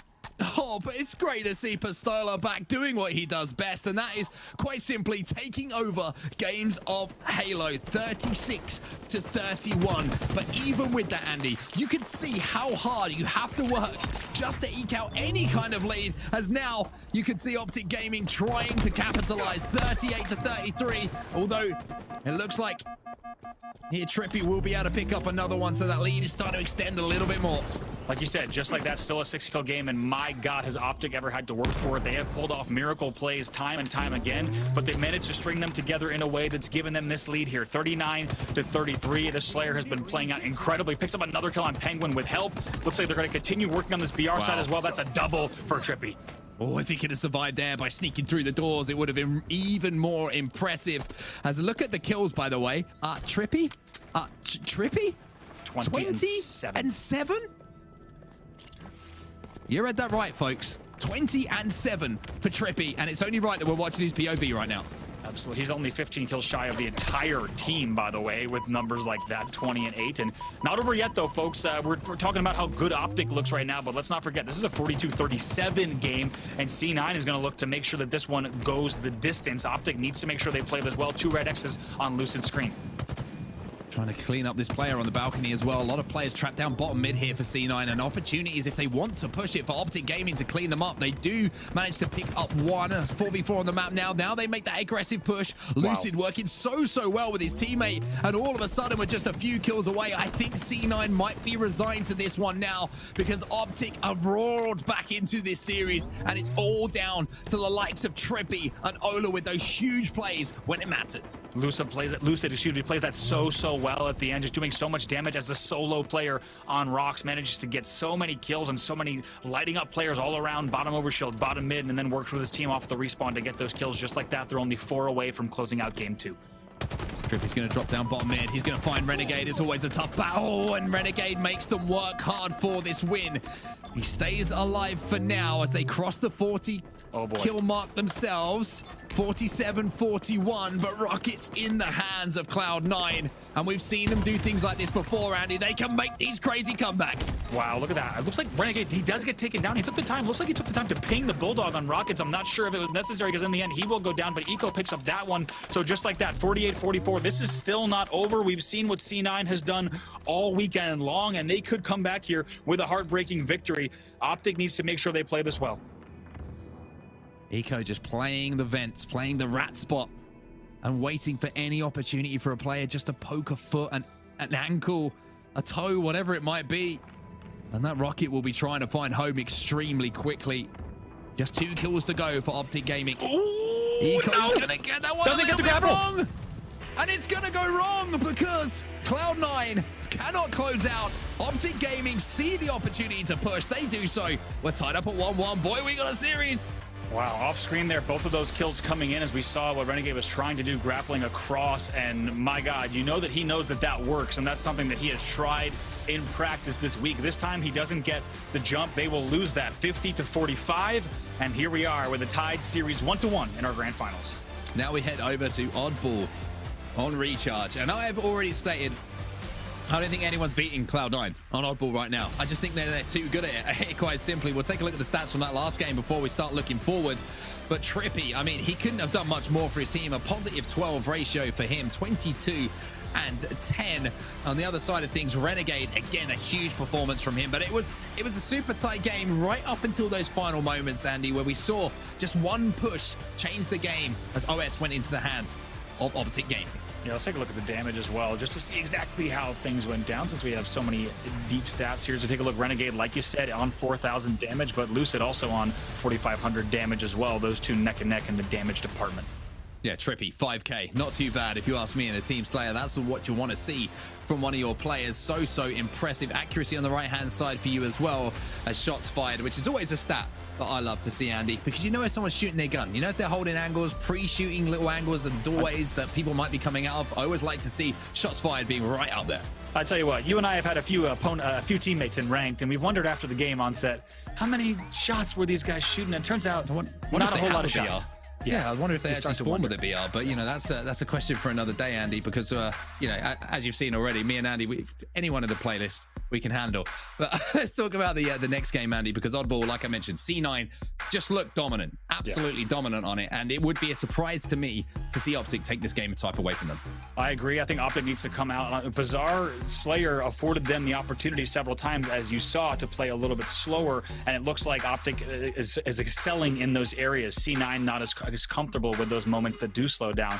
So Oddball on Recharge, what we're going to need to see from OpTic is they need to be ready to play at the same speed that Cloud9 wants to play. And to be honest, I think with the way this series has gone, if they're able to get a decent lead, maybe a round 1 win, that's the kind of thing where C9 could maybe just get a little bit frustrated, maybe start to just push and rush a little bit and start to get a little unorthodox. And that's what OpTic needs to do. OpTic's not going to win game number 3 slowing it down. They're going to need to play at the pace of C9 and even a little bit faster, get some sneaky back whack, start to get under the skin of C9. Well, one game type that they did win, of course, in our previous series, OpTic Gaming, was against Sentinels, and it was exactly this game type. So Oddball maybe isn't as weak as I think. I think they're obviously very good at it, but I just think Cloud9 are exceptional at it. So it's going to be an interesting one for sure. But OpTic, they know what to do on this game type. And the opening strategy was something that we had a very keen eye on, Andy, because it seemed like Trippy was always picking up a double kill. Absolutely. I mean, what we saw from Trippy last game, I mean, Trippy better be uploading that game to YouTube with a full commentary, because that was an incredible game of Slayer, absolutely insane numbers, and the guy played bottom so well, essentially 1v3ing for quite a while, whether he had rockets in hand or not. Very good control, and it tells us a lot about the ways that you can control that map even when you don't have the top control points. But here we are. Let's get into game number 2. Here we go then. Tied up at 1-1 in the series in our grand finals here. Couple of kills exchanged across the board. It doesn't look like it's quite as easy for Trippy this time to pick up a double kill off the start, as a couple of kills are just going to be constantly traded off the bat here. It looks like it's a little bit of a stalemate, to be honest with you, as APG moves in for the beatdown onto Penguin. That will be exchanged straight away, and that's been the story off the bat here, Andy. Just kills being traded left and right.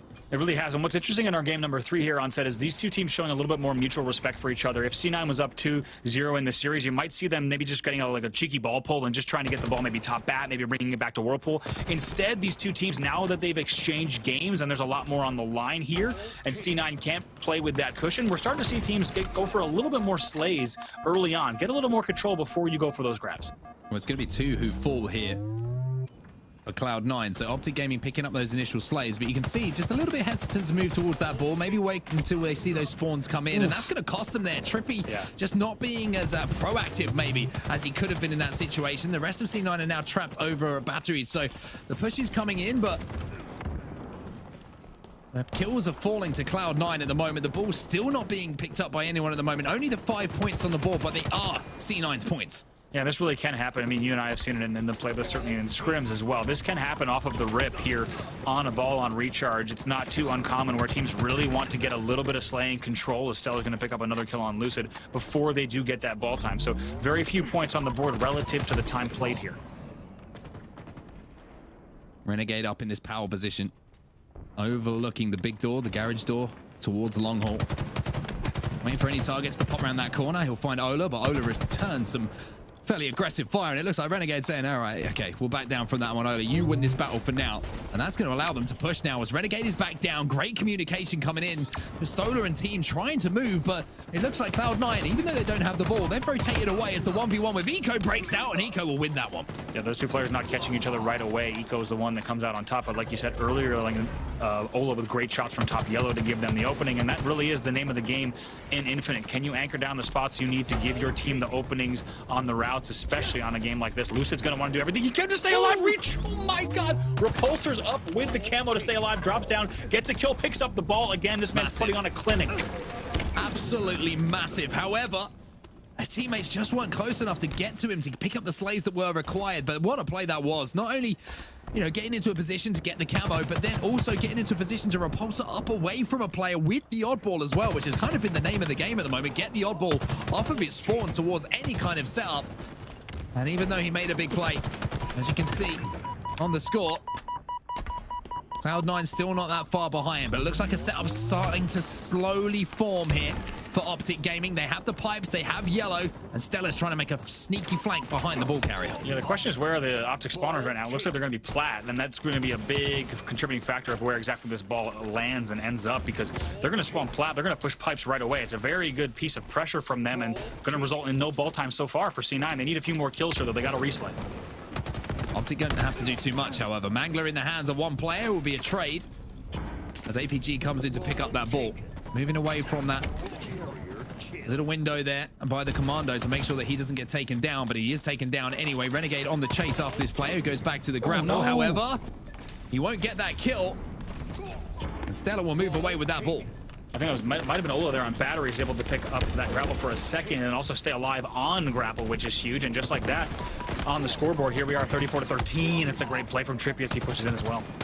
Trades across the board, though. Doesn't mean anything's going to really happen too much. APG with some great shots across, and you can see that Cloud9 are going to be spawning over at A at the moment. So that means an opportunity here for big ball time for OpTic Gaming, as they do have the ball over at yellow, so a long way to traverse. But look at this rotation coming in as well. Really smart play. Yeah, absolutely. Going to be some battles here at control, which are going to be pretty key. It's a trade there between Penguin and Trippy, so that means Stellar's going to be able to grab the ball top yellow and hold in attic. Now they need to push out Turbine, make sure they have this side of the map locked down, and look at those spawns that come in. So this is a perfect setup now for Cloud9, and if they hold off one push, then they probably will go into the lead here, Andy, due to the time it's going to take for OpTic Gaming to get back onto the map after that reset as they fall into the respawn screen. But look at this, two players just walk through pipes, and that's a hole in the armor. Oh no! What? As the grapple comes back in, he stays alive for now. Can he clean up APG? No, he can't, but you have to say maybe a bit of a mistake there from Cloud9. Definitely a mistake. An impressive grapple to avoid his own nade off of top bat. I'm excited to see that one again, but I agree. I think you and I were thinking the same thing. On said, how is there no one watching pipes? How do two players come into pipes for free there and push the ball? That really can't happen.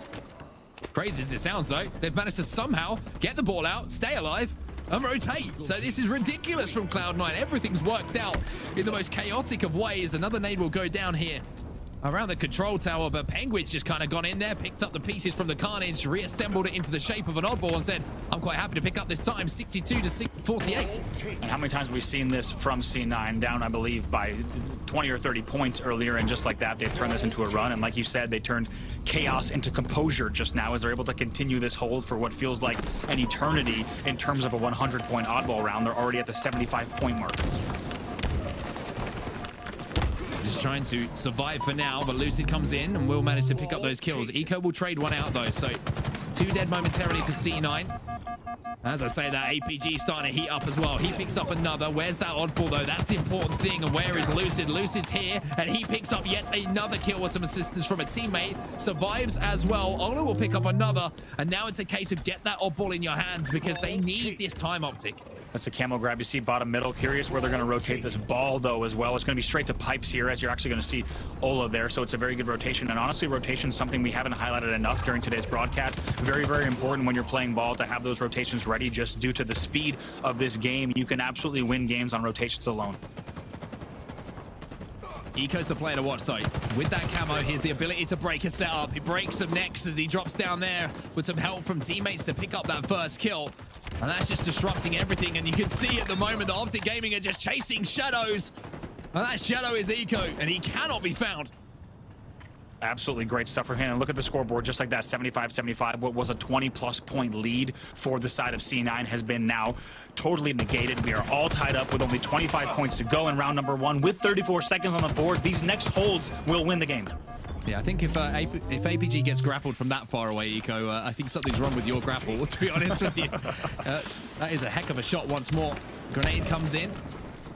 He's going to have to be very, very careful to stay alive here. But this power position, when we watched this gameplay from the point of view of OpTic Gaming yesterday, Eco was so devastating from this top yellow position. Look at this, going to grapple the ball up to him. Yes, grapples the ball to top yellow. It's a huge play with only 14 seconds left. Absolutely massive from Eco. Big brain pro gamer. That is what we're seeing right now as he moves towards his teammates spawning over at the turbine. All he needs to do is keep walking forward, or maybe it's going to be a grapple to the skies to help his teammates survive. Another player here on the pipes. A little shimmy, a little shake, a little shoulder shuffle coming in from Eco, but this is looking like if they pick up a kill or two more, this will be Cloud9's game. That's right. They're going to drop the ball there, just let the time tick down rather than try to go for the 100. Very smart there, and what a play there, and we've seen it so many times on set, and you're starting to see just how important that grapple is going to go ahead and win them that round. So impressive from Eco, just knowing, even after the game's been out just a few days, what you can do with the equipment, how you can have an impact on the game, and how you can win your team games. The grapple to pick up the oddball, excuse me, is going to be certainly one that will be in the highlight packages moving forward. I'm sure it will become a staple of Halo Infinite, but in the early game, Andy, seeing plays like that, people thinking outside of the box is so impressive to see. Yeah, player there bottom middle in a very uncomfortable death position. It did not look like a place that any of us would want to be, but right now, no points on the board just yet. So a pretty similar start here. Once again, both teams going to try to feel each other out. It does take time to get the setup on these maps, and that's why you're seeing these teams try to slay out just a little bit before they actually go for those holds. It certainly does, and respect being shown, like you mentioned, at the start of the game between both of these teams. And now it looks like a move might be being planned here by Cloud9. Stellar not being able to connect quite as he would have wanted on that player up in the attic. But you can see how they're focusing him, Andy. And now Penguin will move in on the flank through the pipes. And that is such a smart and coordinated play here by Cloud9. Absolutely beautiful play. You know you cannot cut across bottom middle unless you have pressure on yellow tower. They send a player pipes. They control yellow tower. At the same exact time, Stellar grabs the ball batteries, jumps up top yellow, and they're set up very nice here for the first hold of round 2. Stellar with the ball in hand. Penguin with kills to his name. As he'll pick up an easy kill bottom middle here. You can see the Penguin's kind of been tasked with holding a kind of a few different angles, trying to protect the pipes, trying to protect around his teammates and look bottom mid as well. And yes, you got to have your head on a swivel, but maybe a little bit too much responsibility, as Penguin will stay alive, but the ball is out of Cloud9's hands for now. But with a 24-point lead, they can just play Slayer for a few minutes here, Andy. They don't have to force anything. Absolutely, yeah. Nice little killing spree there for Penguin. Going to pick up another one on top bat as well. Add another one to his name and just try to stay alive at yellow for as long as he can. Might tries to grapple the ball just as the ball resets. So unlucky, does not get that off, and also going to challenge across top mid as well. Very good angles here, and that's why that top yellow position on set is so difficult. He's going to try to chain the ball all the way over, rotate here into Turbine. Is able to do so. Great play as the grapple towards the ball is completed. This time, Penguin will finally have the ball in his hands, and they are set up over at A here. You can see that Stellar is trying to push out the control tower as well. A nice trade on the other side of the map will mean that there will be staggered spawns for OpTic Gaming, and Cloud9 starting to feel in control here. Waller in the hands of Stellar. The Mangler is going to hit. Finally, as he lost the target for just a few seconds there, trying to help out a teammate, but you can see the score at the bottom, man. It's just starting to tick up as finally OpTic will get that ball out of their hands. It's a very good rotation that you just saw from C9. Once again, they're able to pull it from batteries as it reset all the way into Turbine, using the grapple to be able to get there and get those holds. Like you said, gives them a very comfortable lead here. Then they're also going to toss bottom middle, so they're going to have a little bit of a cushion here and looking pretty strong in this game number 3. Cloud9 down by 2 players on the map at the moment. Eco, oh my word, Eco, hello? How do you win that one? That is absolutely ridiculous from Kevin Smith. And he manages to do it, and now he has the shock rifle, Andy, and this thing can be absolutely destructive to a setup, especially if you're holding one as well. Being able to hit that one-shot headshot really does just give you that advantage you're looking for, but he's not even going to get to fire a bullet. No, yeah, Lucid's going to be the one who tries to do some damage with it across the map. He only gets to get a little bit of a burst off. He'll go down as well, and to be honest, we've seen, relatively speaking, very little shock rifle use today in terms of the matches we've seen on broadcast. I'm sure the thing has been a factor and a force in terms of off-screen matches, because we've seen online just how much damage it can do in scrims, whether you're talking about matches between any of these teams. So it's still, once again, though, in terms of the scoreboard, 40-0, the game will stay at this score mark, and still looking good for Cloud9. They're just going to continue playing this game. Yeah, I don't think they have to do too much. They don't have to force too much at the moment. Pistola trying to do what he can, working with a teammate Lucid, but again, just the cover fire that's coming out of C9 right now is ridiculous. And even though Ola managed to do a little bit of damage on the way down, it's Eco who comes out on top, and he's back to his home. This is officially called the Eco spot forever, and I'm not talking about being eco-friendly. He's being the complete opposite here to OpTic Gaming. He is being destructive. Yeah, definitely not eco. Yeah, eco-destructive is certainly the best way to put it on set. You put it well, as Camo's going to sneak here. Stellar still bottom elevator. He's going to be behind his opponents and going to let them know that he does have these angles on pipes, but still no ball time. And with a minute left, take a look. I mean, C9 is very happy to just continue slaying. Yeah, this would be the game. They've already got one round on the board, and as you say quite perfectly, they don't have to do anything. It's up to their opponents to make plays. APG is going to be one shot with that ball. Trippy actually picks up 2, but that 1 kill from Stellar, and the fact that he's got a Mangler in this close quarters as well, it's just going to make picking up that ball almost impossible here for OpTic Gaming. I mean, they are just waiting and baiting. That is exactly what they're doing on this ball. They don't need to pick up any time. Once they got that 40-second hold, it gets a trade as well. They're going to be very happy here in terms of how things have gone, and maybe try to rotate the ball out just a bit. Yes, indeed, it plays back down to batteries. They're going to be happy with that as well. So 35 seconds left, and every single second is going to have to be picked up by OpTic Gaming. APG manages to get a few seconds, however, it's just highlighting where that ball is, where that player is, and by the looks of things, Andy, this one is done and dusted. No way for OpTic Gaming to get back into this. Cloud9 are going to go up 2-1 in the series, and we are heading to our next map. Yeah, let's see if Ola can try to get a pull here. He will, of course, pause that timer. We'll see if he can hold the ball. It looks like he will try to get away here. They'll put a little bit of points on the board, and let's keep in mind if they're able to hold here and rack up some points, that clock will stay at 12 for as long as they're able to hold. It picks up another one, and going to try to make something happen here from the back of the base. Yeah, as you say, they're going to have to hold on to this objective. If they pull this off, it would be a miracle. It would be a miracle, but crazier things have happened, to be fair. As now Pistola will move in and pick up a couple of kills. 5 seconds left now. Pistola, as you can see, that timer is stopping. And all of a sudden, I'm giving the game away. I'm saying we're heading to the next game with a series in a certain way. Pistola reminds us all that Infinite is a different kind of Halo. Absolutely, you see that timer, excuse me, is going to halt as we do have a team scoring. So just like that, take a look what now. Is going and they're going to be on? ready here. Now it's going to be about to maybe get in if they can now tie the what game. Is going Might on? try to play the ball here, and he's going to toss it off. And now that's going to be the game. That's going to be the game. Oh my word! How have they done that? They turn it around. That is absolutely ridiculous from OpTic Gaming. Ridiculous from Ola. And we head to another round, and I just wonder, is that brilliance from OpTic, or is that a huge bit of laziness almost coming in from Cloud9, thinking they'd won that game? I'm not sure, but that's magic in my eyes. That was 40-9 on the last hold was the score. As we said, OpTic needed to hold and play perfectly. They let the clock down to 5 seconds. They did not drop in between that time, that 20-plus seconds of time, 30-plus, excuse me, seconds of time. They're able to pick up all that time, rotate the ball perfectly through control all the way to C, and Ola times the ball, play ball perfectly so that the clock would continue to tick down during the ball reset. Absolutely perfectly played, and once they had that control, no way for C9 to bounce back. An incredible round win, an incredible comeback, an incredible showcase of that new overtime mechanic in the oddball rounds as well.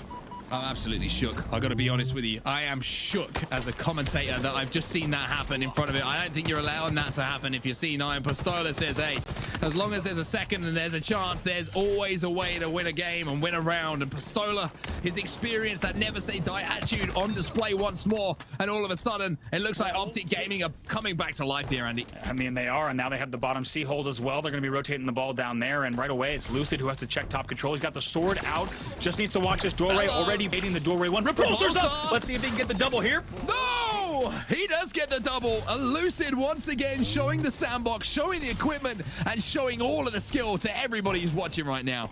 Absolutely beautifully played. It took them an extra second on the second kill, but not to worry because they're going to be very happy with the time. And look at this, already 50-2 in our round 3 of this oddball match. I said I was shook by the looks of things. I think C9 are as well, because this has just been Envy dominating. And once again, Lucid hit some crazy, crazy shots. But if I've learned anything, Andy, it's that this game ain't over till it's over. Penguin will pick up one. And maybe that's the opening here that Cloud9 need. Trippy manages to answer back, though. So 3v3 on the map. Trippy almost manages to get away with the ball, and actually does so as his teammate comes in to help him. But this is looking like a playable situation. Yes, it is. Trippy will throw that one off the map. They are more than happy with the lead they've managed to establish. Yeah, he's going to play that ball perfectly. It looks like Ola trying to make something happen bottom middle, but it's going to be a double kill for Stellar as well. But like you said, a 67-14 lead here. This has been an amazing game number 3, back and forth oddball. Another kill for Stellar bottom middle as well. He will pop the camo that did not get popped, but it will be burned in the end. 1 dead apiece.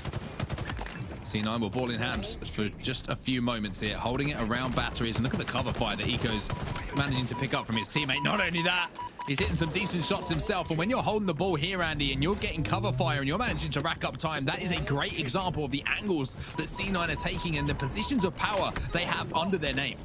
Absolutely. Finally, we'll go down in Turbine as well, and Trippy's going to be the one holding down top yellow. Knows that he needs a little more help on pipes and the Turbine angle, though, so he's going to try to fly around bat, see if he can find someone. Penguin is the kill that he finishes, and doing so well to get this damage across the map as well. He's going to wait for his opponent, wait for his teammates, excuse me, but then they're going to push Turbine here. Here comes the push then. Trippy trying to get some sort of angle on the ball. It'll be thrown out by Renegade or towards a teammate. He grapples forward. The grapple shot is followed up by the shots as he manages to take that player down. Lucid picks up another, but they've both been traded out. So a 2-for-2 split across the map at the moment. Ball down, but it's actually looks like it's still in the control of C9 as Penguins managed to steal it away. Showing perfect use of offensive and defensive grapples there. Grapples in to finish very confidently on the top elevator. Also grapples out to avoid the sightline there. Really nice use there. Using that to get exactly where he needs to do. You could check angles faster. You could be where you need to be faster for your teammates as they're trying to make something happen in control. But just like that, look at the score on the board.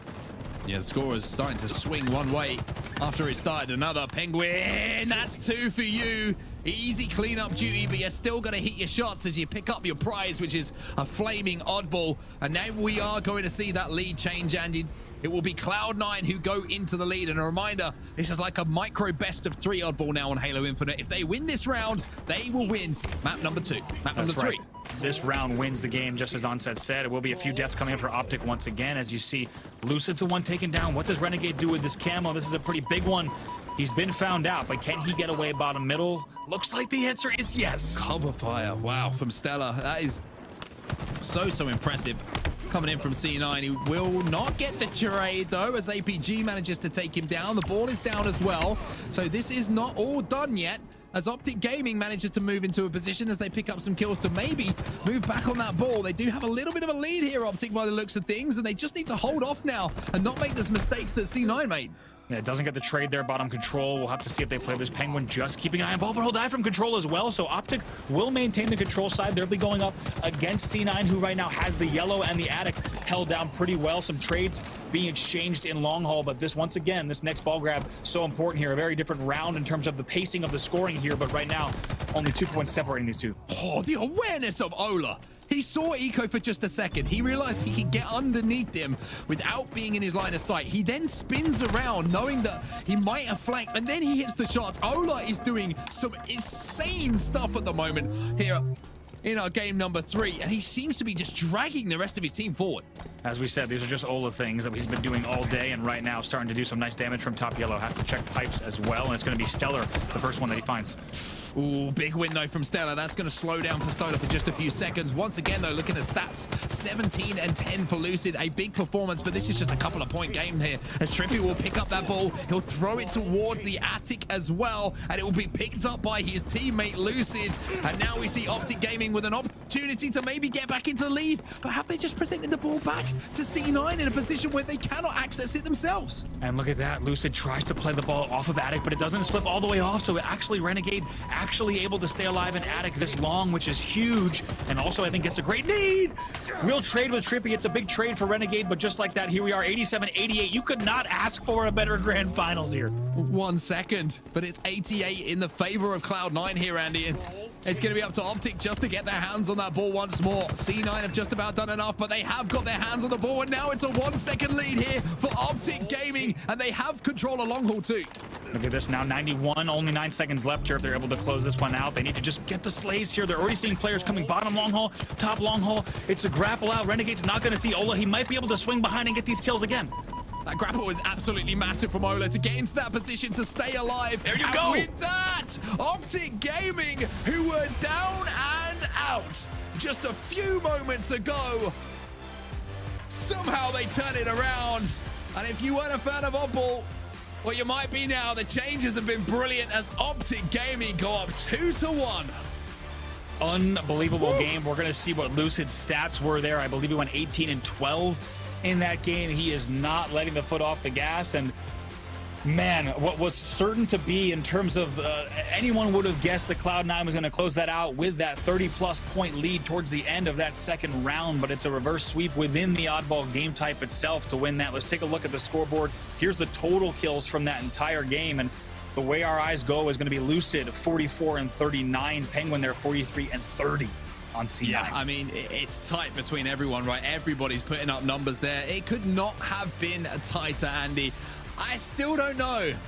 I need to watch that round 2 back. How that was allowed to happen from C9, I can't work it out. Like, the pieces don't go together. It's like getting a jigsaw that doesn't quite, you know, you got the piece. I don't know where I'm going with this.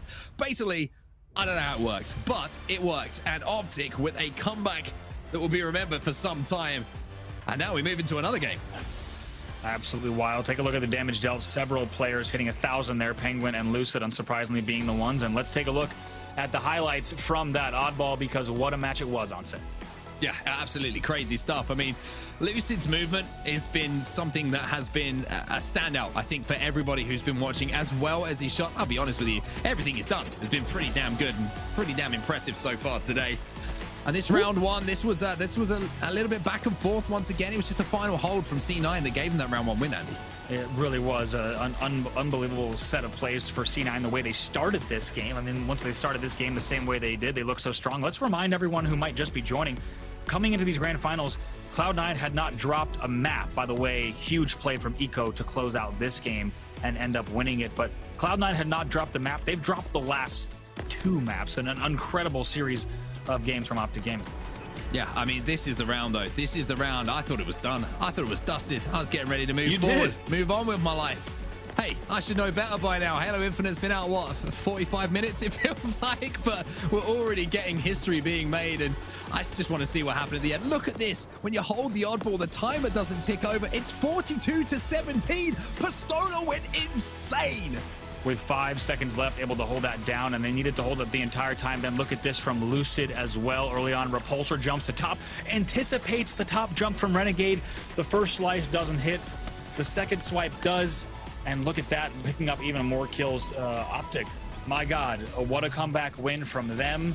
Already a pretty historic match, and they're looking to send this series a distance on set, but the job is not done just yet. No, I feel like this series is taken a lot out of me already, and we've only done 3 games. Like, it's the best of 5. This is ridiculous. But with that being said, Andy, OpTic Gaming, if they win this one, we get to do it all over again. We get another best of 5 coming your way, as we will see a grand finals reset. And I mean, what a performance that would be, right? It's just the first stage of anyone in this bracket was to take a game off of C9, to take a series off them. That's a big ask, and they're looking like they want to answer that. It absolutely is, and we have a very different series and a very different conversation on our hand if we had seen C9 close that out in the second round, just in terms of not just the score on the board in terms of games, but also momentum and the way everyone's feeling. And guess what, I'd say we're going right into game number 4 right away. Hell yeah, brother. That's what I want to see. I want to see us getting straight into gameplay as we head into game number 4 of our series, but it looks like we're not quite ready as yet. Apologies for the full start, everyone. Hey, the game's just come out. Don't worry about it. We're letting it out early, okay? Look, come on, give us a little bit of time here. But let's talk about Streets, Andy, because if we haven't seen it yet in the series, Strongholds, we know how it plays a little bit now. Teams are starting to formulate those strategies. Absolutely, and Stronghold Streets, we're going to just need to see the same speed out of OpTic that they used on the end, the second half of Oddball Recharge. What's interesting here is one of my keys to victory here for OpTic that I mentioned earlier is get under the skin of C9. I would safely say that if you're on the C9 squad, that is a very frustrating loss. I don't care how good your attitude and your mental is. That is a very, very frustrating loss in what they, I'm sure, thought was going to be a clean 2-0 win in ball on Recharge. So right now, OpTic needs to take advantage of that. Get into an early lead here. Make sure you're sliding in just a little bit faster. Keep C9 on the back foot. Block the sightlines you need to. Maybe be a little bit sneaky once again with team shots that might be unexpected. If they're able to do that early on in Stronghold Streets, I think they could take this game and the series.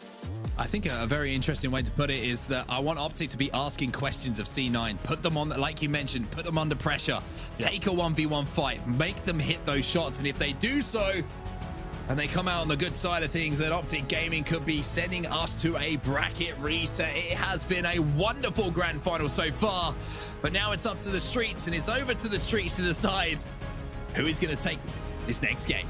It has been a wonderful final indeed. I'm just having a blast. A huge shout out once again to everyone joining us here. It's been an amazing week for Halo. Make sure you tweet out this stream, post about it, make sure everyone knows what's going down here with these amazing grand finals between these two teams. It's been an amazing evening for the Halo community across all regions when we look at every single Australia, New Zealand, LATAM, Europe, and now North America to round out an amazing first weekend. Here we go, game number 4 on Streets. The shot's going to be exchanged at the start here. Rocket launcher so vital to hold down. Even though there's only 2 in the chamber, we know that on a small map, it really can make the difference. Renegade and APG going to pick up kills for their respective sides. But off the bat here, it looks like it will actually be C9 who win these fights. Bulldog in the hands of one player, though. And that's going to be Ola, who picks up one. And I'm pretty sure that was actually the Rockets that went down momentarily. It was. Ola just gets shot out of the Bulldog a few frames prior to going down. Maybe to the Rockets, but doesn't get the Rockets. Is not able to sneak away with them. That's going to cause them a little bit of frustration. They're going to have to reset just a bit. We'll see. Ola goes for try number 2 and flies up to C. Maybe even gets lucky there with the timing and just happened to work out. Rockets the back of the base, but Penguin gets the better of him. Such a smart position from Penguin as well. Not playing at the back, playing a little off angle. You saw Pistola jumped in for the contest to see if he could make a play there and stop that stronghold falling away from them. He wasn't able to due to the positioning of Penguin. The rocket does not connect, and now it will be B and C in the hands of Cloud9, and don't be surprised to see them try and push for A2. Absolutely. They expect them to play a very fast-paced game here. They're already trying to think about A, as Trippy's going to make sure to stay up on that and get the kill on Tires. Very important kill there. And one thing we're going to keep an eye out is definitely the amount of trip caps that these teams do and don't go for, because this game playing a little bit different than Halo 5 in terms of the speed that you want to be able to trip cap and whether or not you go for it. Renegade with the Stalker rifle in his hand, and if you haven't used this weapon yet, trust me, you need to. It is devastating, as you can see there. A couple of shots going in from Renegade to clear that player out of B. His teammates are going to move over, and I kind of like this. Renegade with the Stalker rifle has the opportunity to hold down one of these alleys and could cause a huge amount of damage all on his own. Right, just doing some nice damage. They're able to keep his shields, at least a quarter of them here as he's continuing to watch Neon. I do like the Neon flank as well, and I'm going to be able to pick... No, actually, doesn't pick up one kill because Lucid and Ola helping each other out there on the Neon street. So now we go back over to the side of APG. Right now, just to check it on the scoreboard, you've got 63-17 in favor of C9 off of the rip. C9 done a really good job of holding B as well and kind of rotating between A and C as the stronghold that they want to hold alongside B. B gives you that kind of vantage point, right, where you can kind of rotate between the two. A very it's a strong priority for teams to hold that down. A gives you the ability to shoot from height, but in this sort of small nature of the stronghold, is actually quite difficult to get back unless you push out B. So it looks like OpTic Gaming at the moment are just trying to prioritize where they want to go, and it looks like they're a little bit unsure as Eco wins another 1v1 against APG. Yeah, they're going to be very happy about that. And like you said, it's a big question of when you do have the pressure on and when you're unsure if the enemy team is split spawning. You have to know exactly which strongholds you want to go for and which you can play the advantage, because it is very difficult to maintain anything like a trip cap for very long. So knowing what your next priority is and which two you're holding at all times is going to be so important for these teams. Renegade manages to clear this player out of the red room. The shots are going to come in, and Renegade once again prioritizing his Stalker rifle. He will not get the shot initially. He's made to work extremely hard for this kill, but finally puts the Stalker rifle away and decides maybe the BR is best for this particular situation. But this is the kind of situation where it can be so devastating. Just a couple of shots is going to pop the shields. Another one to the head will end the battle. And now C9 look like they're starting to run away with things just a little bit here, but finally a momentary piece of control for OpTic, but that's going to be turned around as the battle goes down for 8. Yeah, absolute chaos there for the side of OpTic, and C9's going to be very happy with how all that went down, because it lets them get 111 point... not lead, excuse me, but 111 points on the board to just 27, and more kills coming in for Stellar as he's on the prowl at Arcade, going to check Red Room and also be ready for the C angles. This is what I'm talking about. This game and this level specifically, so many little nooks and crannies and spots that you can watch. Stellar's just going to sit this and watch B Street and make sure that no one pushes out. Everyone else is going to be able to watch bottom mid and Neons, and we'll have to see how long he holds this, because Trippy's on these stairs right now. That nade's going to give some information, though. Or it might give some information, although we don't have the nade markers on anymore, thank goodness. But Stellar now relocating as the thrust comes in. He's not going to get the thrust, but he's going to get the beat down as well. So a really big trade on a player who you could argue had a movement advantage on him. APG now moving up into the A nest, the A stronghold, over by Tower to try and lock that one down as his teammates are moving towards B a little bit themselves, but you can just look at the bottom at the moment. It's just a little bit of carnage, a little bit of confusion on the sides of OpTic about what they actually want to push here, Andy. Yeah, absolutely. Right now, controlling for just a bit. We'll see if they can try to get a, looks like no C reset for them. They do have points ticking up pretty healthily. They're going to be happy with how that one went down. In the end, off screen, we didn't track exactly what happened with Rockets. We'll keep an eye in case there might be still one in the chamber or something like that. Trippy trying to thrust and stay alive here in the red room. It's not going to be very easy for him as that is getting converted and might even win this battle somehow. I don't even know. No Finally way. goes down. Eco will clean that up, unsurprisingly, and he'll go back into B as well. But a little bit of chaos there and a little bit of control for a moment for OpTic, but just like that, once again, it's C9 scoring.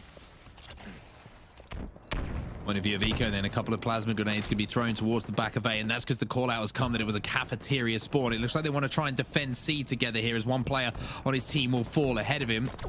Stella goes back into the respawn screen for now, and you can see that he's just trying to be the anchor here between the two strongholds. If they can pick up kills on either, if there's any engagements, then Nico's in a position to rotate across and just finish off the damage. There's a perfect example of it. Great positioning. A reset comes in from Eco as well. That's really, really smart play coming out of Eco. Eco doing so well. Look at the times of thrust to get into red as well. Just playing this textbook, doing so well. He's going to clean up Trippy on the pillars. 3 coming in, though. He's taking out the first one. He's going to need help with the next 2, but not to worry because help is more than on the way as they all push caution and back PD together. Perfect team shotting, perfect movement together on set. Yeah, that's just beautiful to watch, to be honest with you. The way that Eco's moved initially, it was a wonderful example of, you know, prioritizing what you need to prioritize, picking up the kills, then rotating, staying alive for long enough for your teammates to come and join you, and then re-engaging. It was wonderful to watch, to be honest, from C9. There's not too much you can do about that kind of teamwork if you're on OpTic Gaming.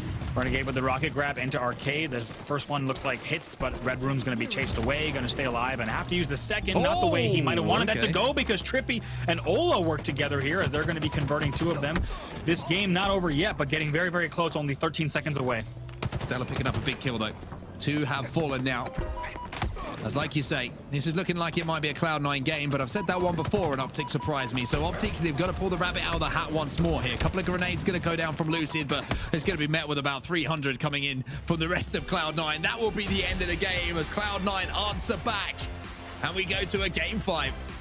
And would we want to have it any other way on set? 250-64 is the final there, and that is a blowout, the biggest blowout we've seen. Really, you could say the only blowout of this series, as C9 makes that game look so different than the rest of the series that we've had so far. But there's no other way we'd want this to go on set. In our grand finals, we're going to a game number 5. As a reminder, if OpTic win, we go to a second best of 5. If Cloud9 wins this, they will win the very first Halo Infinite HCS event. On the other side of things, if OpTic win it, we do it all over again. We reset the bracket. We go for a fresh best of 5. Here's some of the stats from that last game. And I tell you what, Renegade is some player. 17-7, I think it was there. It was, if yeah. I caught that one right. A +10 for him. And to be honest with you, it seemed like it was done in almost no time. 250-64 to put up those kind of stats, and he's pretty nuts. Eco also the only player to have 5 captures as well in the game, making sure to be all around the map in a big way that he needed to. So just all in all, and a fantastic work from C9. And to be honest, that's the C9 that we saw all tournament long on set. So anyone who's just joining the grand finals, you might think, wow, that's a great game from C9. That's what we're used to seeing from them. However, OpTic has also put up a great fight, but we'll take a look at some highlights from that game as well. Let's jump into those then and just remind ourselves of the story that brings us to that game 5 that we're about to see. Streets, Strongholds. It was just kind of the story of it for me was a little bit like we've seen when we've seen the good games of Oddball. I know that sounds like a strange thing to say from C9, right? Just constant kind of rotations around an anchor point. B was the anchor point for C9, and then they would work C, they would work A as it was applicable, but away from those respawns. Absolutely. Look at Lucid winning that battle. That's a battle he had absolutely no business winning. But look at this play from Eco. Right away, you just saw them cap from B. He flies to front C, and he gets the angles that the side of OpTic was not ready for. That is the name of the game in Strongholds. It also comes into play in Ball. You need to be able to fly to those angles just like that front C to catch your opponent's off guard. You have to play this game so fast, and it's that speed that lets them win a game with a score of 250-64. But on set, only 1 game left in the series. 1 game left in the series, but will it be the last game of the day? That's the bigger question here.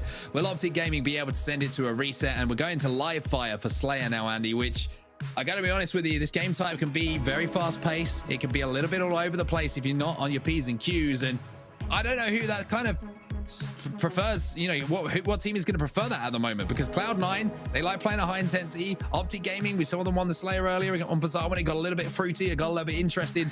I don't know how this is going to go. But part of me wants OpTic to win so we get more Halo. I'm just gonna say, okay? I'm with you just because I want more Halo Infinite tonight. I do not want this broadcast to be over. I cannot wait a week till the next tournament. I want to see more Halo as well. I'm with you. This game type could play pretty, to be honest, just pretty funky, like you said, in terms of the way that it plays and pacing. One thing that's going to be amazing is we're going to have power-ups in play.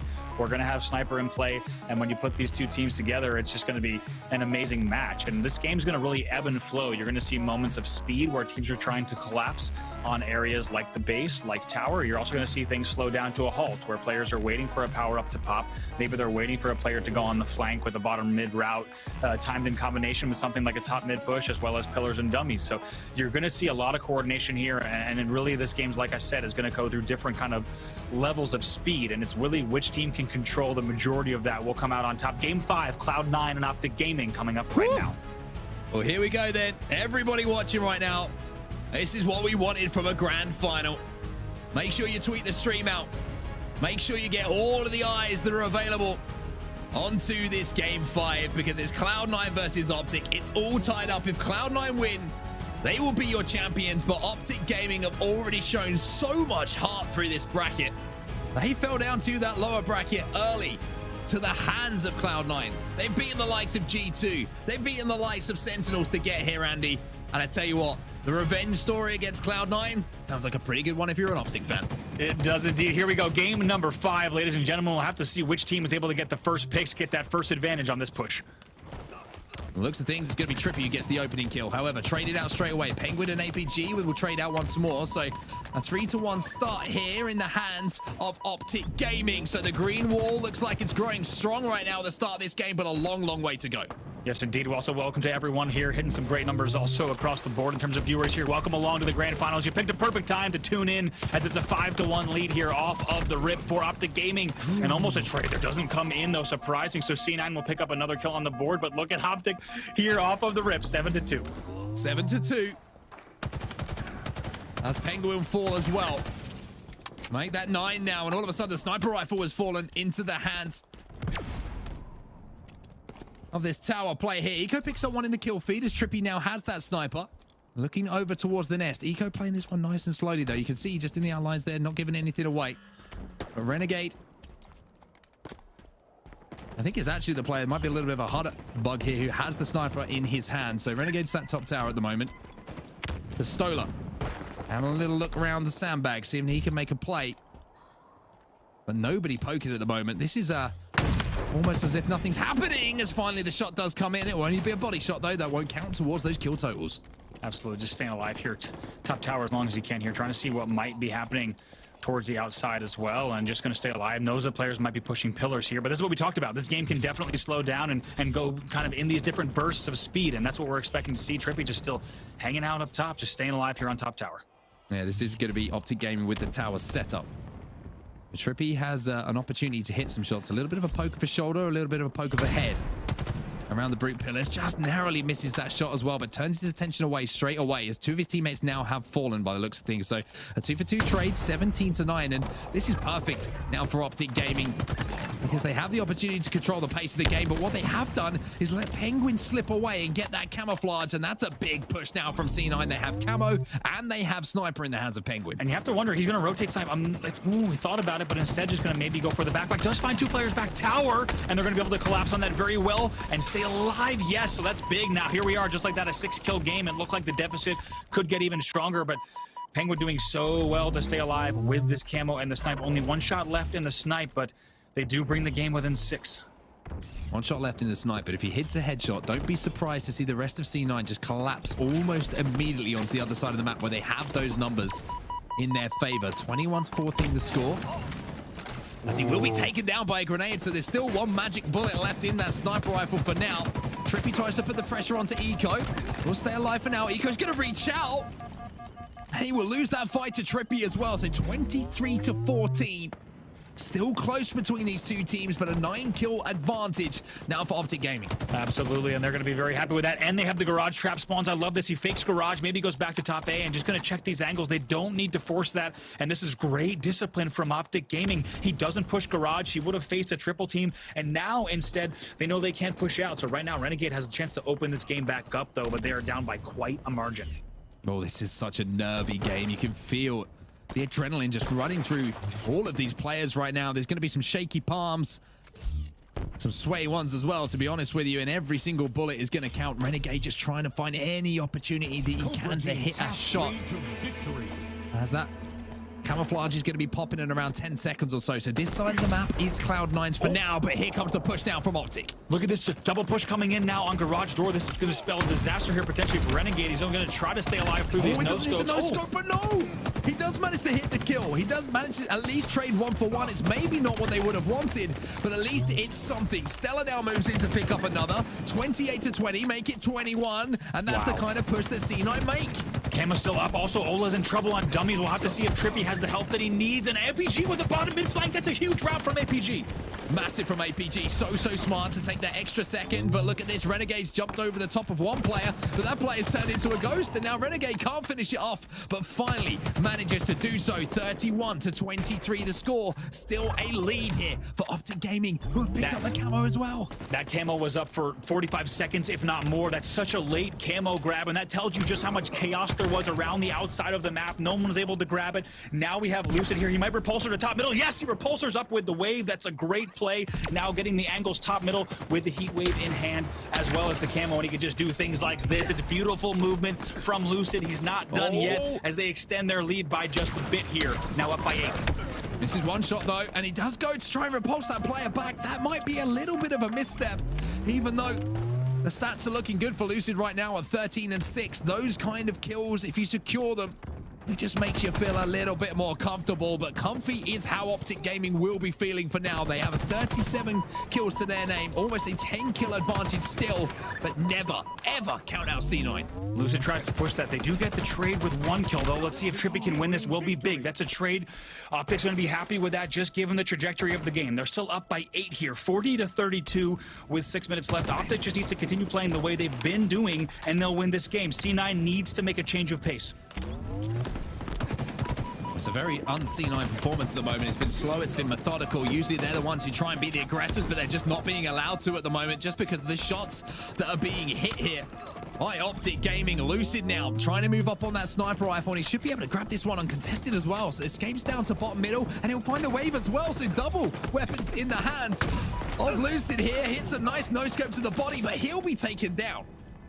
Looks like Penguin might go down as well there on the side, so we'll have to see. Actually, he stays alive with that snipe, so we're going to keep a very close eye on that C tower region now. 42-36. This game very far from over. Cloud9 looking to have the comeback upset. Now 37-42. If they close this game out, hits the no-scope. Yes, indeed. Penguin's not done. Takes down Trippy in the back of the tower, just like that. 3-kill game. Had to hit that shot, had to clean up that kill, and had to keep that sniper in their hands, and he did all 3 of those. Tick, tick, tick for Penguin. And now he has the opportunity to hit some more shots. This has all of a sudden got extremely close and even more nervy for both Cloud9 and OpTic Gaming fans. The real winners here, Halo Infinite fans. This is the kind of thing you can expect from Halo Esports. This has been amazing here, 42-40 now. It was an 8-kill lead for OpTic, now just a 2-kill lead. And here comes the push starting to go front A, front sandbags. OpTic is going to need to have the most coordinated push on this tower player if they want to take back setup. Penguin's just baiting himself at the moment. Teammates are kind of moving around, trying to see if they can get any kind of flank. Looks like the power-up has disappeared as well. Renegade working with a teammate bottom middle here. Eco's trying to push across and see if he can get some angles. It looks like OpTic Gaming a little bit turtled up in the base at the moment. One player will be picked up, though, by OpTic. That's absolutely massive, and look at the score. All of a sudden, it's tied up, 44-44. The body shot. Will he be able to clean up APG here, Penguin? It doesn't look like he will.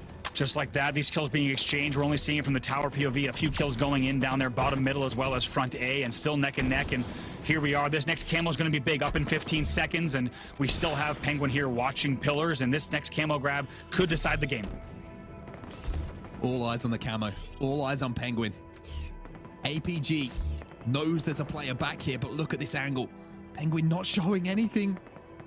APG trying to do the same, and I just wonder if this is a bait here. If C9 are going to try and make a push around the back of this, because they can bait them in. A body shot going to be hit. Here comes a big push. Penguin take it down. OpTic Gaming showing huge cojones to force their way forward, and now they find themselves in a battle, 47 to 46. Oh, this couldn't be closer, Andy. Absolutely not. Take a look at that, as it's just going to be a few kill difference here. I think that's a 48. It's very small on our screen, but it's only a 1-kill game here either way, as they're going to try to get the kills. And still, once again, 48, no camo 48 has been picked up. Yes, indeed, 48-48. Now only 2 kills to go here. This camo is going to decide it. Well, one player's trapped here, though, and OpTic are going to push onto him. They're going to get the kill. No! Oh, my word! How did they get that kill? It's 49-49. Oh, and Trippy will win it! Trippy will win it for OpTic Gaming. I don't know what to say. Got to be kidding me there. Unbelievable set of plays. Renegade wins a kill he should not have won on the back of the power-up. Ladies and gentlemen, OpTic wins our first best of 5 in a 50-49. They reset the bracket. We are going the distance tonight, and I could not be happier. I cannot wait to see highlights. We're going to have to see if replay can get what exactly went down in the final moments there, but it's 50-49. I don't know how C9 did not get the kill on the pillars either, but let's take a look at some of the stats. I don't know what to say. What a series. What a series this has been. I thought that OpTic had thrown it away. I really did. Renegade got that kill, and then somehow Trippy gets the 50th. And I tell you what, Trippy, of those 11 kills, I'm sure he's going to remember that one for some time to come. But Lucid again has been one of the standouts for OpTic. Let's take a look at the highlights, Andy. I mean, this game's going to speak for itself. If you were to script a grand final for me in the first Halo Infinite Open for North America, I wouldn't have even told you to write something like this, because it would have been a little bit too crazy and a little bit too far-fetched. But instead, we have had an incredible grand final. Going to a Game 5 50-49, absolutely unbelievable. Let's take a look at exactly how this went down. I mean, I just want to see these final moments. It was just the craziest end we've seen. Penguin. I mean, let's take ourselves back just a few seconds before that final play, Andy. OpTic Gaming decide we need to kill Penguin. We need to flush Penguin out because we're getting flanked on the other side of the map. They all commit to it. And how many times do we say in esports, in Halo, you have to commit to a decision, a call, and OpTic did exactly that. There's Renegade. Renegade finally gets naded out, and was the pillars win there from Trippy. C9 wise to make that pusher. Let's take a look at Trippy's POV. Here's the 47-48. Thank you so much to our team here on replay for getting all of these final moments. Look at this. Takes a little bit of nade damage, has to back all the way up, and they're going to bait and switch on the pillars for a second. And here's where Renegade gets this kill. He had no business getting this kill. I have no idea how he gets this kill. This looked like it was guaranteed. Ola comes around the corner. Somehow or other, he must have had a mangler to take down Ola. And then it all falls on the shoulders. 49-49, 2 shots, beat down. Eco sit down as OpTic reset the bracket. Are you kidding me? This has been, Clutch can't believe it. This has been one of the best grand finals I've seen. We go again. And it's the first one of Halo Infinite. It's amazing.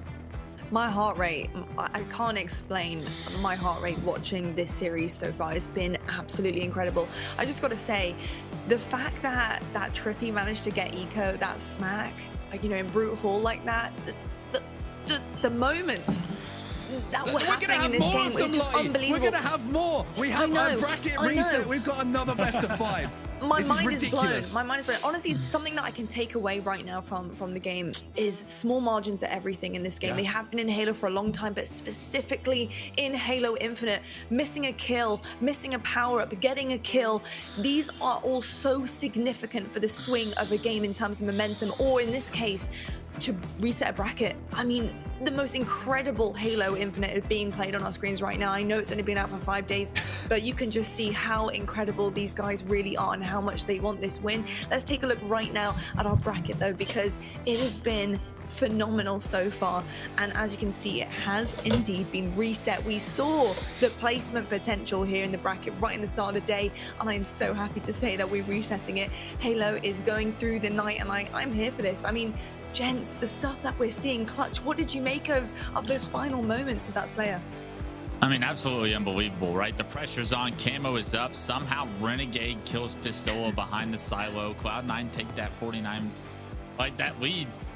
and you think that somehow Cloud9's going to close it out, and for some reason Eco kind of overextends, jumps in Trippy's face. They both, like, Eco has Repulsor, and you almost think that that's what's about to happen, but no, Trippy kills him immediately. The reaction time was there. I mean, that was the most incredible series, I want to say, that I've seen in a long time. And I know it's been a long time since we had some competitive Halo being showcased like this, but I mean, for the viewers at home, we got a show, we got a bracket reset, we got OpTic Gaming back in Halo, and it is, well, I mean, that was unbelievable. It really is unbelievable. We're feeling good over here. We're going to head to a break right now, but we have a bracket reset, people. That is right. When we come back, we have your grand final once again. Woo! We got OpTic versus Cloud9. Let's see who's going to close this one out.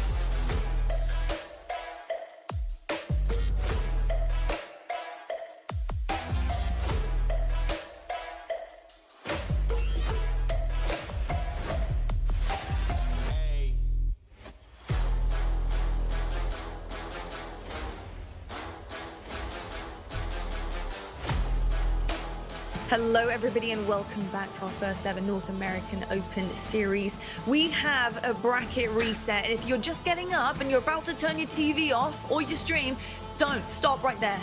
It is not over right now. OpTic have pulled things back against Cloud9. They have reset the bracket, and we have yet another best of 5 grand finals coming up for you guys. The night is not over. And boys, I'm gonna throw it back over to you. I want to get straight into this series. Let's go, OpTic versus Cloud9. Well, what have you got for us, Halo Infinite? Because if this is the way we're starting things, I mean, I've already lost my hair, Andy. I don't know what else is going to fall off by the end of this series, because it has been absolutely ridiculous. But the story so far is where we are. Bracket reset, grand final. This will be the final best of 5 of the evening. There is going to be some changes to the maps, of course. We're going to be playing some fresh maps so that we get to see some more game types. But we've had 50-49s. We've had insane 5-second ball hold for the entirety to overtake scores in oddball. what else are we going to see now? Because this has just been mental. It's been mental. An incredible grand final. I want to shout out to everyone here who's been watching with us all evening long. An absolutely amazing start to the Halo Infinite 2021-2022 season. Up next is going to be Stronghold's Recharge, then Slayer on Streets, CTF Aquarius, which was our game 1 in the last series. Oddball on Live Fire we haven't seen, and then Slayer Bazaar will be the game 5 if we need it. But just like you said, Onset, we have had a hell of a grand final so far between these teams, and C9, a team that was yet to drop a game heading into this grand final. In that last series, they dropped 3. They lose the series. Here we go. 1 final grand finals. The team that wins this series will win the tournament. Well, deep breath, everybody, because here we go again. If you're on the edge of the seats, well, it's time to maybe sit back just a few inches to make sure you're safe for another 5 games of Halo Infinite, because it has been a wonderful evening of action so far. We're heading over to Recharge, Andy. We've seen some of the weapons, we've seen some of the setups, but this time we've got a little bit of a different game type. That's right, indeed. Seeing some people in chat asking, what does the bracket reset mean? And we'll get into that in just a minute. But after we watch the opening of this and the first few kills will be going in for OpTic, as they're able to pick up that kill on Penguin and Control. Going to be very happy with that. Maybe get some early control here as they pick up a second kill as well, to let everyone at home know why that bracket reset. You had Cloud9 coming in from the winner's bracket and OpTic Gaming coming in from the loser's bracket. Another nice kill, by the way, coming in there for Trippy. He's not done just yet. So because Cloud9 had not lost a series just yet, they had to technically be sent to the loser's bracket. That's exactly what OpTic Gaming did, and now we have an even footing. Best of 5. The team that wins this will win the tournament. As simple as that. Whoever wins this series will win the tournament. But it's going to be an interesting one for sure. So looking at the strongholds early on here, it's going to be Cloud9 who have a pretty good start to things.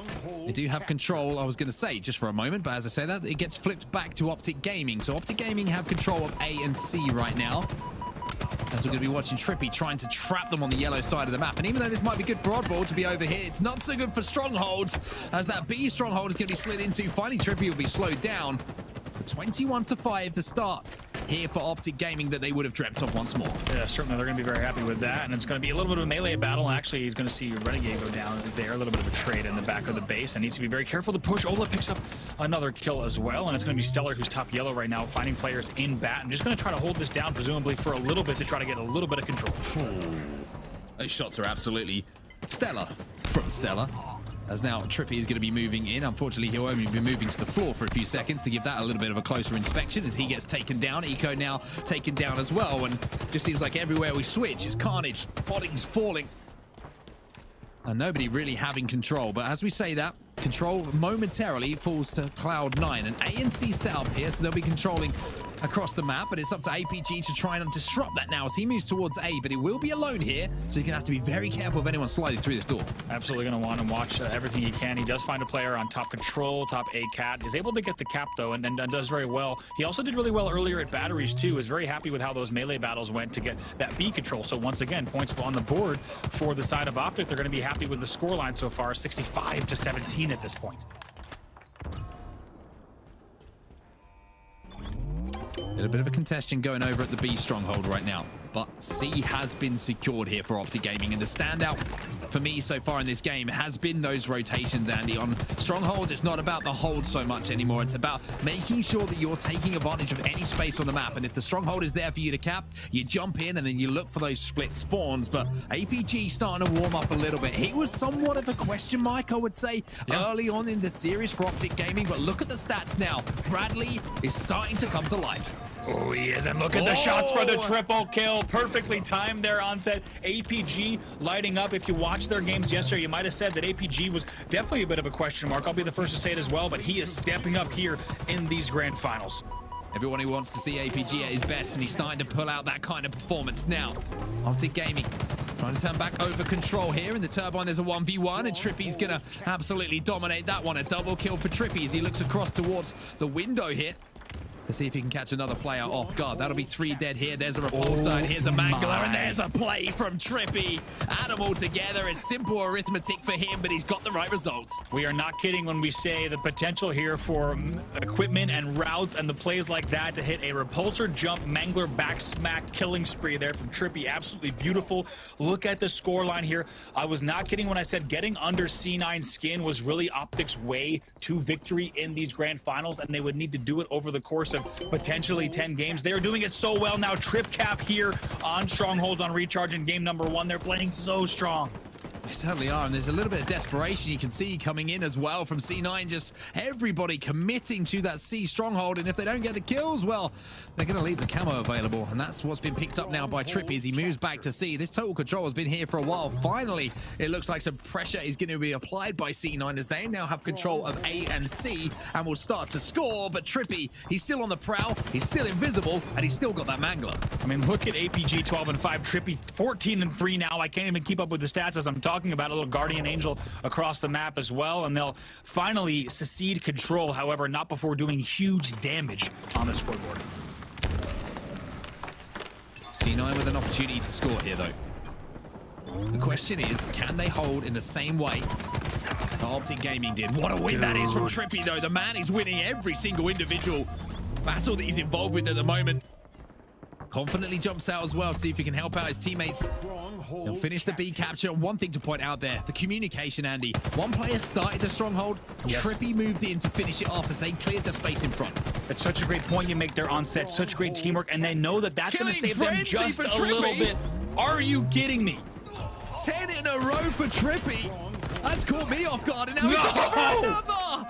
This man is on fire at the moment. He is using absolutely every piece of what Halo Infinite is giving him to put on a show. Trippy has been unleashed. Earlier it was Lucid, now it's Trippy here with 14 on the board. APG not far behind, to be honest, with 14 kills, and they are now up 197-54. This is a very different OpTic than we saw earlier, certainly than we also saw yesterday. They're looking so strong across the board here in the game number 1 of our bracket reset.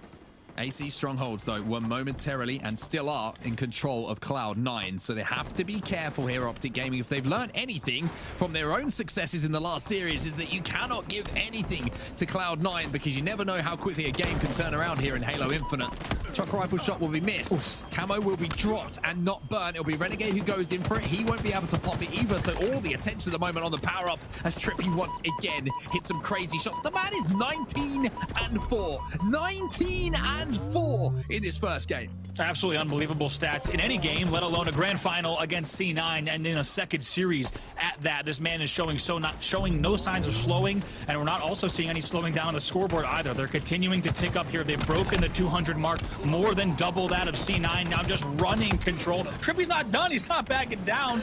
Tries to go in, Eco wins that battle, but Ola's gonna try to push in as well, and maybe a little bit of an overextension from the OpTic side for just a moment. Having said that, though, they managed to get control for just a few seconds here, Cloud9. I need to finish off capping that stronghold, and maybe that a little half a second could actually cost them here because the push is coming in from OpTic Gaming, and there won't be a challenge coming in because Trippy manages to get that flank and manages to pick up that kill as APG stays alive. Little missteps like that can be a little difference maker, and maybe that was the case there for C9. Nice little crouch strafe there from APG. He also gets the help he needed, but also, like you said, huge play to stay alive. Picks up a kill on batteries. Looks like he's not done yet. Picks up another one. Bottom on control. Can't even finish the next one because the players are dropping like flies. Just like that, less than 20 points away from closing out this game so fast on set. Be challenged in the B stronghold, but there's a player crouching behind the pillar who will help him out and keep him alive. Trippy, he's going to have another 1v1. He's down in shots, and he almost managed to put the player down as well, but he will finally fall. A crazy game coming in at the moment from Trippy. Like we mentioned, Penguin will be taken down in the feed. So Cloud9 down players desperate for this B stronghold as well. They will have control of B and C, but this is kind of a transitional setup here, Andy. They want control of A. They do, and right now they need to make sure that they're on top of it. This game, 3 points away, essentially the first sign of holding with no contention will end this game. So right now they have zero room for error. It's a Hail Mary to try to even win this game, but right now they're holding on. It's a matter of time before we see the next OpTic push. Holding on for now, but like I mentioned, I'm not going to get ahead of myself, and I don't think anyone at home should either, because you never know what can happen in Halo Infinite. The comebacks are very, very likely, and they are very, very real, and those shots from Eco alongside the strafe are going to put Trippy down, and maybe, just maybe, something crazy might happen here for C9. However, there's someone in that B stronghold. They need to get them out immediately. They don't, and that could be the game. They get A. They get A. They get aid right there at the perfect timing to make sure that no points do tick up on the board. They're losing C, but also converting B. So you're going to see just back and forth tug-of-war exchange. Huge reset there. They had to win that fight. He loses that fight, then that could be game over. Eco winning the 1v1, timing the push perfectly. However, he does get hit by the nade, and now you're going to see OpTic Gaming jumping into that B stronghold, but Stella's there. They will get it. However, the points will finally tick up, and OpTic Gaming go up 1-0 in our grand finals bracket reset. And you have to wonder, maybe just a little bit too little. My veins, Andy. This is nuts. Yeah, just maybe too little too late from the side of C9 because they started to wake up. To be honest, if they hadn't had that last stretch of points, we would have actually seen OpTic win something like 250 to maybe 100 would have been the final score. So C9 starting to wake up there at the end of the game, but they didn't give themselves any cushion to actually do so. So they'll drop game number 1. They'll drop what is now their 4th game out of the past 6, and we go to Slayer on Streets.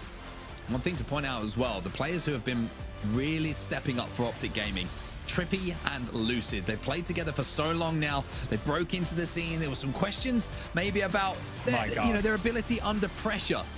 Questions are starting to be answered right now as we can see the stats coming in. Trippy 26 and 10, Andy. 26 and 10. Well, what do we even say about those numbers? They tell the whole story. Let's take a look at some more of the scoreboard because the numbers are bound to just get crazier. As we take a look at everything, we'll take a look at the damage as well, just to see exactly how everything went down in that game. But I mean, my God, what a performance from the side of OpTic. They're going to be so pleased with them. And I got to say, as we take a look at the highlights here on set, OpTic Gaming looks not only so strong, but it feels like C9 just is like you said, they're playing a little bit rushy. They're getting frustrated. They're pushing plays that they normally wouldn't, and OpTic is getting the better of them.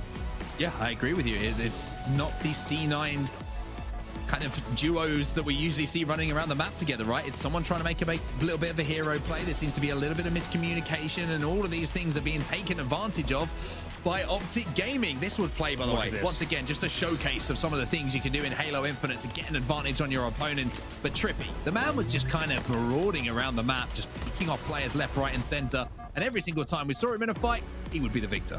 Absolutely incredible stuff from their side. It just felt like also the team shot and the angles that they were able to play. Look at are you kidding me with the grapple mangler melee after the killing frenzy? Just these are insane plays that we're seeing out of them. There's a reason that guy went 26 and 10. He's fearless and he's putting on a show in this game. It's very, very true. It's very, very true. Trippy really doing some crazy stuff in the game, and it's not just, as you say, it wasn't the repulsor, it was a grapple, it was always the mangler though. It was always the combination of the two, which was the most impressive thing. The mangler getting a lot of love from Trippy, but I mean, OpTic up by 1. You mentioned it. I think C9 are shook. I think they're a little bit shaken. They're not like a Martini. They're just not feeling too good at the moment. It's going to be important for them to answer back right now, Andy. Yeah, they need to answer back, and my God, are they ever capable of it? Like we said, not dropping a game all the way to the grand finals, and then looking strong in the games that they won in the in our first grand final. But now it just feels like OpTic's gotten under their skin, and I don't think we're seeing C9 play anywhere near their potential. I don't think they're playing in terms of their composure either. We're not yet seeing that, but we're going and jumping into the game right away. Here we go. Game number 2, Slayer on Streets.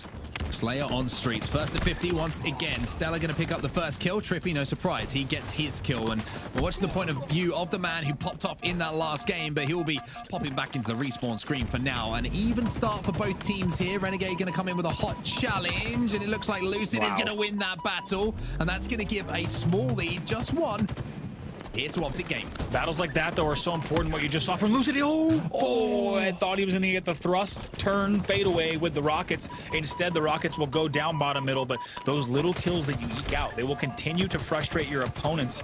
And look at this, a nice set of kills, though, coming in for C9 right away as they go up and they take the lead for just a moment here in the game. However, those are traded out 7-7. 7-7, lucky for neither team at the moment, as the Bulldog will have an effect on this game. It's in the hands of Renegade as his teammates will spawn up. But look at this, he's managed to spot out Spawner around the PD statue, and now he's going to back up to his teammates. So smart recognition of the map situation coming in from Renegade here. Certainly. Let's take a look at the spawners. He probably thought someone might be spawning back elbow as well. Looks like they actually all spawned B arcade. So he's going to have a moment. He doesn't know that, so he's being very careful around cafeteria. Also going to know he has to check A. Going to try to win this battle at A. If they get that, that's going to give them some good angles, but he doesn't know. He thinks there might be a player back A. He just hasn't found him yet. There he is. Oh, and he's going to get caught out, but can he survive? The nade will come in. Renegade does have the Bulldog as well, and I'm not sure if Trippy will be aware of this. He's trying to find Renegade, and there's the rest of C9, and now Trippy says, peace out, boys, I'm out. Look at that, just trying to play ring around the rosy. In the end, though, it'll be all Renegade. Look at Renegade playing that so well. Somehow, Dipsy doodles around caution, goes back to B stairs, flies back out for the double back, and just like that, through that exchange, it's 14-7, C9 answering back. Doubling up on the score of OpTic Gaming then. And I don't know how Renegade got away with that, but he did. And that's all that you'll care about if you're a C9 fan. Manages to pick up one APG. We'll trade it out almost immediately. So the Bulldog is down, the Rockets are up, and it's going to be Penguin who picks them up here for C9. That's a killing spree for Renegade as well. He leads the game in kills by quite a margin, more than double that of anyone else on the side of OpTic Gaming. Going to be very happy with that. Picks up one on B stairs. Also got a little beam in hand in case he needs to use it, but just like that, 18-11. OpTic keeping this close. However, a nice little lead here early on for C9. Trippy moving towards these B stairs here.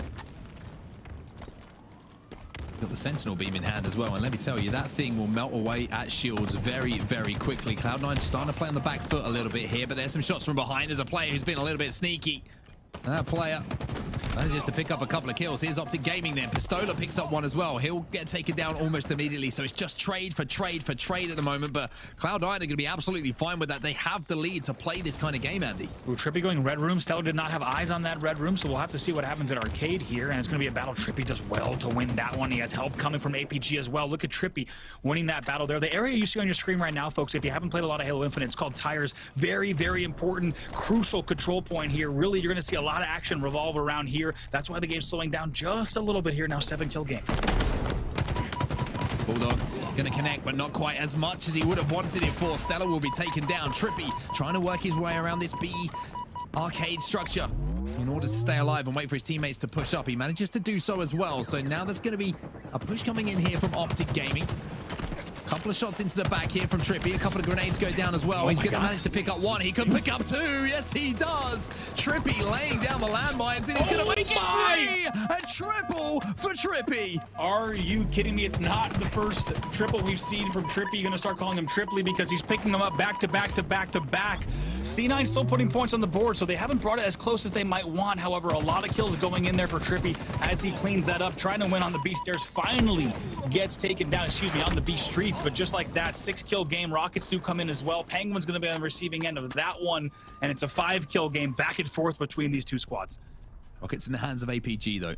This is a chance here for OpTic to make a comeback. However, that grenade is going to do a little bit of damage. It's going to flush him out of tires, and if I know C9, they're going to look to capitalize on that as well. Only one rocket in the chamber, though, and it's not going to connect. So APG cannot be the game changer that maybe he needed to be in that situation, but maybe he can take that opportunity now, pushing up with his teammates. One player's going to chase him, but APG says, don't chase me, boy. I'll put you back into respawn. Just like that, 25-28. It's a 3-kill game. It was just an 8-kill game in favor of C9, and this is exactly what we've seen OpTic do. I was going to say that they needed to do it, but they've done it so fast. They need to just keep winning these small bait and switches. They need to play the long game, and they're just continually exhausting the resources and really the patience of C9, if we're honest, because just like that, it's now a 1-kill game, now 2 kills, 29-27 in favor of C9. Stalker rifle in the hands of Trippy here. Couple of shots onto Eco. One headshot here, he'll get the kill, and yes, he manages to convert the damage into the most effective stat that they're looking for right now, and that is kills. 30-30, Andy. It's almost like we couldn't have it any other way at the moment. What a comeback. This was just an 8-kill advantage for C9. They've let it just fall apart due to the fact that we have such great team shotting, teamwork, and once again, patience from the OpTic side, ready to play this game for the long haul, just continuing to hold down Arcade. That's the area I'm talking about, though. Keep looking at tires, keep looking at pillars. It's such a crucial control point, almost regardless of game type on this map.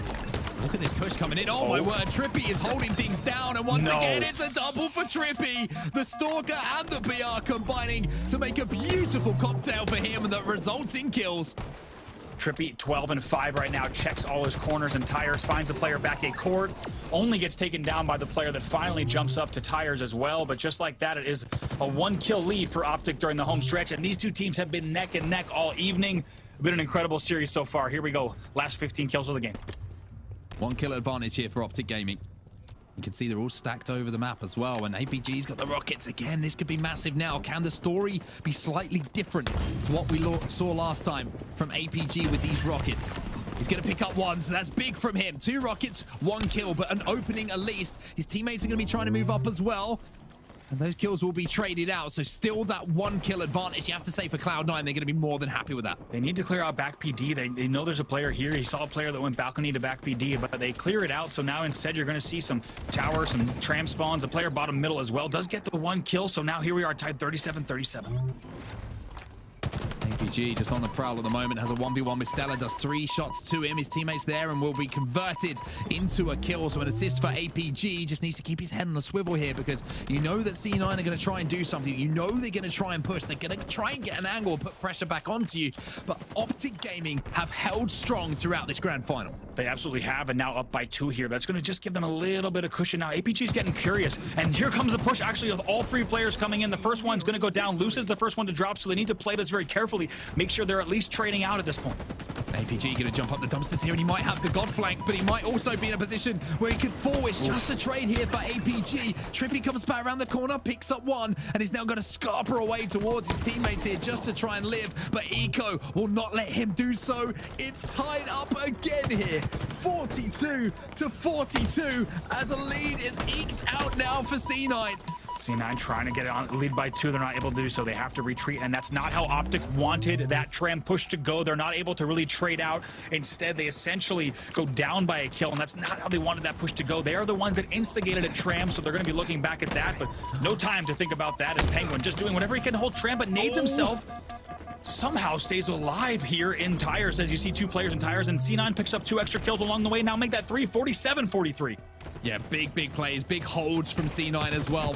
Penguin managed to stay alive in this situation. APG might be taken down as well, and now it's just 2 kills to close out this game and tie up the series to give us another game. The Halo fan in me wants it. As now they try and hold, but look at the damage just being done. 2 players, 1 shot here from Cloud9. Penguin just trying to hold this corner. Oh, this one ain't done yet. 49-43, that push never comes in. That should be, let's see, it on the end. As yes, indeed, it will be a C9 win. They'll close it out 50-45. In the end there, they close it out. Slayer on streets will go to C9. And a back and forth match. It was tied all the way really until that 37 mark. But after that, it was all C9 all the way home. They will win game number 2. Win game number 2, and then you're like, all right, so we go to a game number 3 with our grand finals tied up to 1-1. Everyone's cool, everyone's chill, and it's like, all right, what's the game type? Oh, this is the one that went to overtime in the first. So, I mean, you always say, like, it couldn't be closer, it couldn't be closer. It's a cliche, right? Well, this couldn't be closer between the 2 teams. It has been an incredibly entertaining grand final, but yeah. Renegade in the end, though. We were talking about Trippy all game. But 19-10 from Renegade in the end, and a +9 in a game where your team wins by 5. I'd say that's a pretty big deal on set. Yeah, that's Renegade at his best, and he's turned up today a lot of times for his team. And you can see the damage dealt as well, 4.7k for him, the most in the lobby overall. Decent damage across the board, to be honest, from all players. Penguin maybe not quite getting the damage that he would have wanted, but he did make some decent plays that contributed towards that win. And speaking of which, we'll take a look at the highlights from that last game, Andy. It gives us a chance to catch our breath for just a second. Yeah. But, I mean, it didn't. To be honest, at the start of this game, it was back and forth once again. It really was. Look at this 14-7 lead. What an amazing game that we had here. Just, I mean, so back and forth, a complete tug-of-war match, because once again, here we are with a 7-kill lead for the side of C9. It looked like they were going to run away with this. Now a 10-kill lead at the 24-14 mark. And then finally, we started to see Trippy just heating up just a bit. How he gets this kill on Renegade, I will never know. He pulls out the triple rabbit out of the hat, as you would say. Stalker rifle play from Trippy as well, as he's able to light it up. And just like that, we're tied at 31. Just a crazy back and forth game. Yeah, I mean, Trippy was making so many big plays. That double kill was well around B, where I think that C9 had made the call to try and flush him out. He backed up, he had that Stalker rifle, and we know how much damage you can do so quickly if you hit your shots with that thing. And another kill being secured for him. But this is the push. This is what you were talking about. And then C9 had the opportunity to just kind of throw themselves on one side of the map to close things out, and that's exactly what they did. Yeah, really interesting to see the way the OpTic played that. On the one hand, I really like OpTic's decision-making. I like the in-game leadership to decide to push on Tram. You saw that we had players going down B Street into C. We had players pushing from Neons. They had the pressure on Tram. in the end, they essentially not only trade out, but they actually go down by 1 after that. And that was a play that they instigated.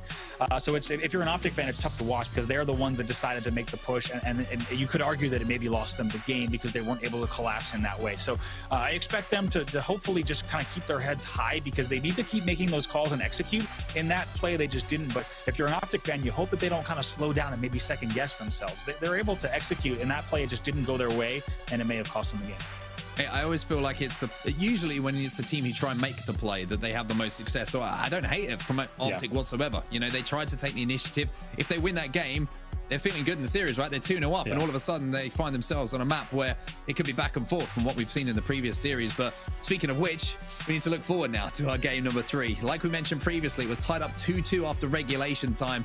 An opening strategy for C9 gave them the win to get that final cap in overtime. But I mean, I don't really know what to say anymore about this series. This has been one of the closest series I think I've seen in a long time in esports, full stop, let alone in Halo.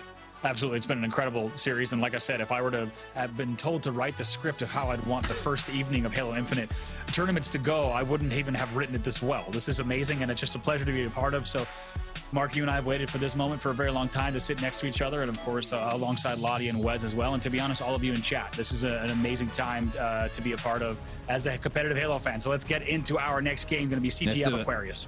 Here we go then, and a reminder to everyone who's watching right now who might be interested in the hype around Halo Infinite. The game, the multiplayer is free to play, so get online on your Xbox, on your PC, wherever you want to get hold of it, and get it downloaded and get into matchmaking, and then get involved in our tournaments that are going on as well. Here we go then.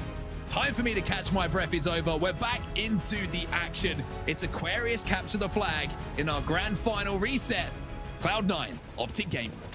These two teams tied 1-1, and what a grand final it's been. It feels like it's been an entire evening of grand finals, and that's exactly what it's been. We're in our second best of 5 here, as we'll see which teams are able to get the first kills up top, and looks like kills are going to be exchanged off the break. Renegade picks up 1, Stella picks up 1 as well, so it's going to be 2 dead here for OpTic Gaming momentarily. Battle that go down, it will be traded out. So it looks like stagger spawns are starting to come in here for OpTic. They have to be careful, have to start playing their lives a little bit, as Renegade tries to escape with his, and now Renegade will actually have the heat wave in his hands, as that kill will be traded as well. And that's been the story of this, and it's just been back and forth, no one really having any kind of control. It really has been. The first camo grab is going to go Stellar. He will activate immediately and try to scurry away, able to get away with it fully activated and not taking any damage. He's going to be very happy with that. Maybe provide the first opening. You do see a player pushing low, and he was ready for it along with the team shot as well. That's going to give them maybe the gap that they needed to get a little bit of mid-map control. Stella still creeping along the needle side here. Past where those dynamo grenades do spawn into the engine now. Gets the kill. That's very nice and going to open up the needle side of the map because he knows there's no one else there. And look at that, just snaps onto that player. Wonderful work here. If he can pick up this kill, this will be a massive chance for Trippy. Goes absolutely huge. That kill has just stopped that flag cap. Plays like that are just, you cannot describe the value of a play like that from Trippy to win that battle. That was a must win. If he had lost that, that flag would already be at the halfway mark on the map. He's going to be very happy with how that went down. But the question is, Mark, which Cloud9 are we going to get? The overtime Cloud9 that won the game in a minute 30 seconds, or are we going to see the Cloud9 that showed up for the first 12 minutes of CTF? That's the question so far. And really, if you're on the side of OpTic, you know you need to step it up because C9 is at any moment just able to collapse and totally control the game. However, OpTic's been putting up such a great fight in this game so far. I think we're seeing the best of both teams. I think that's what we're seeing right now. It really is. All of the the kinks in the armor, so to speak, have been flattened out, and everybody's playing at their highest level now. And it's just about big moments in the game. Who wins those? Camouflage is going to be one of those moments. Lucid manages to get it in his hands. He manages to pop it as well. And now he can make some plays because he's found himself a heat wave. Here we go. Lucid and a heat wave and a camo. This is a very, very dangerous recipe for our grand finals, and right now just on the prowl trying to see what he can find. Maybe any players jumping up, and the first one he's going to find is Stellar. Manages to make sure he doesn't trade.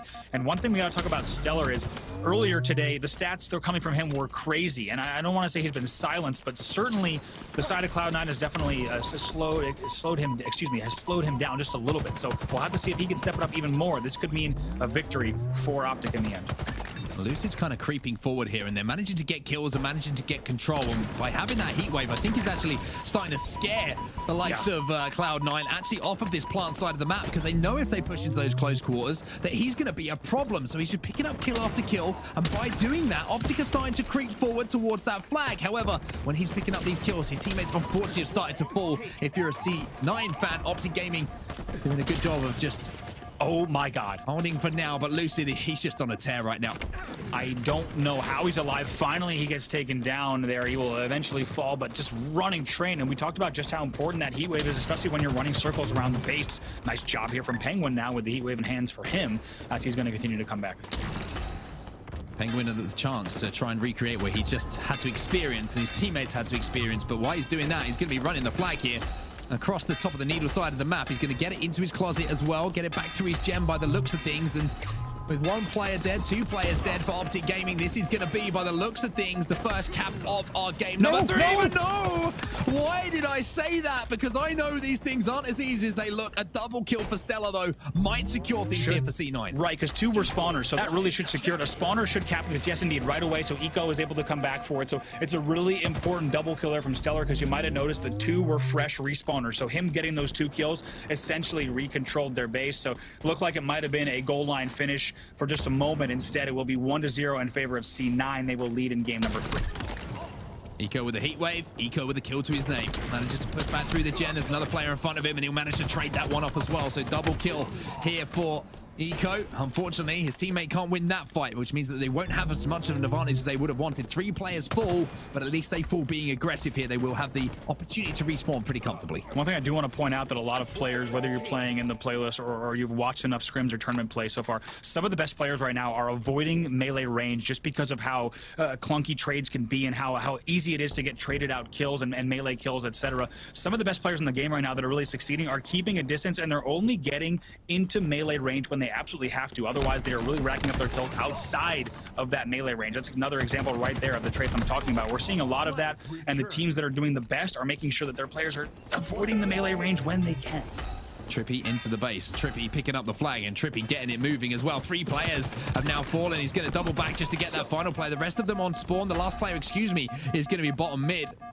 Well, now you can see that Trippy a little bit wary about where he has to run this one. Just going to take a few seconds to make sure that his shields come back. There's a player who's going to jump up on him, and that is massive from Penguin, not just to stop the flag run, but also to stay alive. Yeah, absolutely. He managed to get the melee on Penguin, so we'll have to see if they're able to kill him in the end. No, they're going to jump on the re, and it's a big re from Cloud9, and they're not done yet. They're going to be flying into the base with their opponent's spawning corner.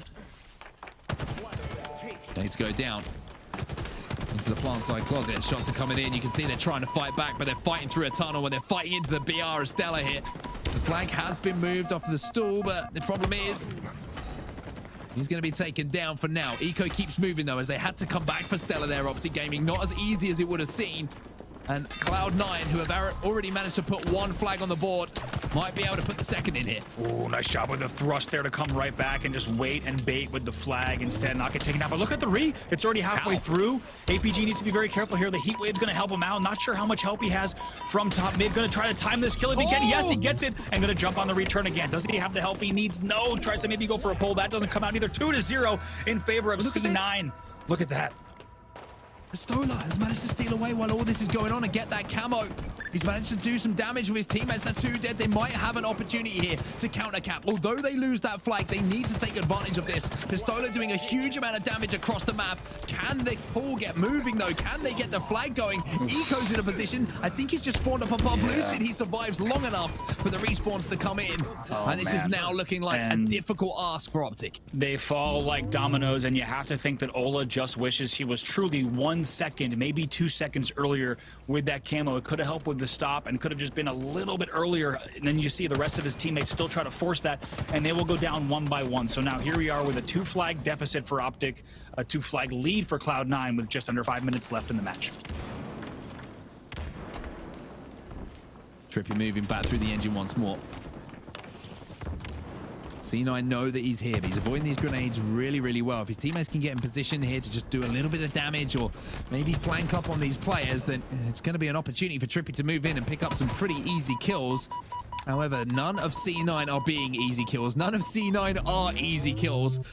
as Eco is actually going to be taken down, and Stella. But the problem is here for Trippy, he needs to push one side because it looks like they're holding both Planter and the Gen side, which means that the spawns are going to keep happening in the back of the base, and he just can't get in for that pull.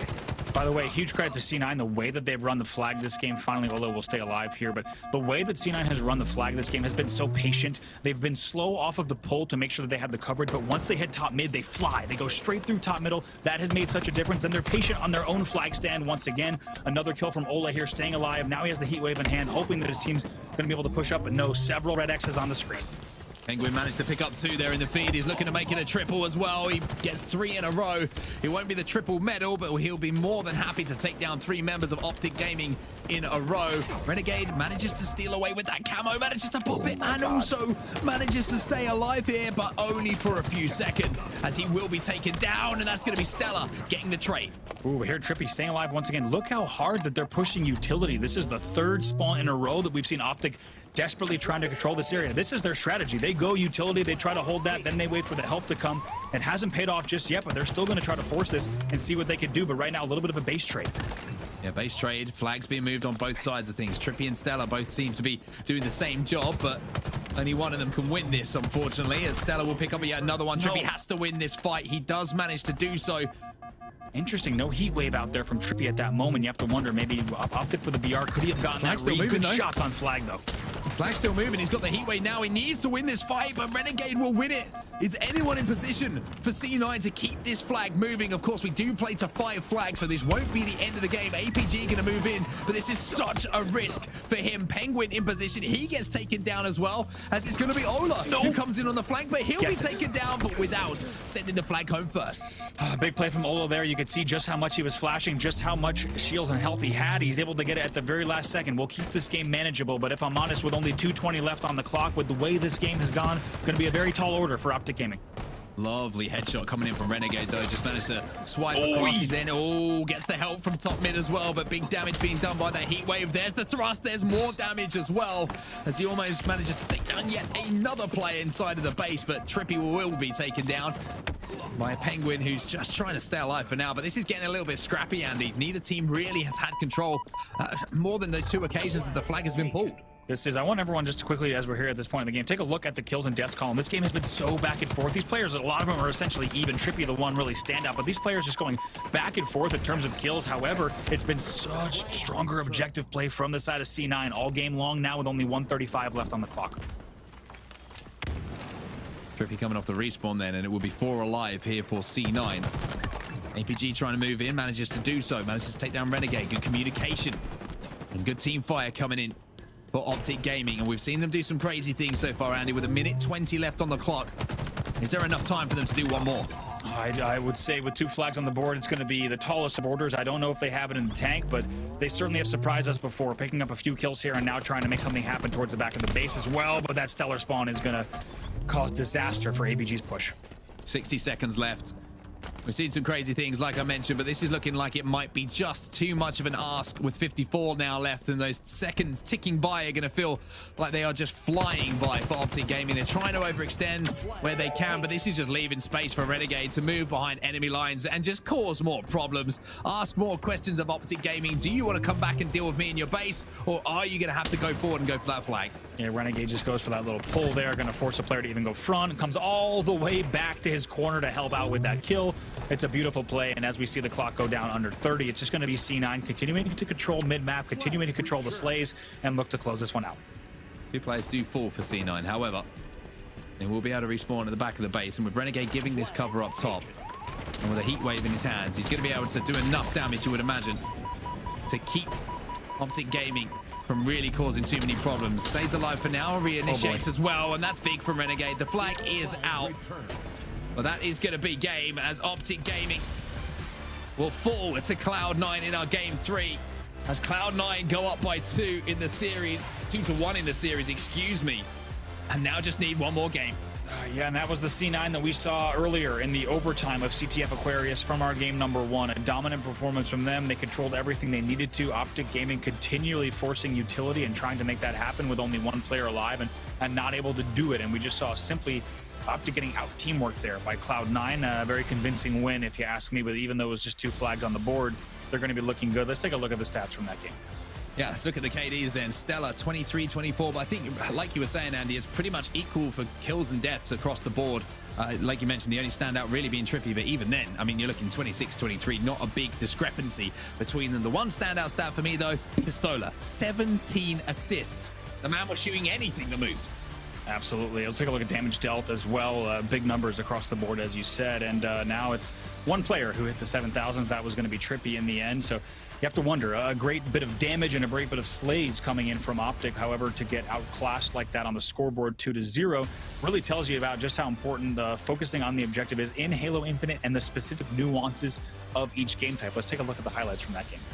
Let's take a look at those indeed. And Aquarius CTF, it was a back and forth in the first time that we saw it in the first series of our grand finals, but this one, it was a little bit scrappy. Apart from those 2 moments of magic, the objective efficiency from C9 really was the difference between the teams. And I think one thing that we're seeing, I alluded to it during the game, but Lucid was popping off in a way that we maybe have never seen him do in tournament play, as you saw that flag just get stopped. But C9, very cool, calm, and collected to get that cap off of the respawn. But Lucid was popping off so huge in his stats earlier today, and so far in the past few games, C9 has started to shut him down just a little bit. Now, Lucid's still putting up great points on the board, don't get me wrong. However, they're not letting him drop these 20 and 7s anymore. They're really starting to slow him down and put pressure on him. They certainly are, and it's difficult to do that kind of performance all day long. Let's be real. Yeah. You know, you have these pop-off games. You cannot continually be doing it against the likes of C9. At some point, you are going to have a little bit of a slower game, and it's understandable why. Because C9 also recognize how impactful he's been. They probably started calling him out a little bit more. You know, back in the day, there used to be the call out, fine neighbor, right? Fine neighbor, because you knew how much damage that he could do on that TD lineup. And I mean, it's interesting to watch, right? This series, how it's developed as a series as well, how players are starting to counteract each other, how they're more recognizing how each other are playing on certain maps. But now we keep moving. We go on to Live Fire, we go on to Oddball. And this one, I said that C9 were one of the best Oddball teams that we've seen so far in Halo Infinite. They lost in a crazy way, which I still don't think they should have in the previous series. I've got to think this might be, I don't want to say it, but it might be the last game. It might be the last game here. I think if C9 uses that oddball game they lost as ammunition for this game, it definitely will be the last game, because they're going to be ready to turn it on and get ready. Renegade does get away with the sniper right away off of the rip as we take a look at APG and Trippy trying to work together top middle. Oh, that's 4 dead. And that's a double kill, all 4 dead. And Renegade going to be very happy to have the sniper in the hands and finding players in back B as well. Yeah, Renegade is just daring anybody to challenge at the moment. He's going to jump back up to Nest for now. Lucid's going to try and get away and be able to do so. However, some shots are coming in the back, and now it's going to be just Nade Central. A little Fiesta going down. He might think about playing that sniper as well, and I'm not sure if that did actually just fall off the map, but it looks like it might have. Mangler now in the hands of Pistola. He'll be taken down bottom mid, unfortunately, as the oddball has also gone down, but the lead is Cloud9's 27, I think it is, to 0. Yeah, 32. They're still holding here on That's back climbing. tower. Still holding here on back tower. They're going to be happy with that. Renegade actually getting B spawns, and we're seeing back A spawns in terms of the base for the other side here for OpTic. So they're going to be pretty happy with that flank. They're going to have angles, but it doesn't even matter because that's a nice brainer on Ola coming in from Eco as he's holding here on back tower. Going to help out as well. Maybe even try to play it, but no, the sniper will sit down there. Lucid does get a back tower push, but a very difficult angle on back pillars, and Renegade's going to win that unsurprisingly. Yeah, Renegade had to win that as well. He's now going to use the repulsor to get back up to top tower to get some angles. But while all of this is going on this side of the map, it looks like OpTic Gaming have tried to scrap that ball away towards Garage. It did move for a few seconds, and now Renegade is going to get overconfident. Maybe no, his teammate's going to be there to help him out to get that assist. And now what looked like a desperate almost play from OpTic Gaming to scrape that ball back towards Garage.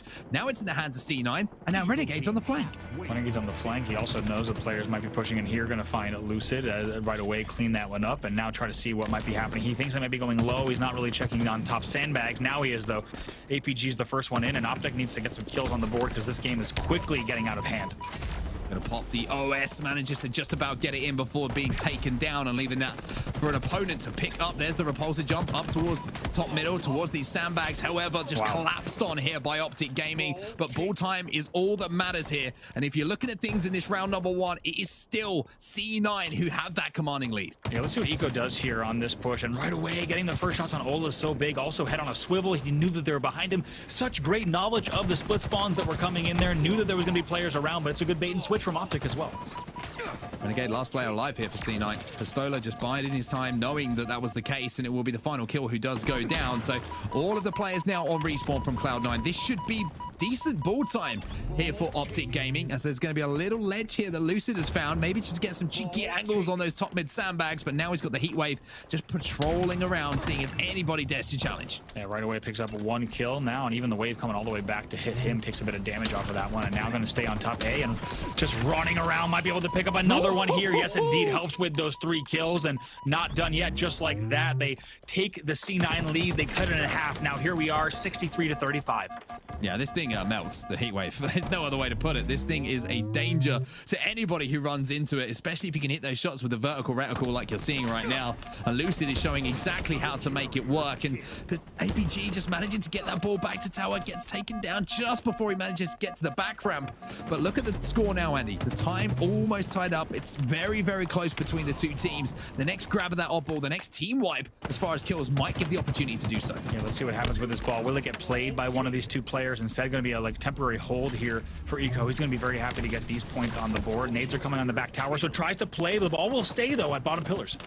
Big fight going on back pillars as well. Whoever wins that, keep your eye on the feed, might be able to control that oddball. APG and the rest of OpTic Gaming now just trying to swarm across, and it's going to be OpTic Gaming who win said battle, and now they will have tower control, and they will also have the oddball in hand. The time starts to tick down once more. A couple of players above, though, from C9. This might be a play ball opportunity, but no, Pistola's clearing him out on his own, and that's going to be the opportunity now for that lead to change as Pistola now moves down with a sniper rifle in hand. Yeah, you can tell they wanted to clear out the top tower. They're still trying to go. Oh my God. Let's see if Ola can hit another one. No, he finally will go down. It's a great shot there, the 180 onto the top tower. And like you said, essentially a tied game here. We will still see Cloud9 getting control of tower in the end. They will continue to rack up time, and this could be the round. Keep in mind, in the rounds, we're only playing to 100 in each round if you're just joining us here. So now only 18 points to go.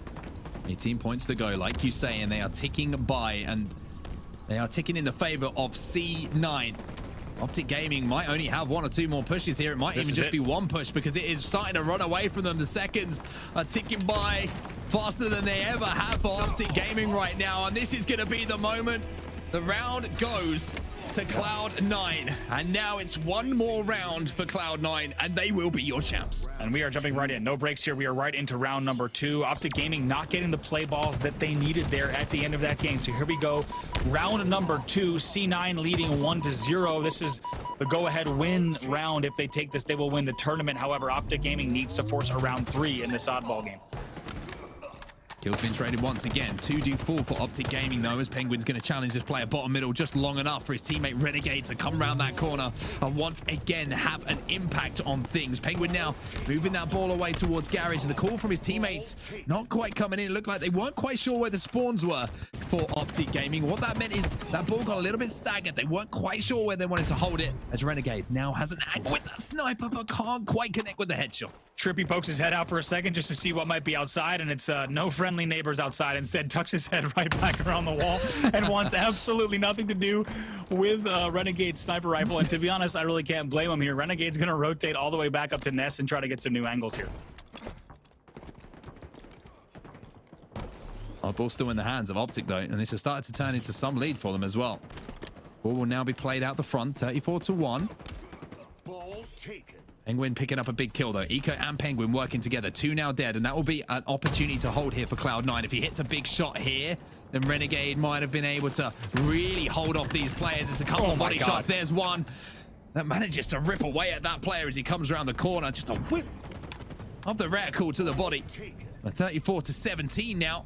As Cloud9 are starting to claw back. Yeah, they are. This is dangerous here for OpTic Gaming, as C9 already essentially once again cutting that lead in half. And now back over to APG. Does manage to get the heat wave and another kill. It's a double kill. That's huge in the back of the base. Going to be very happy with that.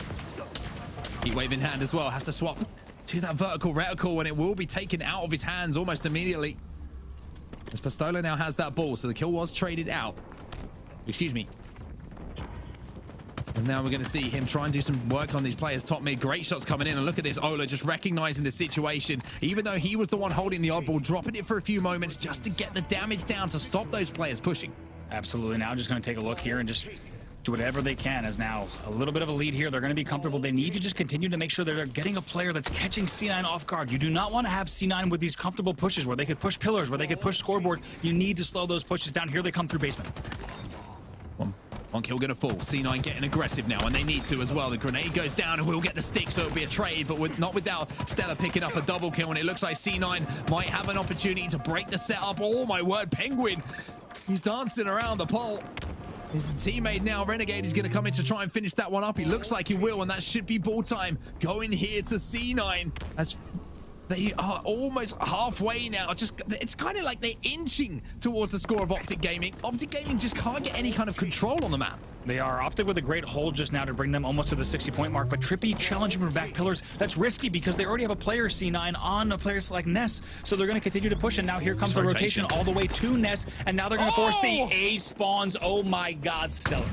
Stella, that might have been one of the biggest shots we've seen so far in the tournament. That's kept your ball carrier alive. That has kept time going your way. Finally, Penguin gets taken down, but look at this, Stella. He just doesn't mind. He's going to have a little touch on that ball, keep it alive, and bait it once more.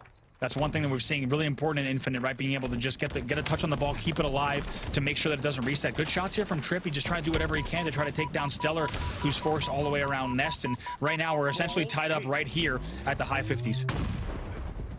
Misses that shot. Teammates are falling around him as well. There's a player trying to creep up on him. This would be a big shot to hit for Stella. Doesn't hit initially. Gets the body shot and the cleanup as well. Controls the tower, but is immediately taken down by a grenade. And look at the scores at the bottom of your screen. This is starting to run back to C9. I've said how they've been clawing. They've been scraping back at the score. As APG will finally get that ball out of their hands and move it back to Garage. Yeah, APG does see a spawner there on A, but you see he's split right now, which you're going to see a lot of. Lucid now with the sniper in hand. Can he blow this game open? Hits another body shot. Are you kidding me? Impossible angle from low. Hits that double kill. That's going to give them an option. Renegade pushes. Might have tapped the body on Renegade as well. Not sure if we saw flashing there, but in the end, trying to get back in this game. They need to rotate, maybe go scoreboard, maybe start to bring a power up here because they need to keep putting points on the board. Look at OpTic though. OpTic now with a big hold. This has been all theirs while all this action's been going on. While Lucid was popping off, they decided that we want another round of oddball. They tie it up again. Wow. Bring on round 3. My God. I don't even know what to say anymore, but this is the only way that this series could go, folks. Here we are, round number 3. It's a sudden death oddball match. The winner of this one will win the game. And as a reminder, C9 one round away from closing out the tournament. OpTic Gaming going to be looking to force this to go even further in the series. Trust me, I'm watching this one as a Halo commentator, but also as a massive Halo fan. And this is ticking all of the boxes that it needs to this series. What a show it has been from these 8 gentlemen. Cloud9 and OpTic Gaming, honestly, it's been the perfect way to kick things off for Halo Infinite, and there's going to be a lot more to come as well. But we've got to decide who's going to win this series. Like you might remember, it's just one more game or one more round for Cloud9, and they will be your champs as Renegade gets the headshot after the body. But for OpTic Gaming, they win this one, and hey, surprise, surprise, we're going the distance. We absolutely are. Renegade with an amazing shot there. Lucid wins a battle in the back of the base as well. He's got the heat wave in the back pocket, going to make good use of that. So what looked like it could be a very dangerous C9 hold is halted there at the 18-point mark. And if you're on OpTic or an OpTic fan, you're very happy with that. The double back from Lucid as well as he gets the call out. Very strong here. So OpTic Gaming making sure they do not give the room to C9. And this is what I was talking about. We need to see Lucid run loose, and he's starting to do that. Up to top tower now. Beatdown does go down. So there's going to be one dead per side, but this is going to be a hold here for APG. And time's starting to click. And here's one thing we need. Towards OpTic. OpTic needs to make sure they're ready for the play ball. The play ball cost them round 1. They need to make sure they're in a position to be ready to play, and there is the play. A very nice job. It goes off the map. Then they're going to reset just like that. Now they have a nice, comfortable 15-point lead. If they can string that together a few more times, they will send this series the distance. Eco picks up 1. Grenade's going to go in once again. Penguin trying to do some work to support his teammates, and he's going to be doing exactly that. Eco picks up 2 now, and Eco may be looking for 3 as well. Renegade comes in to join the party. 2 players now full for OpTic Gaming. Cloud9 trying to move in, trying to get this done and dusted in this round 3. And look at those commando shots. Stand up and salute the commando, because that was a little bit special. That was a great set of plays there, but take a look at this. Right now, it's going to be a decent hold here as long as they can scoot this back. No!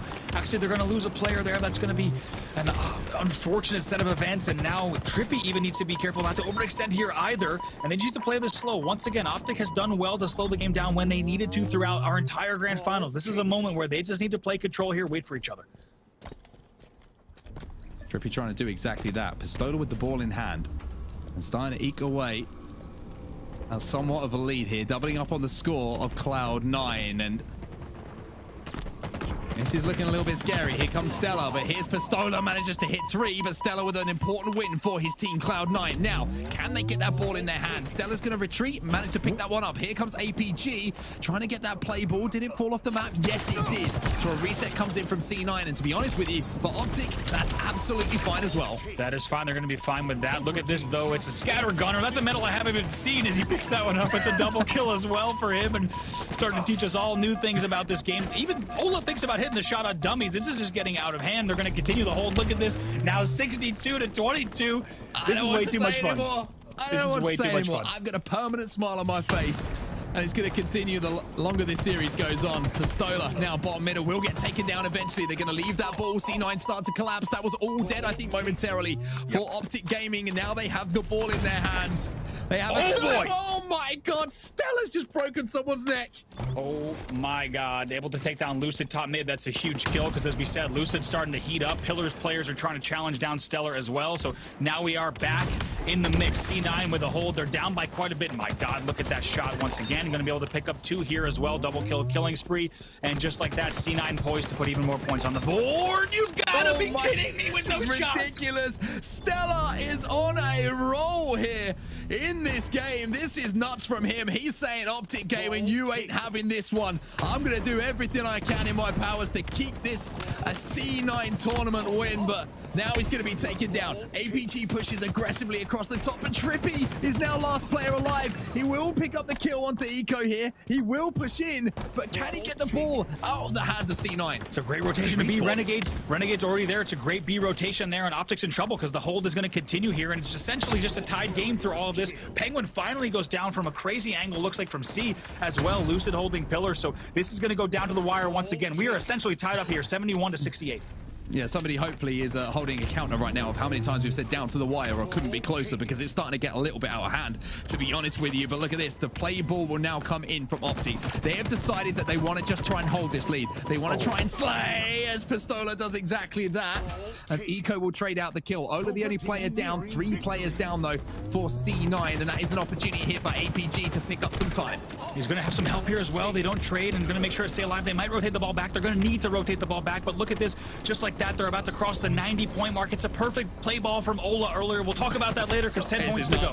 This is absolutely nuts. APG gets a peek down, but no! C9 stay alive, but only for a few seconds. This will be the game as all players fall. Trippy just needs to get around the corner, but no! Somehow Stella comes up with a massive play again, but is any of his team close enough to keep him alive here and keep the game alive? Huge play by Stellar to stay alive here back A. He does have a bait and switch here. If they're able to win these battles here, this could be the game. They could bring it back. Instead, going to try to get a little bit of kills on the board. That's huge. The kill on APG. Kills getting traded out here.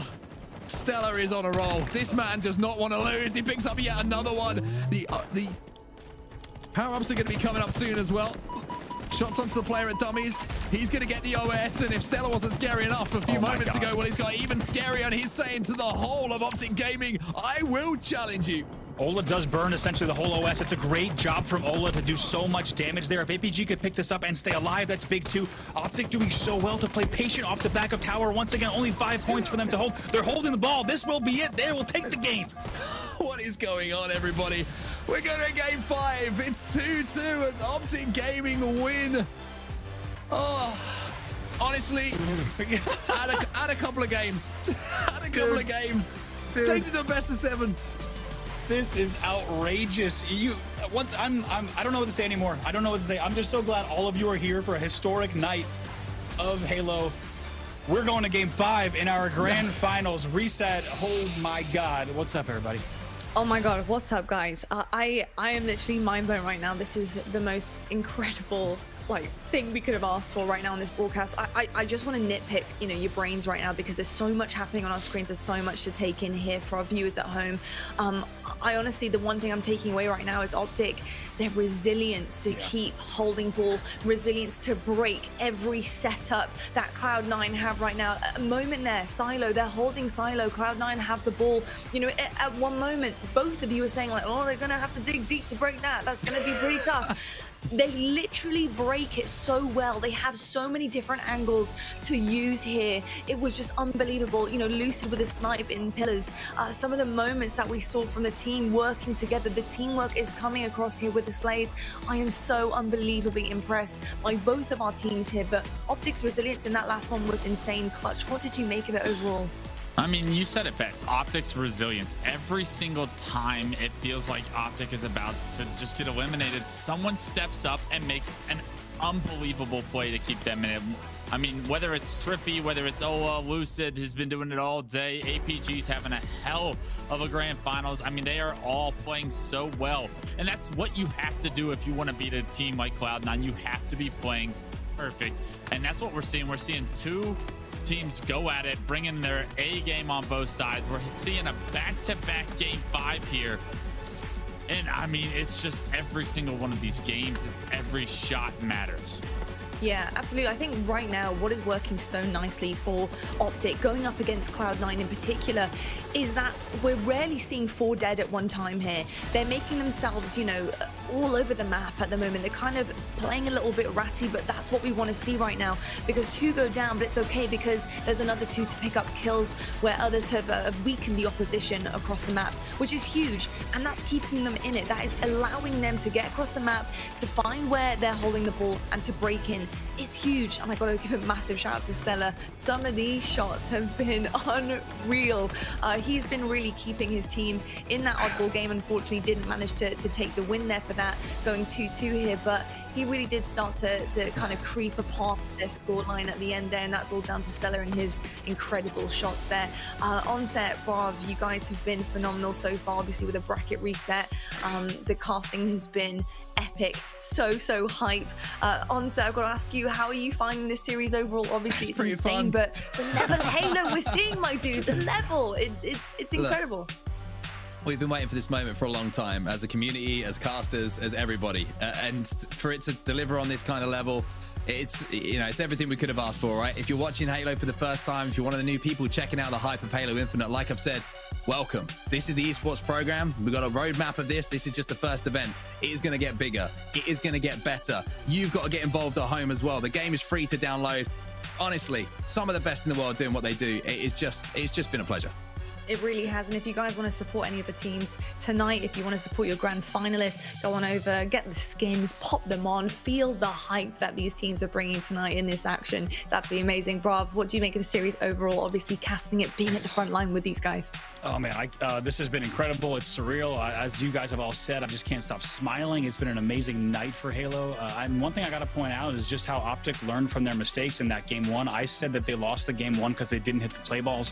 In that round 3, they hit perfect play balls. You might even have said that Ola's play ball back B looked premature, but instead it set up the perfect timing for them to get the last slays, win the game, holding the ball bottom middle. Been so impressed with how fast OpTic is learning from their mistakes, adjusting, and then winning games.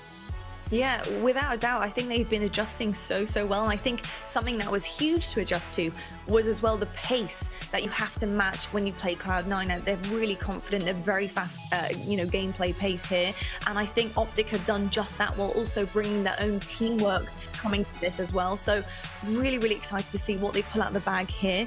And we obviously do have an epic one. We have a Slayer to kind of round things out tonight here on Bazaar. Obviously, Bazaar a little bit more of an open map that we're seeing here. Obviously seen CTF on that today as well, but there's a lot of opportunity here. You really have to control that mid. There's a ton of power weapons to pick up right in the middle. A lot of battles are going to go down in that marketplace. Clutch, what do you think Cloud9 have to do, obviously not being on the better end of the momentum here, to really kind of push things towards OpTic Gaming and apply the pressure?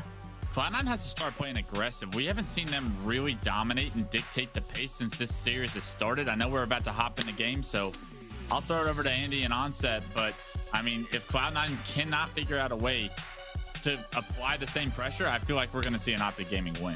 Well, I'll tell you what, we'll find out very, very shortly. Gentlemen, it's back over to you on this bracket reset. It's going to be an absolutely epic grand finals victory here for one of our two teams, OpTic versus Cloud9. We're going to get this one underway again. Can't stop smiling. Gotta be honest. I actually say I can't stop smiling. I'm just sat here like goofy at this point. I'm just like, this is what I waited for, right? This is what we've all waited for, and what a show it has been so far. We go again, ladies and gents. We go again. Game 5 in a bracket reset. An incredible losers bracket run from OpTic Gaming. I mean, the losers bracket run in itself was ridiculous. And now to go up against C9, who before this grand final had not lost a map, had not dropped a map, to take the first series, to send it to a game 5.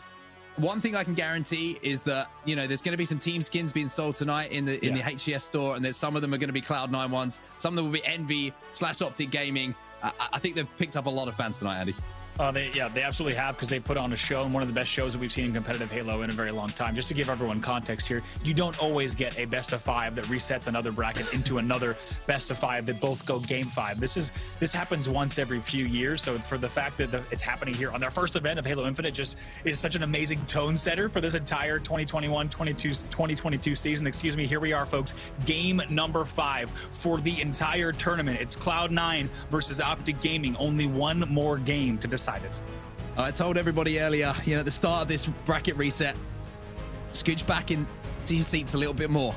Get away from the edge. Well, get right on the edge right now. Get right up close to that monitor, wherever you're watching it, on your phone, on your mobile, your tablet, your TV.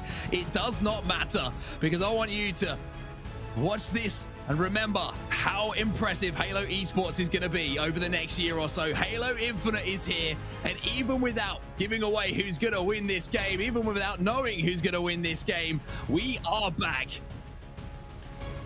Back and better than ever, and it's been an amazing tournament so far. It's insane that we have a second best of 5 and a second game 5 between these two teams, and it's once again OpTic and C9. They put on such a show this evening, and just huge shout out to the players here, because this has been a marathon for us as casters, a marathon for you guys as viewers, but also a marathon for these players, because they are putting on a show with the best Halo we've ever seen. Looks like these players are going to be loading in just a minute, so we'll break down this here. As you saw, OpTic beat C9 50-45 the last time they played Bazaar Slayer, so a pretty close game. However, a 50-45 at this level is still a somewhat comfortable win for OpTic. So I think Clutch said it best earlier on set.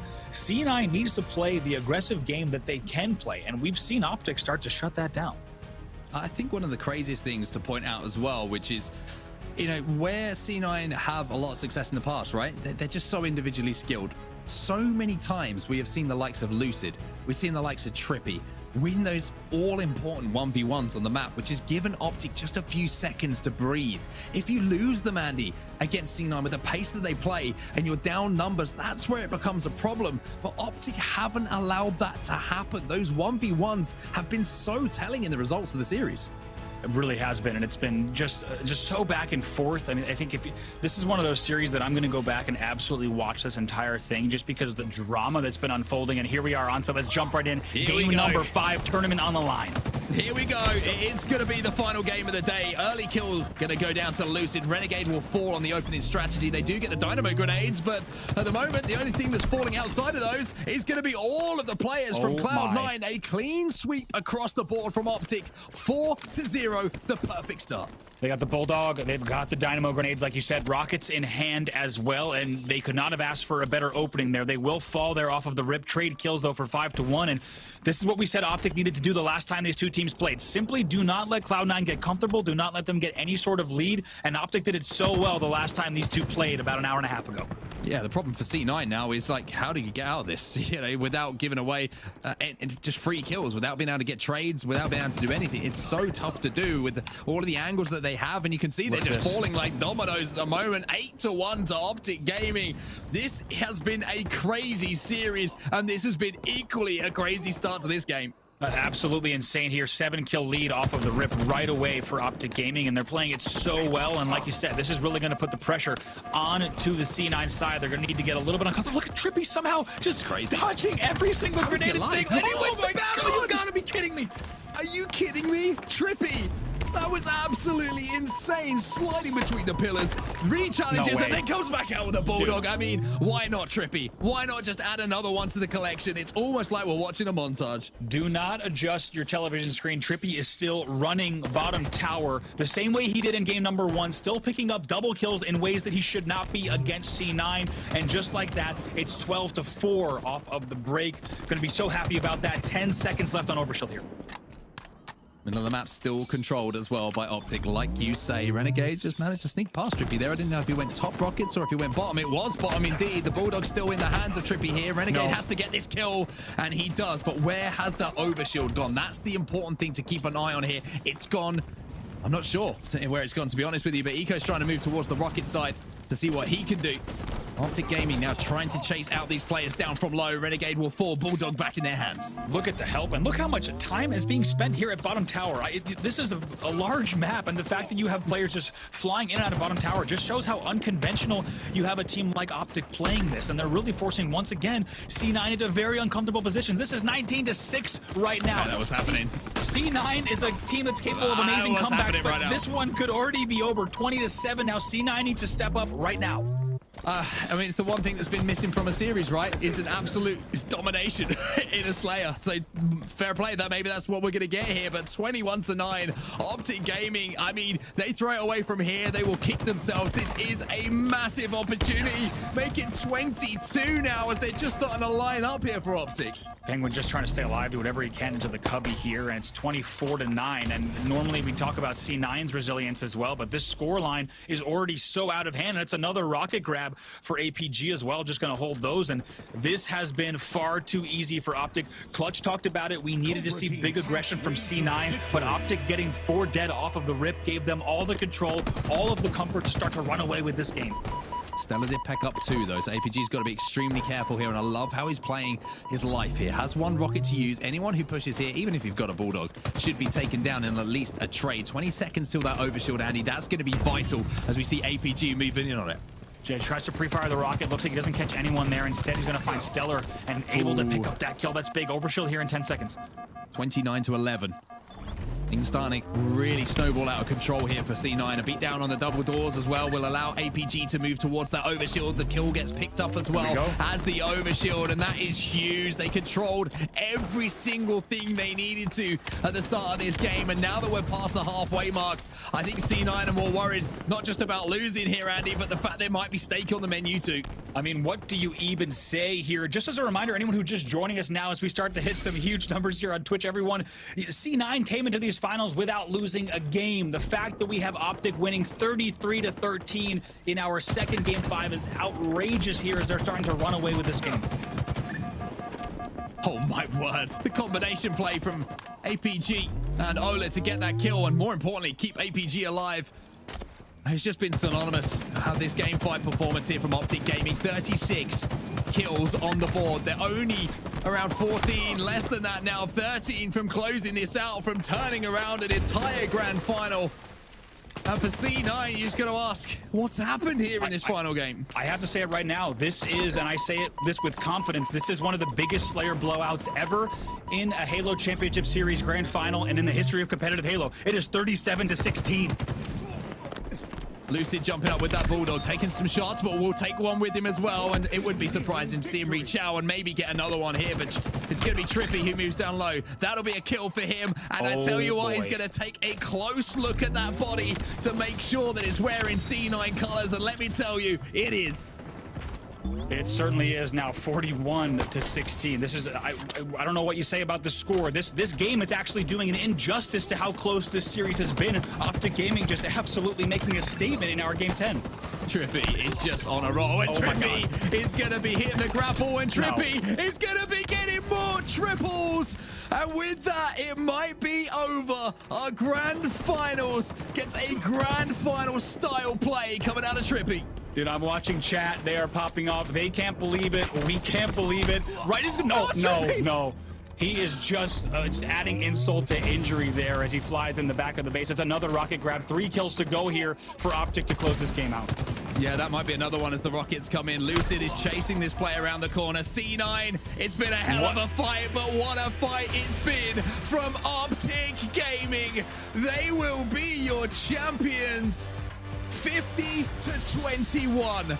Does not sum up the series whatsoever, but it sums up how that final map went. It was dominant.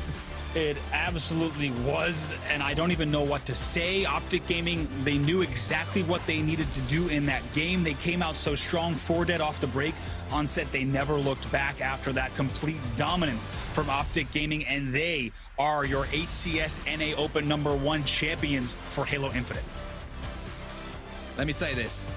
Production, League Ops, let's run another series back. Let's run another series back. Yeah, it's the champions, but let's run another series back. But I mean, 50-21, Andy, it was almost anticlimactic, but at the same time, it was just unbelievable from OpTic. It was perfect gameplay on Bazaar Slayer. C9 couldn't do anything.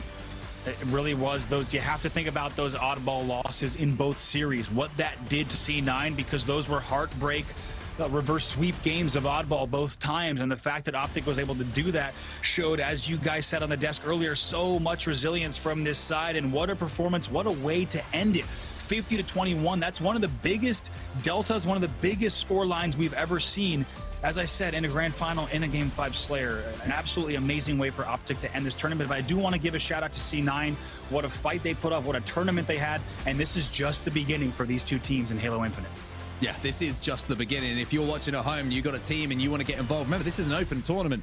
You can sign up, you can get involved for next weekend, because next weekend we're going to be doing it all again. But this is the highlights of what happened, Andy, and this was a massacre, to be honest with you. C9 just had no response, and the snowball effect was just in effect for the likes of OpTic. I'm not gonna lie, I'm almost afraid to watch the highlights, because watching it the first time, I was like, okay, this is I saw what everyone was saying in chat. I won't repeat some of it, but this was a little bit of a landslide, and that's what we got. Once again, Trippy picking up where he left off, just holding down bottom mid. I mean, it's 18-6 at this point. Once again, they are just running this map and giving no space for Cloud9. Clutch put it so perfectly earlier. You have OpTic just really creating so much space for themselves and denying all space for C9. And this did not look like the C9 roster that we've seen. This is Trippy's jungle gym, to be completely honest, as he picked up another triple kill. And we said that so many times throughout this weekend, and it's all OpTic Gaming in the end. They are your champions here at HCS NA Open #1 for Halo Infinite. I mean, Trippy by name, Trippy by nature. Welcome back, everybody. That was a ridiculous grand final. Absolutely ridiculous. I mean, gentlemen, the way we just ended that grand final as well, in just sheer dominance there on Bazaar, was just incredible. It was bizarre, actually. It was quite bizarre. I am honestly shook right now, especially with just the way that OpTic did exactly what you said, Clutch. You know, you told them, give them no space whatsoever, apply that pressure. That's exactly what they did. I mean, Trippy, you know, at the end there, the confidence was oozing out of him. The fact he was baiting the power up as well, just waiting to get this game over with. He was like, look, I'm ready to win now. It's been a long night, but time is ticking and I want this victory. Overall, Clutch, what did you make of that final Slayer and how epic it was? Yeah, I think you kind of just touched on it, right? Trippy looking at his watch saying it's time to win now. Well, this is Trippy's like first really big win in a 4v4 atmosphere, I'd say. Like with everybody competing, with Cloud9, with Sentinels competing, like Trippy has been waiting years to step up and make plays like he did today. He played phenomenal. When this NV roster at the time, OpTic now, picked him up, I was wondering if he was going to be the right fourth, because those other three, they're strong. Trippy proved today that he can be the MVP on this team and that he belongs. Yeah, I mean, it has honestly been phenomenal just to see some of the kind of familiar faces in Halo really step up here into this new game. And honestly, they're looking brand new, if you ask me. You know, the likes of Lucid, obviously the name change. I think he's got an alter ego right now, and he's slaying out, along with so many other players that we have known and loved in past Halos. I really feel like they're coming into their own now as some of the more dominant pro players of this time, and it's absolutely incredible to see. We need to take a look back right now, though, at our winners bracket. Let's see the journey that OpTic Gaming have been on in their first NA Open. It has been absolutely incredible to watch, especially the bracket reset, of course, because who doesn't love a little bit more Halo on a Sunday night? It's literally all you could ask for. But their journey has been one to note. They did actually fall down into the elimination finals. They did actually manage to bounce straight back up again, and they found themselves against Cloud9. Now, once again, Cloud9, an extremely difficult team to take down. Some notable names in there, previous championship winners as well, but they do actually manage to reset that bracket, and by doing so, they end up taking the grand finals itself. So an epic journey from OpTic Gaming, and what a warm welcome into Halo once again, because obviously OpTic, we've been missing them for a little while now, but back in it they are, and they're making a statement, that is for sure. Brav, on the set, obviously having you cast, that was incredible as well. I just want to ask you, you know, obviously from the OpTic we saw fall into the elimination bracket with some struggles there. You know, what were the notable changes, adjustments that this team made to be able to take a grand final from Cloud9 here? Brav, what are you thinking about that? I think the thing that they showed was that the fact, not just resilience, but really just momentum.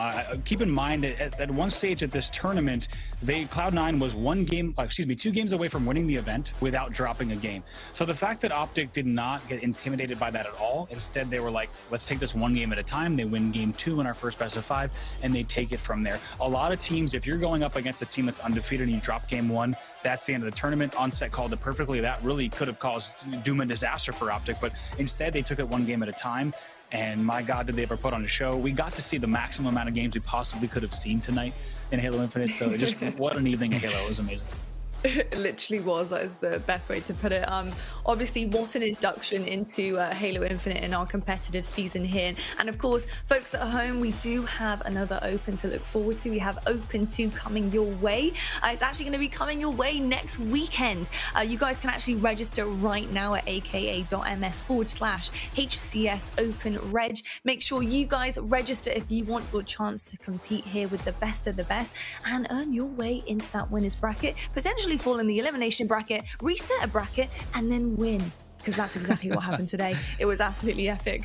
Obviously, we do have incredible Open to look forward to. If you've taken anything away from today and our pro teams here, what would it be? Just remember, to everyone who's watching, this is just the beginning. This is the first show for Halo Infinite, and that is the kind of entertainment that we can expect. That is the kind of skill and teamwork you can expect from these players and pro teams. Join us. That's all I'm going to say. It's going to be a long road. It's going to be a very fun road. We have live events coming up. If you're a fan and we've made you a fan tonight, stick around. It's going to be a blast. Love to hear it. Well, gentlemen, thank you so much for your time and your talent today on the broadcast. It has been a bunch of fun. I hope you guys at home have enjoyed the ride with us today. Obviously, our first taster of Halo Infinite and our competitive season here. The fun doesn't end this weekend, though, because November 27th, next weekend, mark your calendars, we have Open 2. More Halo, more competition. It doesn't stop, and we can't wait to see you there.